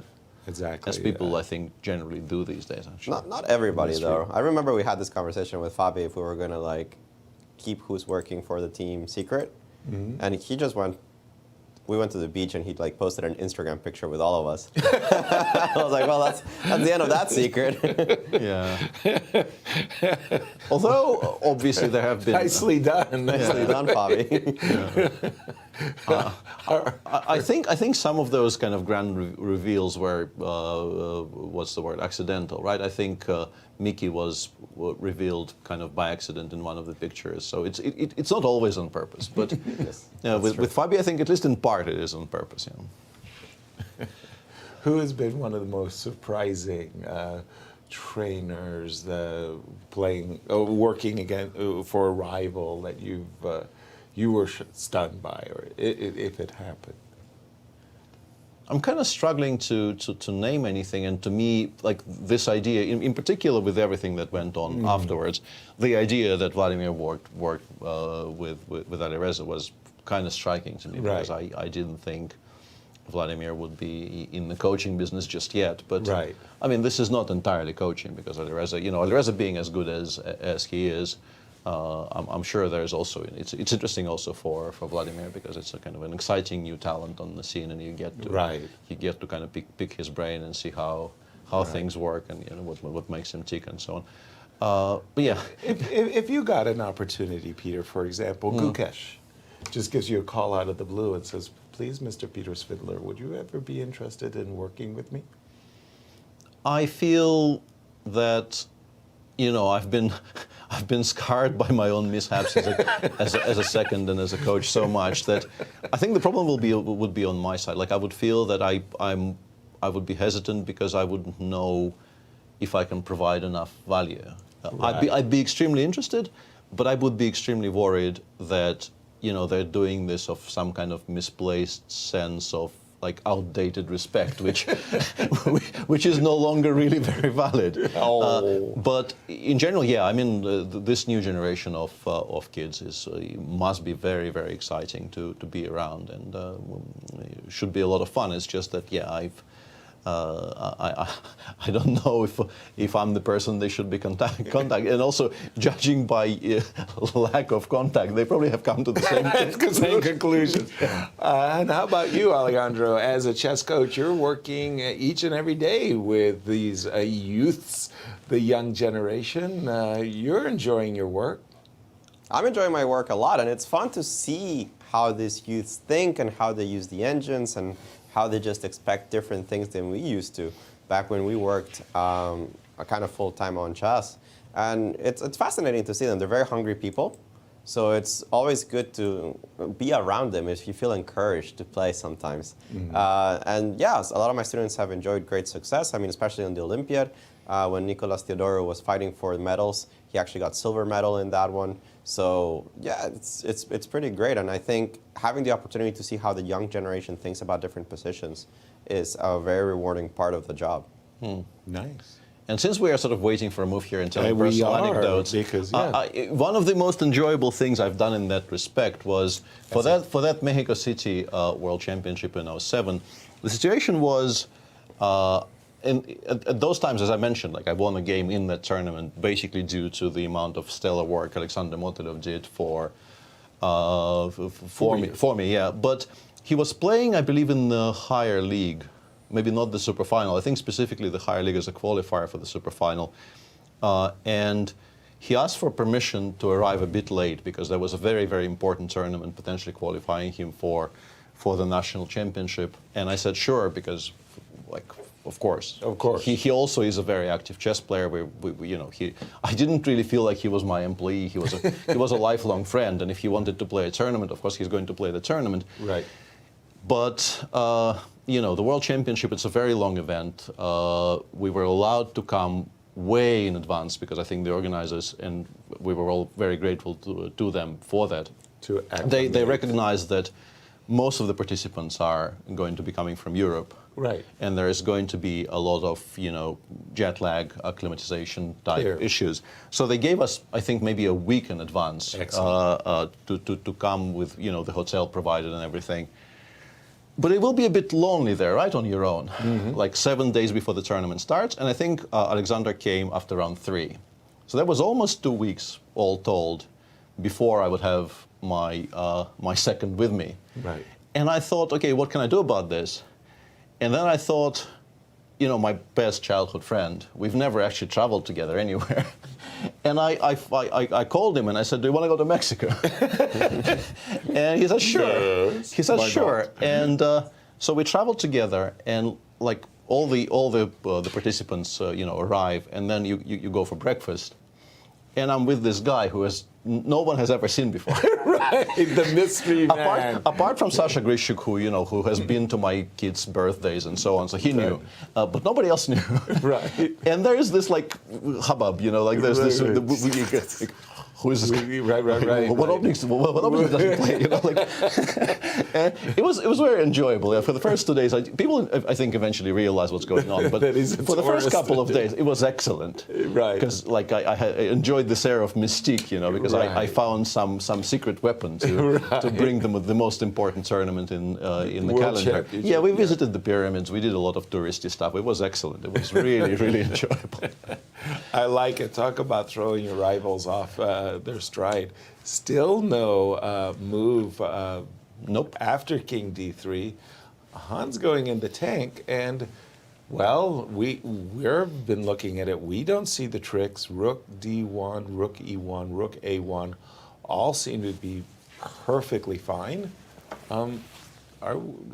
Peter, just as we were kind of like talking, I haven't there's gravitated to any really, tricks the here. reason we're talking about kind of non-chess related stuff there is Because that we're just waiting for Hans to pick one of the, we assume at least 3 perfectly playable moves, and perhaps even more. Exactly. And until he does, it's difficult to say new things about this position. If Black plays precisely, if Black doesn't, gravitate towards some passive positions, he should make a draw reasonably easily, I would assume. Right. Just because you've mentioned Mexico, there was San Luis, Argentina. How many candidates? Well, hold on. San Luis was a world championship, and so was Mexico Mexico. City was a world championship. The Madrid tournament that we just had was a candidates. How many world championships tournaments did you play? I played two. I think I played San Luis and I played Mexico City, and I played 3 candidates: 13, 14, 16. So 5 in total. And finally, Rook D1 check, by the way. We do have that. It is on the board. The assumption has to be that you play King D3 with the intention of playing Rook D2, and then we will see where the Rook goes. I assume E1, but probably A1 is still fine. King E3 here. No, King E3 Rook takes D5, we are unhappy. Yes. Sorry. Rook D2, you were saying. I think Rook D2, yeah. I think this must have been the intention at least. But yeah, now we choose another square, like either A1 or E1, whichever one you prefer. Yeah. I like this one. This one is it certainly feels the most forcing, and probably is. Yeah, and sort of pass the question over to Lanier, like how are you willing to proceed here? Exactly. At some point, you've got to do something. I mean, G5, something. I mean, if the rook leaves the F file, even King of 65 in some positions becomes part of the conversation for Black. So yeah. Absolutely.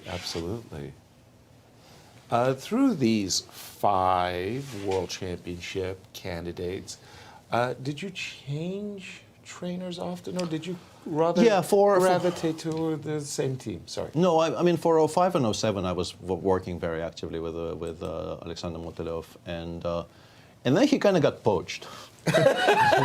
I did hate not. that. Yeah, it wasn't very enjoyable because we were also born on the same day, so there was a lot of like a kind of every year one of us calls the other and says happy birthday to you. Reverse charges, of course. Yeah, but then he got co-opted first, I think, into the Kramnik team and then into coaching the Russian national team, which he continues doing until today. And then for the candidates from 13 to 16 onwards, it was, Maxime Vachier-Lagrave was featured in all three, and Nikita Vichugov helped me for the first two, and for 2016, Jan was actually part of the brigade there. Really? Yeah. How nice. Yeah, involved a lot of Hearthstone. Yeah, that involved a lot of Hearthstone.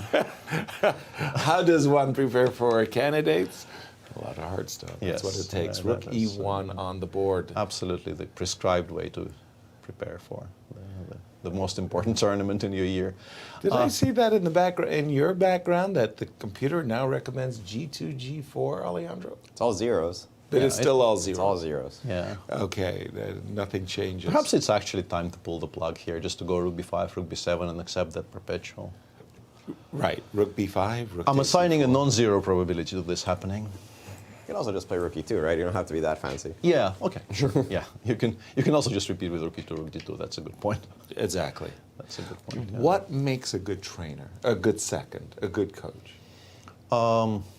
I think for me, a very important part of the equation there is having rapport with the person you're working with on a purely human level. I think, considering the amount of time you're going to be spending together. Exactly. In one another company, you got to get along. Yeah. If there's no human contact, if it's just purely a chess thing, at some point it just starts becoming a drag, and it very much impacts the work product, so to speak. So having a circle of friends who are also willing to look at chess with you is very useful. But for me, that really is sort of the first and the foremost in my mind, but I don't really, I sort of know how to work, but I don't do any of my best work alone. It feels that, for me as a player, I kind of lacked structure. Something that, for instance, if you look at, and I have had the privilege of watching it from very, very close quarters, if you watch Vladimir Kramnik work on chess, he provides his own structure. He knows exactly what he needs to do. He knows his goals. He knows there's long-term planning in terms of which openings he needs to look for and the way he wants to look at them. And that was maybe the early kind of a guiding light. And I still have some habits from working with and for Vladimir in terms of how you look at chess positions, how you approach sort of creating the file. Very, very sort of specific things which still are very much, fresh in my mind in terms of that. But for myself, I've always lacked that kind of structure, and in particular for the candidates starting from 2013, I think for me working with Nikita Vichugov was invaluable because he was very good specifically at that. Apart from being a very strong chess player who generates ideas and is extremely useful as a chess player. For me specifically, he was sort of in charge of, creating a battle plan, creating a concept of what we're going to be doing. Because in particular for 2013, it was massively required due to the fact that I've been a 1e4 player my entire life. Right. And that candidates was every single person could play either the Petrov or the Berlin.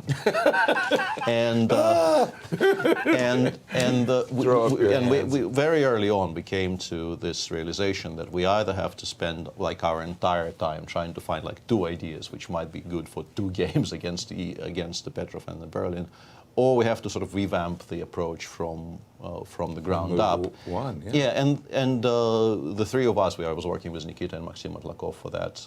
We basically made me into a semi-competent 1d4 player over the course of the next, 4 years. It obviously required some shortcuts. You can't really cover that amount of information properly.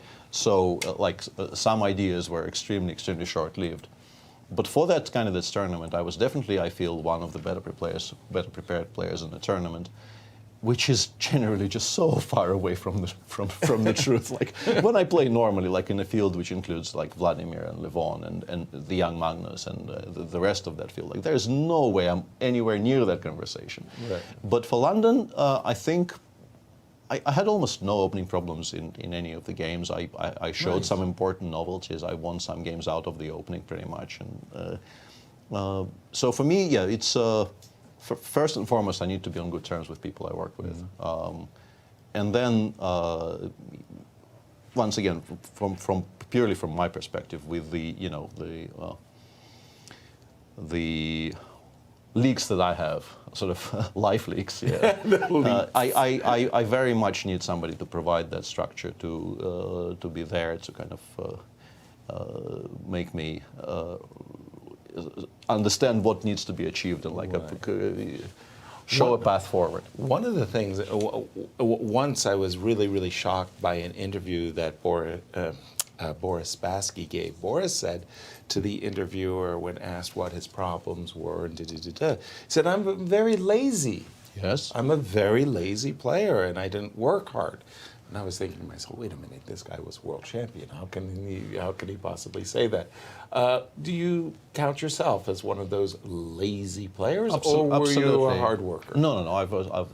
I mean, I've come to the sort of realization that I can't really sell this idea that I'm sort of an entirely lazy player. Like my career probably, and we should probably be showing. Yeah. It looks like the game is about to end. So Yes. They're repeating. They are repeating.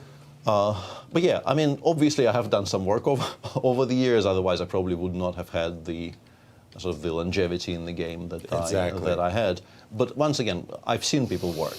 I've been part of Team Kramnik for a while. I've had some sessions with Vichy over the years. Long ago, but I did once or twice.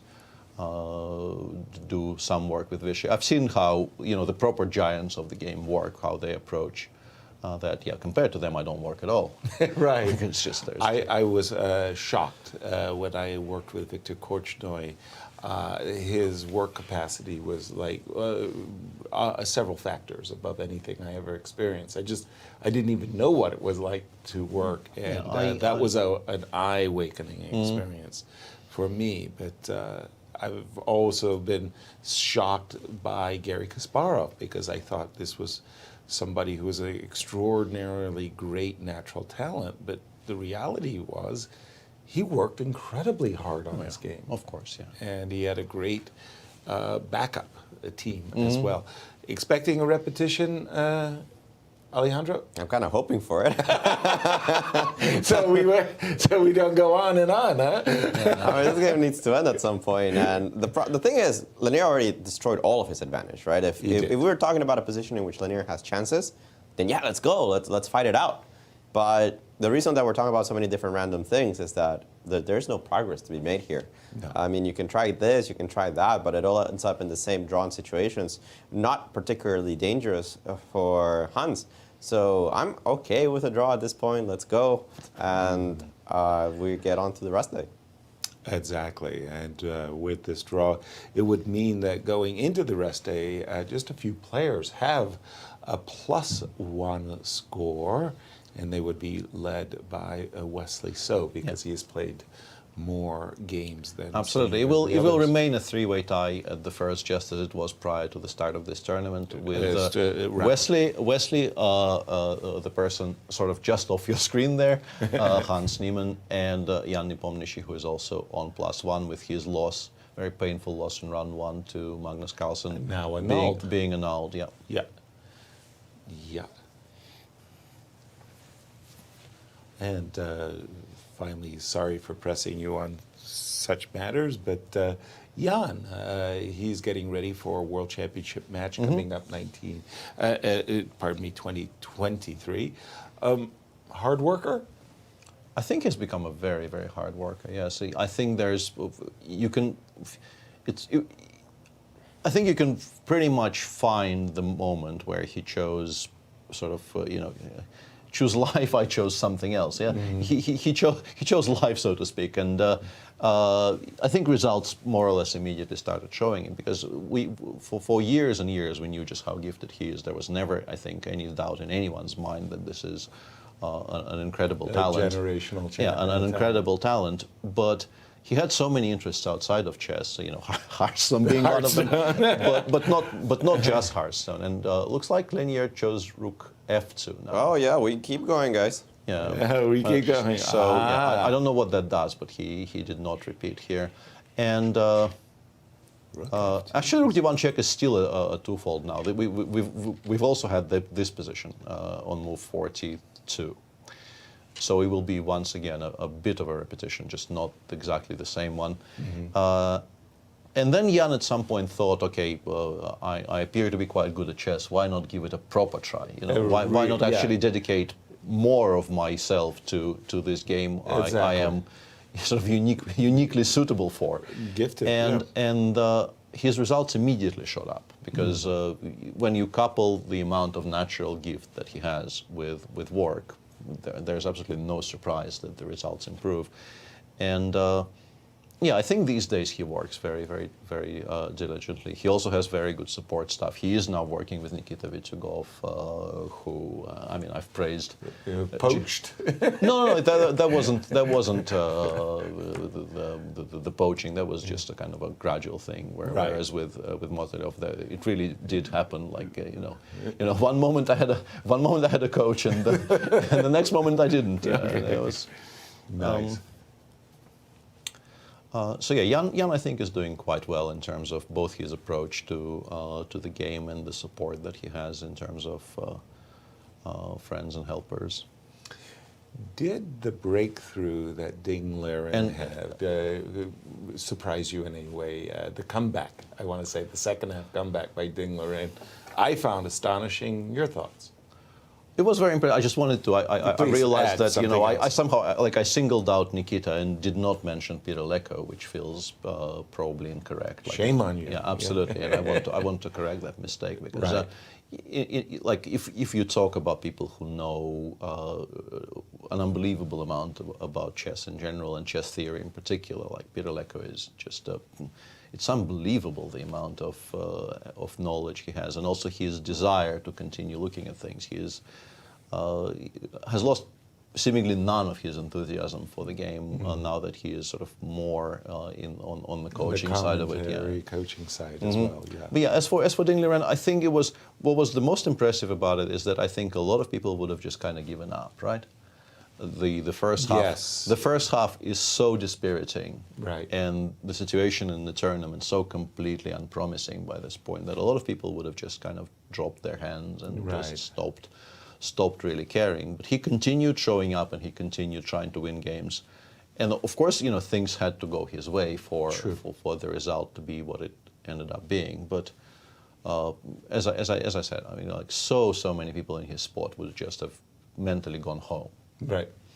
And we have seen this over the course of kind of these tournaments, people just kind of completely checking out and saying, okay, when is this over? Like, right. Return tickets, please. Return tickets, please. All right, Rook D1. It's not been a 3-move repetition, though. No, but not it is yet. a 2-fold repetition, Not yet, right? yeah. So, but Rook D2 changed. would be instantly, right? Yeah, Rook D2 you can claim. King E3 loses a pawn, and if you put your king on the C file, King C3, Rook C7 check looks kind of weird. Why are we doing this to ourselves? Right. And King C2, Rook A1 also looks weird because apart from A5 hanging, there's also Rook A2 check threats. Exactly. So by this point, we are basically not making a draw just not to make a draw, and seemingly like actively making our position worse. I don't know what would possess Linear to continue Linear in this case. to do that. Yeah. Yeah. Sorry, Alejandro, I wanted to ask you the same question I asked Peter.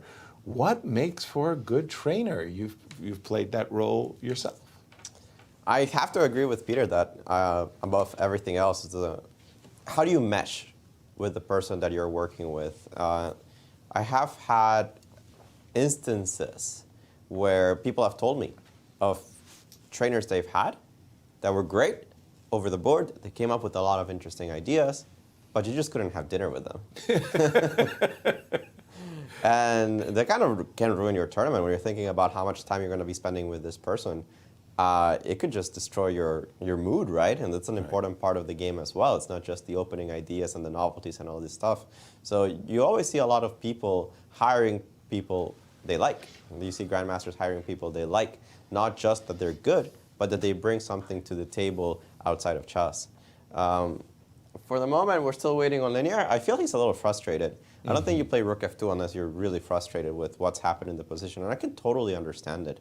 He feels that he had this game in the bag, and then suddenly, what is this easily drawn Rook endgame where I'm not even pressing? Exactly, exactly. One story I'd like to share, which is actually, to my mind, an incredibly beautiful story, was at a Vaikonze competition. I just don't remember the year. And Garry Kasparov was playing with a couple of key rivals, including Vladimir Kramnik and Vasyl Ivanchuk. And the round was over, and Gary came to me and said, can we have a conversation? Could you meet me here? And I said, sure, let me get my code. And Gary wanted to leave the playing hall before he got accosted with all of these autographs. And it was one of those nights in Vaikonze that was incredibly cold, and it was snowing, and there was ice and snow on the road. It was the visibility was low, but I saw these two figures walking in front of me, and I hurried to catch up with them because I recognized Gary's coat. And as I approached, very, very muffled, quiet voices in Russian. And I just kind of glided to the two of them. And it was Gary talking with Ivanchuk. And Vasyl had lost a very crucial game to Vladimir. And they were talking with one another. As we appear we to do be. have Rook D2, and we do have a 3-move repetition, and we will have a draw signed shortly. And Gary found the move that Vasyl was missing. He had this advantage, and he let it slip. And literally, we arrived in the hotel, and Ivanchuk was healed. Like, this incredibly painful loss was now exercised away. And Gary did that for a rival, and I thought it was incredibly sweet. Just something about that just really was emotional. Yeah, but they both are absolutely in love with the game. So for them, I think it was very, rivalry doesn't come into it. There is an interesting chess position to discuss and truth to be gotten at. Precisely. And this just trumps everything else. And I can very, very easily picture all of that. Yeah. I wasn't there, but yeah. It was very much. It was a great moment. A draw! Alejandro, who would have suspected? Not us. Not us. It's been a while. But 4 draws sums up today's round, Alejandro. Yeah, we got there in very different ways, right? We had this kind of fortress position between MVL and Jan. We had this game in which Wesley was pressing a little bit. We had the insanity of the prep of Fabi and Mamedyarov defending like a boss. And then we had this game, which is a bit of a roller coaster because it just felt that Lanier was cruising, then made an inexplicable decision. Right. And it all just kind of fell off the rails into some kind of easy draw. Right. Very surprising, I think, to everyone how this game went. It felt that, okay, Hans got outplayed, it happens, but that Lanier wasn't able to finish this one off, for me, is the shock of the round. Yeah, I think that's that very much does sum it up. That preparation, I have to say, that Fabi pulled on the board. And in his interview with Anastasiya, he kind of low-keyed it, like Queen E7, I was following a game of Levon, and I kind of knew what was going on, and da-da-da-da. That was unbelievable. Yeah, Peter. no, this is what you get from Fabi. I mean, he's not the only one right now in the world who can do this, but he's definitely one of the sort of the first names off your tongue when you talk about really sort of high level prep. For those of you who are joining us late, this was the position. Move 21, and Fabi had more time on his clock than he started the game. And, we have our standings after 4 intriguing draws. Peter. Let's take a look. And this is now with some players having played 5 games and some having played 4. Right. Wesley there at the top on 3 out of 5. And then Ian Nepomniachtchi and Hans Niemann, as we mentioned, they are on 2.5 points, but out of 4 games, not out of 5. Precisely. So they're also, in effect, tied for first with Wesley. And then there is a number of people on 50%. Fabiano, Alejandro Firouzja is on 50%. That is actually, and Linier is also on 2.5 out of 5. So it's a tie for 4th through 6th, and then 3 players are below 50, and those are somewhat surprisingly MVL, who's been playing really well this year. Right. Levon Aronian and Shakhriyar Mamedyarov. And again, tomorrow is a free day, so don't join us tomorrow, but be sure to join us for round 6 as, well, wait a minute, that looks like 5 games. That's too many Magnus games, guys. Carlsen, Lanier, Too many we'll put games. that game on hold there for just a second. There you have it. There you have There it. you Bye for Lanier. Peter, the honors. Yeah, and as you can see in the pairings, we have Alireza Firouzja playing white against the somewhat struggling Shakhriyar Mamedyarov. Hans is white against Wesley So. Levon Aronian is white against Maxime Vachier-Lagrave. And there is also a very, very interesting game there between Ian Nepomniachtchi and Fabiano Caruana. Plenty to watch for. Absolutely, absolutely. Again, a free day tomorrow as the players, hey guys, it's an empty hall. Why don't we just sit down and have a good but I don't understand why we don't have sesh. somebody going there and telling them that they need to jump to the interview. I don't know. Sometimes there's just a chess game, and you've got to find the truth, Peter.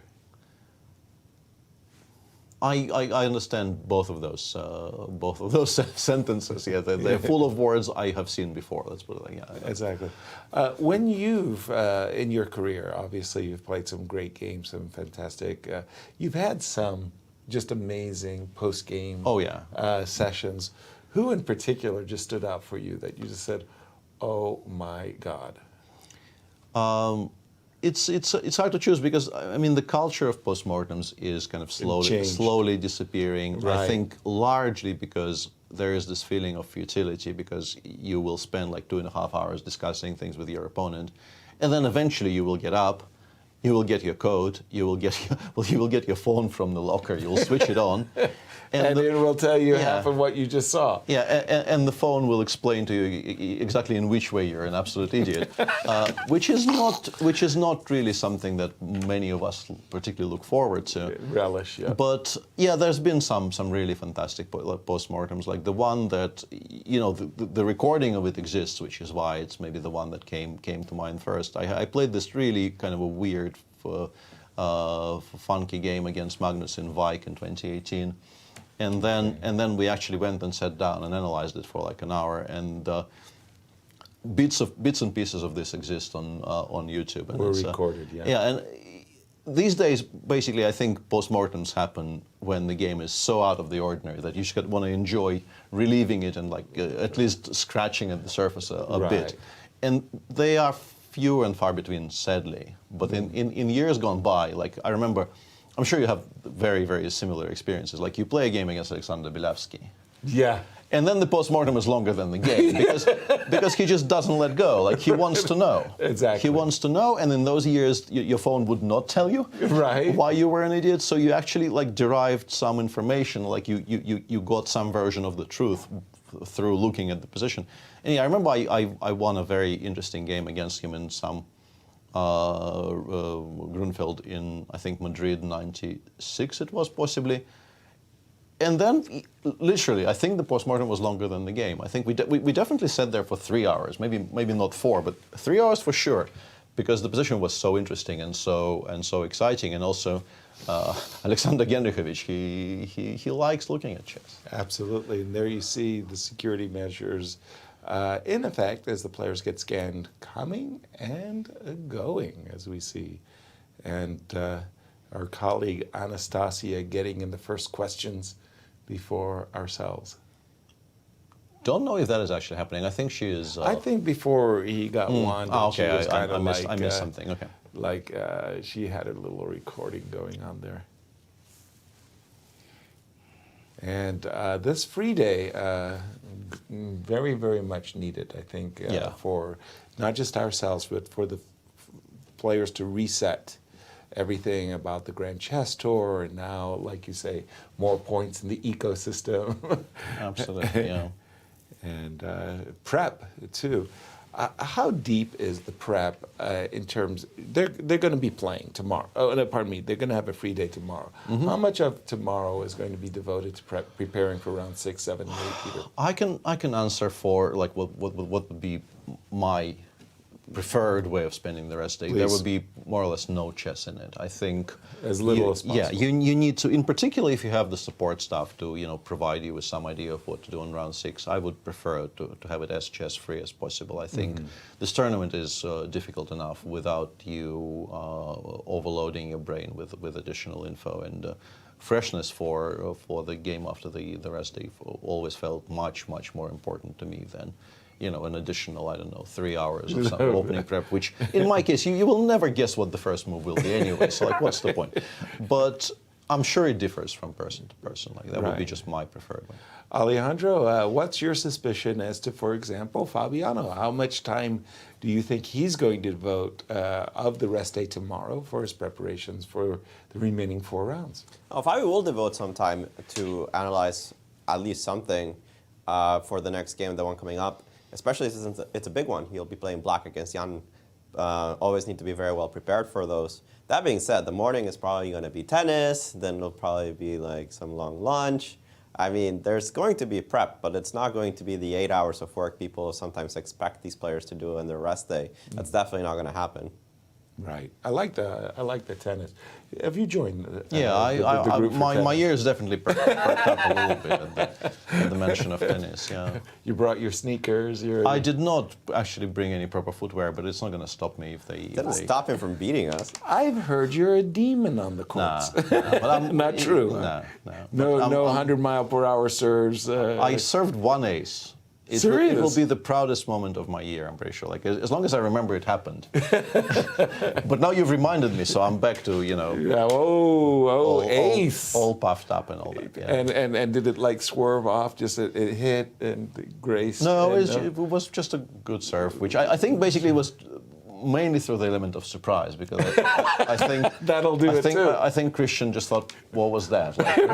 Why is this coming at some kind of speed? Instead of just being a lob, Right. It was still good for you. The element of surprise, Peter. Yes. That's very important in tennis. Yes, How about you? Lull them into a false sense of security. Exactly. Alejandro, how's your game? How's your tennis game? It's funny because we went with a bunch of people, or 7 or 8 of us. It was Alireza, MVL, Christian, Fabi, Peter, Levon was there. And I would say nobody was too far below or too far above average between us. For tennis players, we're here, way here, below the camera. But between us, we're a competitive bunch of people. So it's actually a fun game. Right. Yeah. It was a good mix in terms of skills, yeah. Very, very, very, very nice. As we are actually getting ready for Hans to join Alejandro, but as we saw, it got delayed by the postmortem as well as passing through the security check, and we'll see how coming. Absolutely. Yeah. So did not realize I was on camera there for a second. I don't just taking a break, Peter. I'm with you 100% on this one. Just resting my eyes. Yes.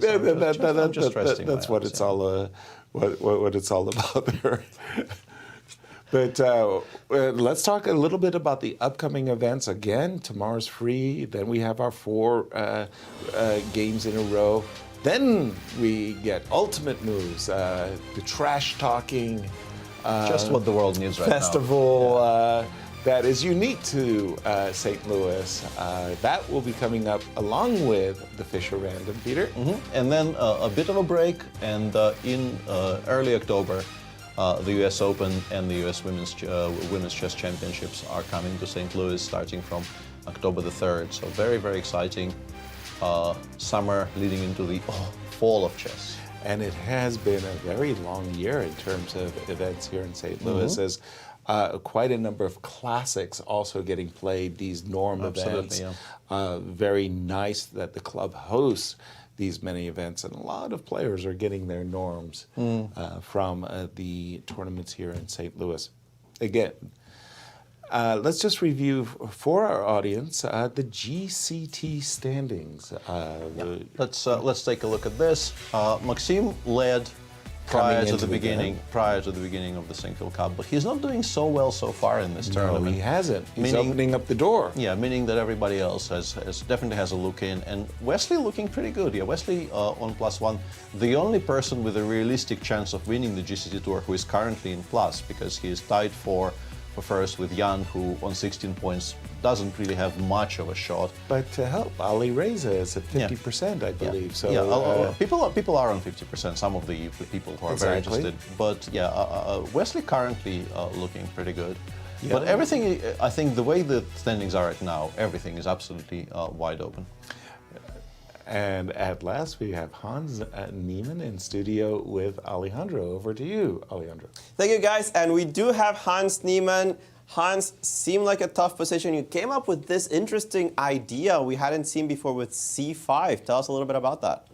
Yeah, well, first of all, this bishop b3 move is slightly, it's not the main line. The main line is actually knight f1. Yeah, knight f1. And I had some ideas there, which I thought would be a nice surprise. And so that was my main point. But bishop b3 is sort of the stopping knight g6, because then there's d4.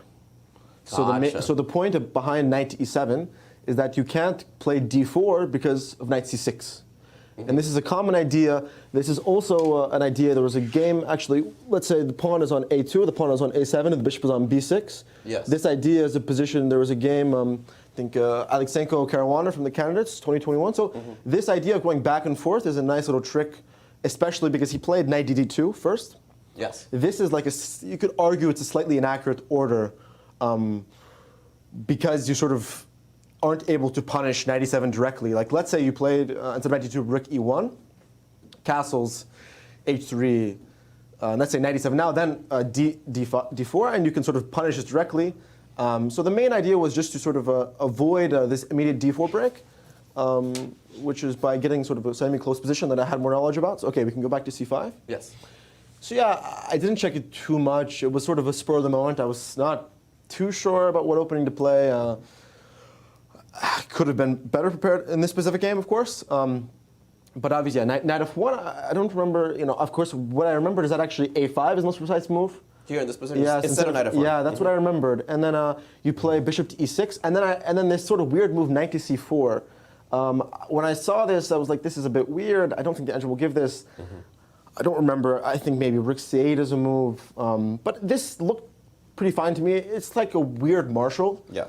And I guess you could sort of have the bishop on a7 isn't that bad in a marshal, because you're sort of always stopping the d4 break, which is the main positional break in these positions. It's usually d4, and it's never really working here. So I thought that it was possible for him to sort of lack a direct plan, which he kind of did. He brought the knight to e3, which I don't think, from what I remember, knight to g3, and then sort of ideas with knight h2, knight g4, knight h4, knight f5 was the most precise. So I didn't think that this was so critical. But I think my main mistake was actually after the move bishop b8.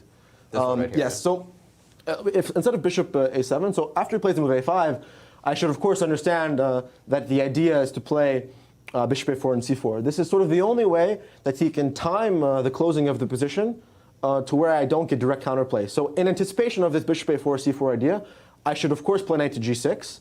And bishop b8 is even stupider in this specific position, because as we saw in the game, the b4 break, the bishop is on b8. Yeah. And it's basically wasting two tempos. So let's say I play knight g6 here. Yeah. And I'm again preparing d5, bishop a4, queen c8, c4.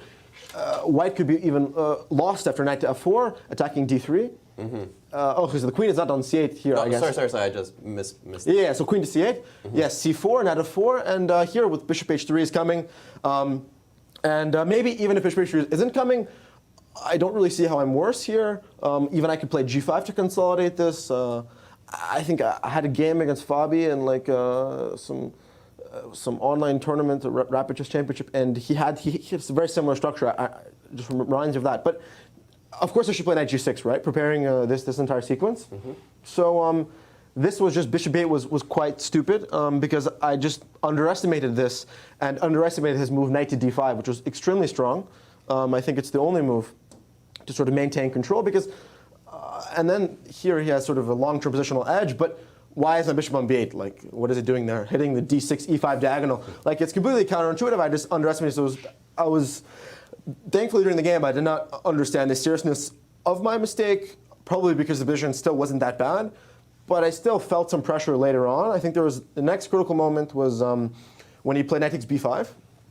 Oh, all the way down there. Yeah, because you can go through it quickly, but before this, how did you feel about this position? I thought if you played knight e6, I was slightly worried, right? So knight e6, king f6, rook g3, and I'm sort of g3. Yes, did you consider rook f3? Yeah, rook f3 and then rook g3, right? What do you mean? After king e7, you mean? No. But why not king e5? Knight f8. Okay. Yeah. And unfortunately, this is kind of I see. So then, so we can get it with the tempo. Okay. Yes. Yeah, I was afraid of some stuff like this. Yeah. So that is a nice trick. So yeah, king e7, then rook g3. Yes. Then rook g3. Then maybe I have rook f6 though. So that's okay. It's not clear how to break through, but you have rook c4, I guess. Then the rook is coming. Yeah, this is not looking great. Maybe I can go knight a7, but it's just so ugly. Right. It's not clear where the breakthrough is. I don't think it's objectively lost yet. But it's certainly, considering where we started, he's definitely gotten everything he could hope for. But yeah, perhaps I did not see this knight f8 trick immediately. But I definitely could feel some danger because the knight on b5 is just sort of, it's just there, but it's not doing much, right? You even considered that you have to go back, right? Well, the point of knight on b5 was obviously to stunt the e file. But once he was able to open up the position. Open up with the d4 break. I misunderstood. Misevaluated the strength of this move and how poorly my knight would be misplaced. Yeah, the Andrews actually do say that objectively you were lost after really? knight e6. Yeah. Knight e6. Wow. Okay. About a +4. +4. Yeah. Yeah. That's. So you must have felt great relief to see knight takes no, d5. of course. Yeah. I thought it was just an easy draw after this. So yeah, knight takes, pawn takes, and you were not worried after this? No, I don't think that. Let's say rook takes b5. Yeah, he played rook f3, which maybe made your life a little easier. A little bit easier, but still, after rook f3, king f6.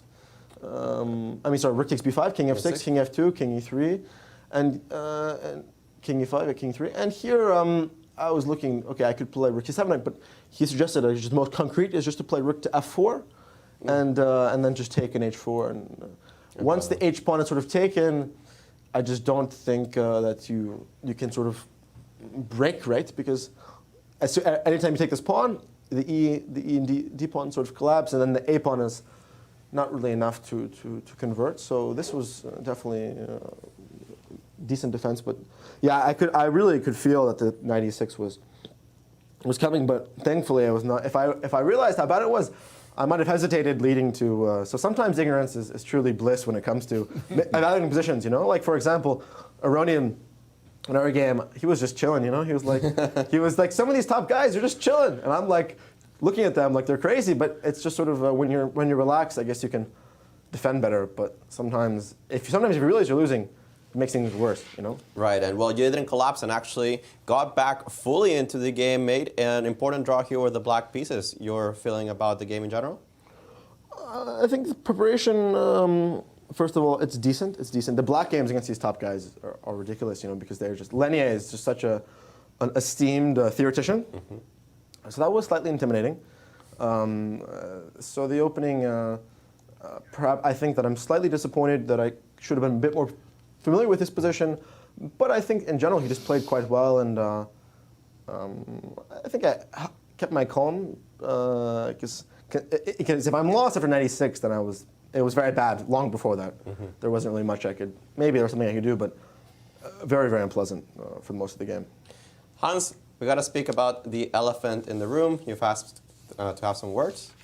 Yeah, so there's been a lot of things that have been, this social media stuff, and I have a lot of things to say, and I've thought a lot about what I want to say and how I'm going to say it, and I think I can just, maybe I'll forget something. But let's just discuss a few things. So, first of all, my accent. I'm sorry. This is just the first thing. This is just the most funny thing, because if you want me to speak like an American right now, I can't even tell. But for the last 2 years, I have lived in a suitcase, traveling around Europe, playing chess nonstop. I spend so much time working on chess that I simply don't go outside and socialize with people who speak fluent English. This is just one thing I want to talk about. Before I say anything, I have spent the last 2 years not spending any time in America, and even when I'm in America, I don't go outside other when I pick up my food. I'm just too busy with chess. So all these things saying that I'm faking an accent and that I'm putting on some facade, that is the most ridiculous thing I've ever said. And if anyone is using my newfound accent to make any conclusions about anything chess related is absolutely insane. Because I don't spend any time in America. I only speak to chess players who have bad English. So you maybe think maybe it's a product of my environment. Okay, maybe that was a bit too. Okay, and then first of all, the Magnus Opening. Okay, now let's get to that. So people were saying that there was no idea why I checked this. Well, first of all, people are absolute idiots because the explanation I'm going to give is going to make you all the top GMs look like total idiots. So the position, first of all, they said there was 0 game. There was a game. Check the database. There's this thing in chess called transpositions. Okay, now when he played the move a3, of course I'm expecting the move knight f3. Now let's say in the Catalan, let's show it because this is just embarrassing. This is absolutely embarrassing, and I'm sorry if I'm coming off hostile. It's just a passionate thing for me. So let's go to the after bishop. So let's say the Catalan. Let's say in the Catalan. With the knight f3 move order. Yeah. So let's say you play knight f3. Okay. d5, g3, bishop b4 check. Wait, there's a move knight c3 here, and then after castles. There's a move bishop g2, and after dc4, a3, bishop c3, bc3, c5. We have in chess we call a transposition. Now, let's say theoretically, Magnus has been playing quite a lot of Catalan recently. So perhaps I'm looking at the Catalan and I'm thinking, how is Magnus going to surprise me in the Catalan? There's this weird move knight c3. I remember some instances where he's go for these weird structures. So this is a perfectly reasonable thing, and during the moment, I did not think about it because it was such a small part of my preparation, but simply the pattern I recognized, and also I spent 15 minutes after the move a3. The reason I spent 15 minutes after the move a3, I don't know if the timestamps are there. They are actually. Yeah, so how much, there was one moment where I spent, 8 minutes. 8 minutes, okay. Anyways, I was thinking more from an hour 30. In general, I've spent 15 minutes. Now, after the move a3, and now I play dc4, at this point, since it's not a direct transposition, I should obviously take some time to make sure that the position is going to be transposed properly. Here there's a move queen a4. I don't know, this is a move that I was concerned with in the game, but now there's bishop d7. I thought in the game queen takes c4, bishop c6, knight f3, and then I thought knight to d7. He plays castles, I thought bishop to d5, and then I play c5, and then I thought this was my plan. So I understood, at least not in most precise way, but I understood that there was going to be the move knight f3, thus leading to a transposition. So this is why I took some time. People are saying that I'm taking time and that I'm making up that I meant. I checked it because it's a transposition. I'm spending extra time to make sure that the transposition is correct because it's the world champion, and he's just sprung a very dangerous trap. Now, if I don't know this, it can be very dangerous. But the fact that it's not a miracle, it's actually me being extremely tedious and going through every single possible transposition or sort of line that he could play in the Catalan. That's the first thing. Okay. I need to. There's just so many things that. So I think those are the main things. And then of course, and then the fact that my analysis is not at the level of a top player. In my game against Firouzja, you need to understand that when I play the move queen to g3, I did not elaborate this during the game. This is a purely psychological move. If clearly people don't know anything about Firouzja, his style, how to beat him, the way to beat him is to attack him. He really, really hates being attacked, and the main ways he loses is by being attacked. Now, we had a game in Miami where I got an attack, and he completely collapsed. And I studied previous games, knowing he attacked. So when I see the position, and I say queen g3, I think to myself, okay, I highly doubt, based on my intuitive feeling, that I'm losing here. I don't feel the need to calculate every single little variation because I'm confident that there's no way first he's going to take, and if he takes, he's going to be shared shitless. Okay?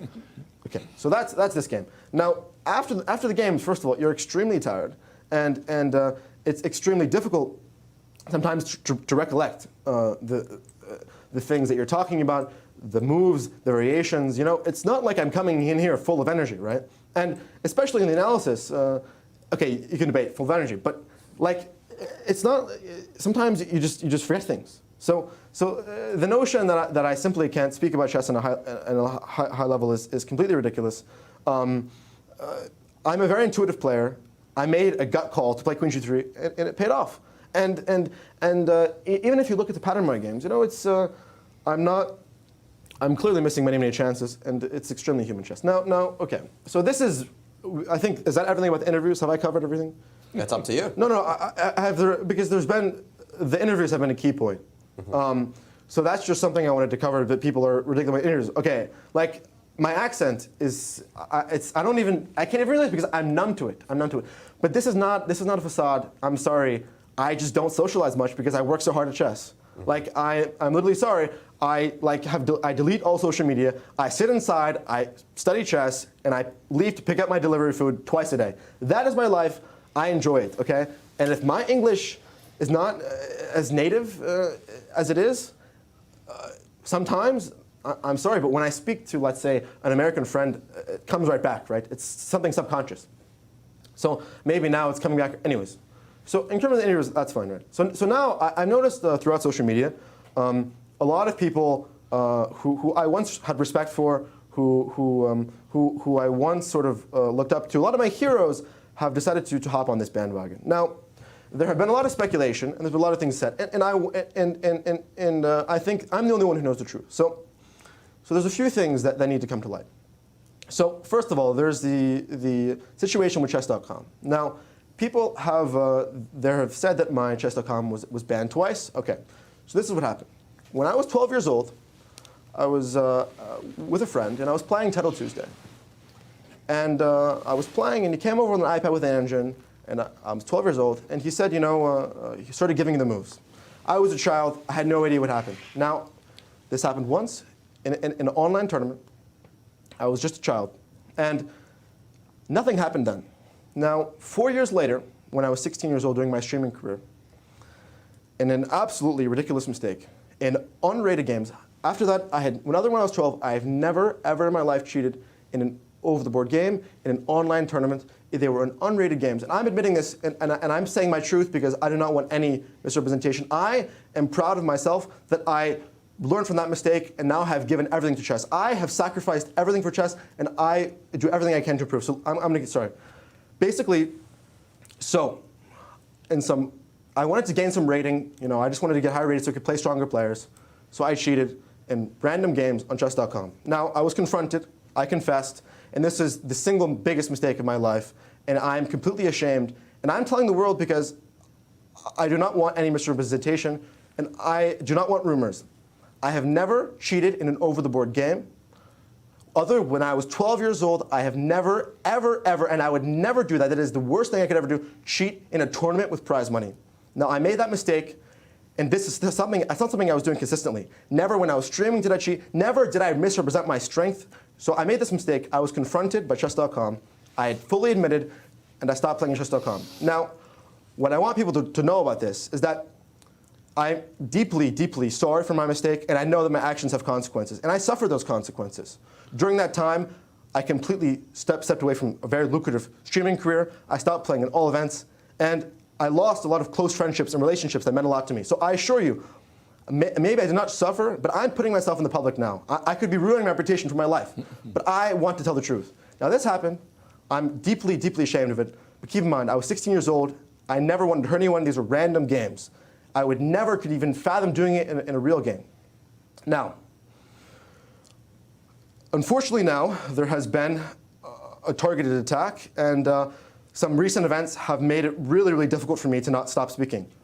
After the game against Magnus, obviously Magnus puts this tweet clearly some insinuations, and then everyone starts to pile.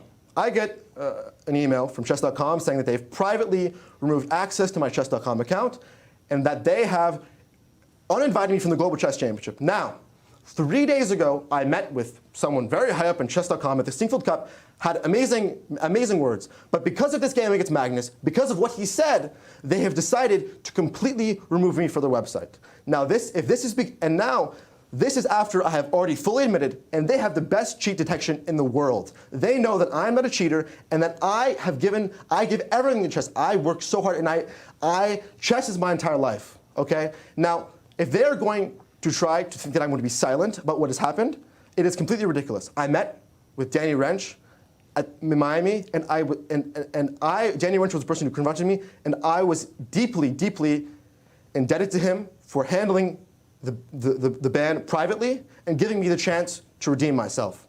Now, after being not playing in chess.com events, I went to over-the-board tournaments, and I decided to myself that the only way to make up for my mistake was to prove to myself and to prove to others that I could win myself. Now, that has been my mission, and that is why I've lived in a suitcase for 2 years. That is why I have played 260 games in 1 year. That is why I've trained 12 hours a day, because I have something to prove. And now that chess.com has suddenly decided to hop on Magnus's insinuations, Hikaru's very direct accusations, now they see the opportunity, okay, we're just going to get rid of this. I believe that this is completely unfair. This is a targeted attack, and if you look at my games, this is not, it has nothing to do with my games. So why do you specifically, why does the CEO of chess come to me and say, we're looking forward to having the Global Chess Championship, we're looking forward to you playing on our events, and then right when I beat Magnus, they decide to remove my account and not let me play in the tournaments. This is absolutely ridiculous, and they've only done this because of what Magnus has said, what Hikaru says, and that the entire social media and chess world is completely attacking me and undermining me.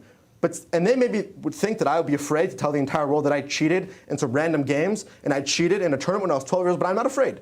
Because I know who I am, and I know the chess player that I am, and I know what I give to chess. So I'm not going to be scared, to be manipulated, and to be conspired against, to try to ruin my chess career when I know what has happened. So, you know, this, as far as Magnus, this is absolutely, the fact that he did it without saying it, he knew the insinuations that would follow. If you look at social media, every single platform, I'm getting thousands of messages, not thousands, sorry, there are thousands of tweets. Everyone is attacking me. And some people are defending me, and I really appreciate those. But when I see people attack me with absolutely zero evidence, people have zero, I'm the only person who knows what happened. And I'm telling you guys that this is the truth. Now, I really do not think that I would have the courage to say this, but some people, I'm very thankful to the people who helped me make the decision. And you know what?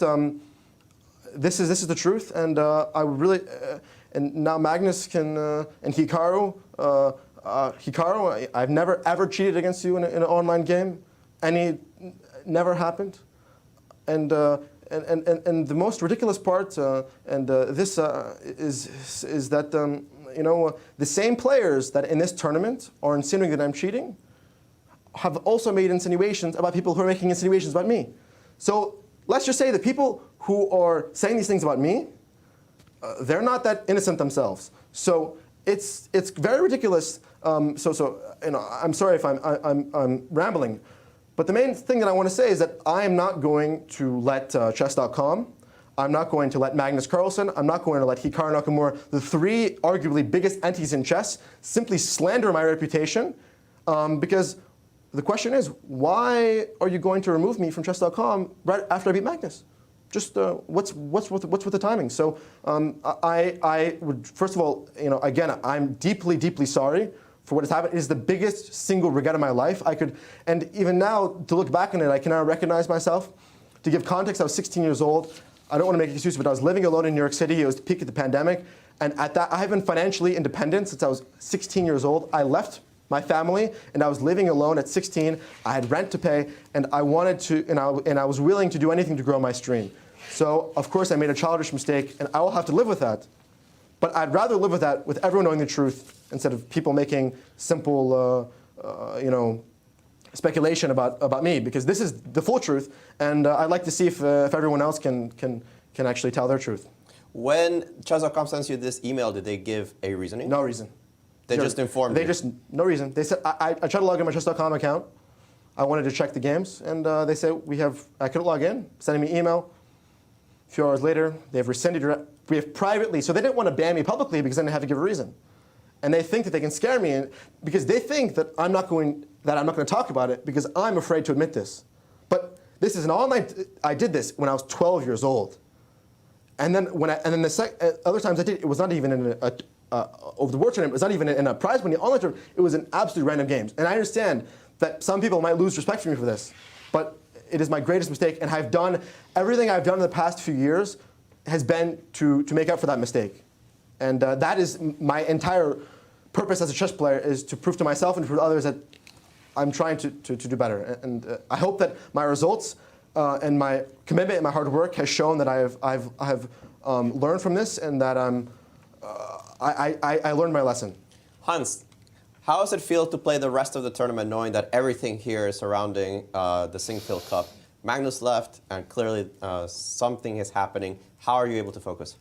Because when obviously after the game, I open social media and I can't get my eyes off it because every single person in their whole family has an opinion, and of course you sort of get dragged into it, and I'm reading it, and it's obviously was really disheartening seeing so many people. And, I would like to say this is one anecdote. When I was 8 years old, Magnus Carlsen came to an exhibition in California, and my mom took me there. I just started, or maybe I was 9. I just started playing chess, and he was doing a blindfold simul, and there was an auction to bid on it. And when they were bidding on it, it got up to $1,000, and it became too much. And my mom was like, no, if you really, really want it, we'll do it. She was going to make a financial sacrifice so I could play. And I said, no, Mom. One day I'm going to play him for free. Okay? And instead, I got assigned big chess piece, and that happened. But to me, to see my hero, to see my absolute hero try to target, try to ruin my reputation, ruin my chess career, and to do it in such a frivolous way is really, really disappointing. Because you spend your entire life looking up to someone, and then you meet them, and then my dream came true. I lived my dream for a day, beating Magnus, and then all of this happened. So I'm sorry, I forgot what your initial question was. How do you focus on the Sinquefield Cup? Well, when I sit on the board, it's pure, it's all chess. So even today, maybe there are moments during the game where my mind wandered, but when I'm playing chess, that's all there was on my mind, and hopefully it'll stay that way. Does this bothering you fuel you? Does it make you angry and hungry? It absolutely fuels me. My fuel has always been maybe not anger, but spite has been a strong fuel for me. When I was started to play chess in the Netherlands, my school teacher told me I wasn't good enough, and that certainly fueled me. I've always been one to prove people wrong, and this absolutely fuels me, and this makes me want to win the tournament even more. And I can come to the game, I can completely strip. You want to do any fair play check to me you want, I don't care, because I know that I'm clean, and they could literally tell me the most ridiculous thing. If they want me to strip fully naked, I'll do it. I don't care, because I know that I'm clean, and I'm willing to subject myself. You want me to play in a closed box with zero electric transmission? I don't care. Name whatever you guys want. I'm here to win, and that's going to be my goal regardless. Hans, very candid words. Guys, any questions? On the contrary, a very heartfelt interview. Your emotion spoke for itself. Hans, all we can say is enjoy your free day, stay away from social media, and keep your head in the game. Yeah, I think much of this needed to be said, and I think it's very good that it has been said. Yeah, thanks for coming in and doing this. Yeah, and I just, before I go, I just thank you guys for giving me the chance to speak, and I'm sure many people are going to be seeing this, and I just would like to hope that everyone keeps an open mind and understands that chess is my entire life, and I've sacrificed everything for this game, and I'm willing to do anything to improve myself and to improve at chess. So this is, I'm sorry, but the chess is everything to me. So I think that's all I need to say. Absolutely, you've said plenty, Hans. Thanks for joining us here. Guys, we're coming up on our rest day. Hans still on +1, trying to win this tournament. Yes, he is. And again, Peter, very heartfelt words. Yeah, it feels like we really should not be talking right now. This needs to be how this broadcast ends, because like we are not adding any value to what Hans said here. Yeah. Fair enough. And of course, tomorrow is our free day. We have shown you the pairings for round 6, but shall we just show the pairings for round 6 coming up? Wait a minute, today's Tuesday. Thursday, here we go. Here it is. Peter, please do the honors. Alireza plays white against Shakhriyar Mamedyarov. Hans plays white against Wesley So. Battle of the leaders there. Aronian is white against Maxime Vachier-Lagrave. And Jan will be playing the white pieces against Fabiano Caruana. Wonderful. And to close the show, we're going to go over to Anastasiya, as she's going to share her final thoughts of yet again, an amazing day here at the Sinquefield Cup. Anastasiya. Thank you, Yasser. I don't know actually what to add after this interview. I mean, I'm completely shocked because I was watching it just nearby. You said stay away from social media, but yes, social media comes after you. And we still, we're checking all those comments. And of course, I mean, we're following the news and the development of the story, of course, the development of the Sinquefield Cup.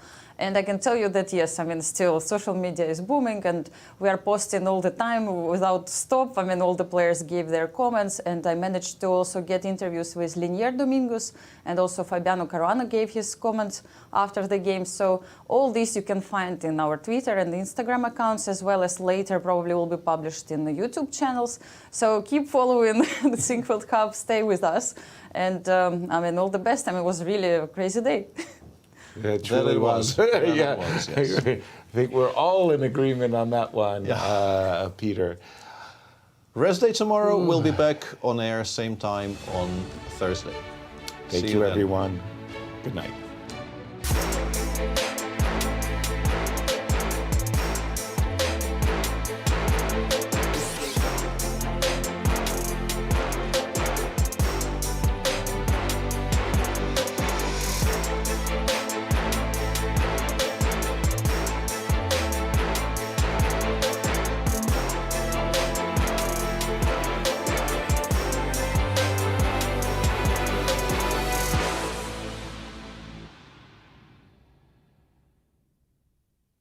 This has been a presentation of the St. Louis Chess Club.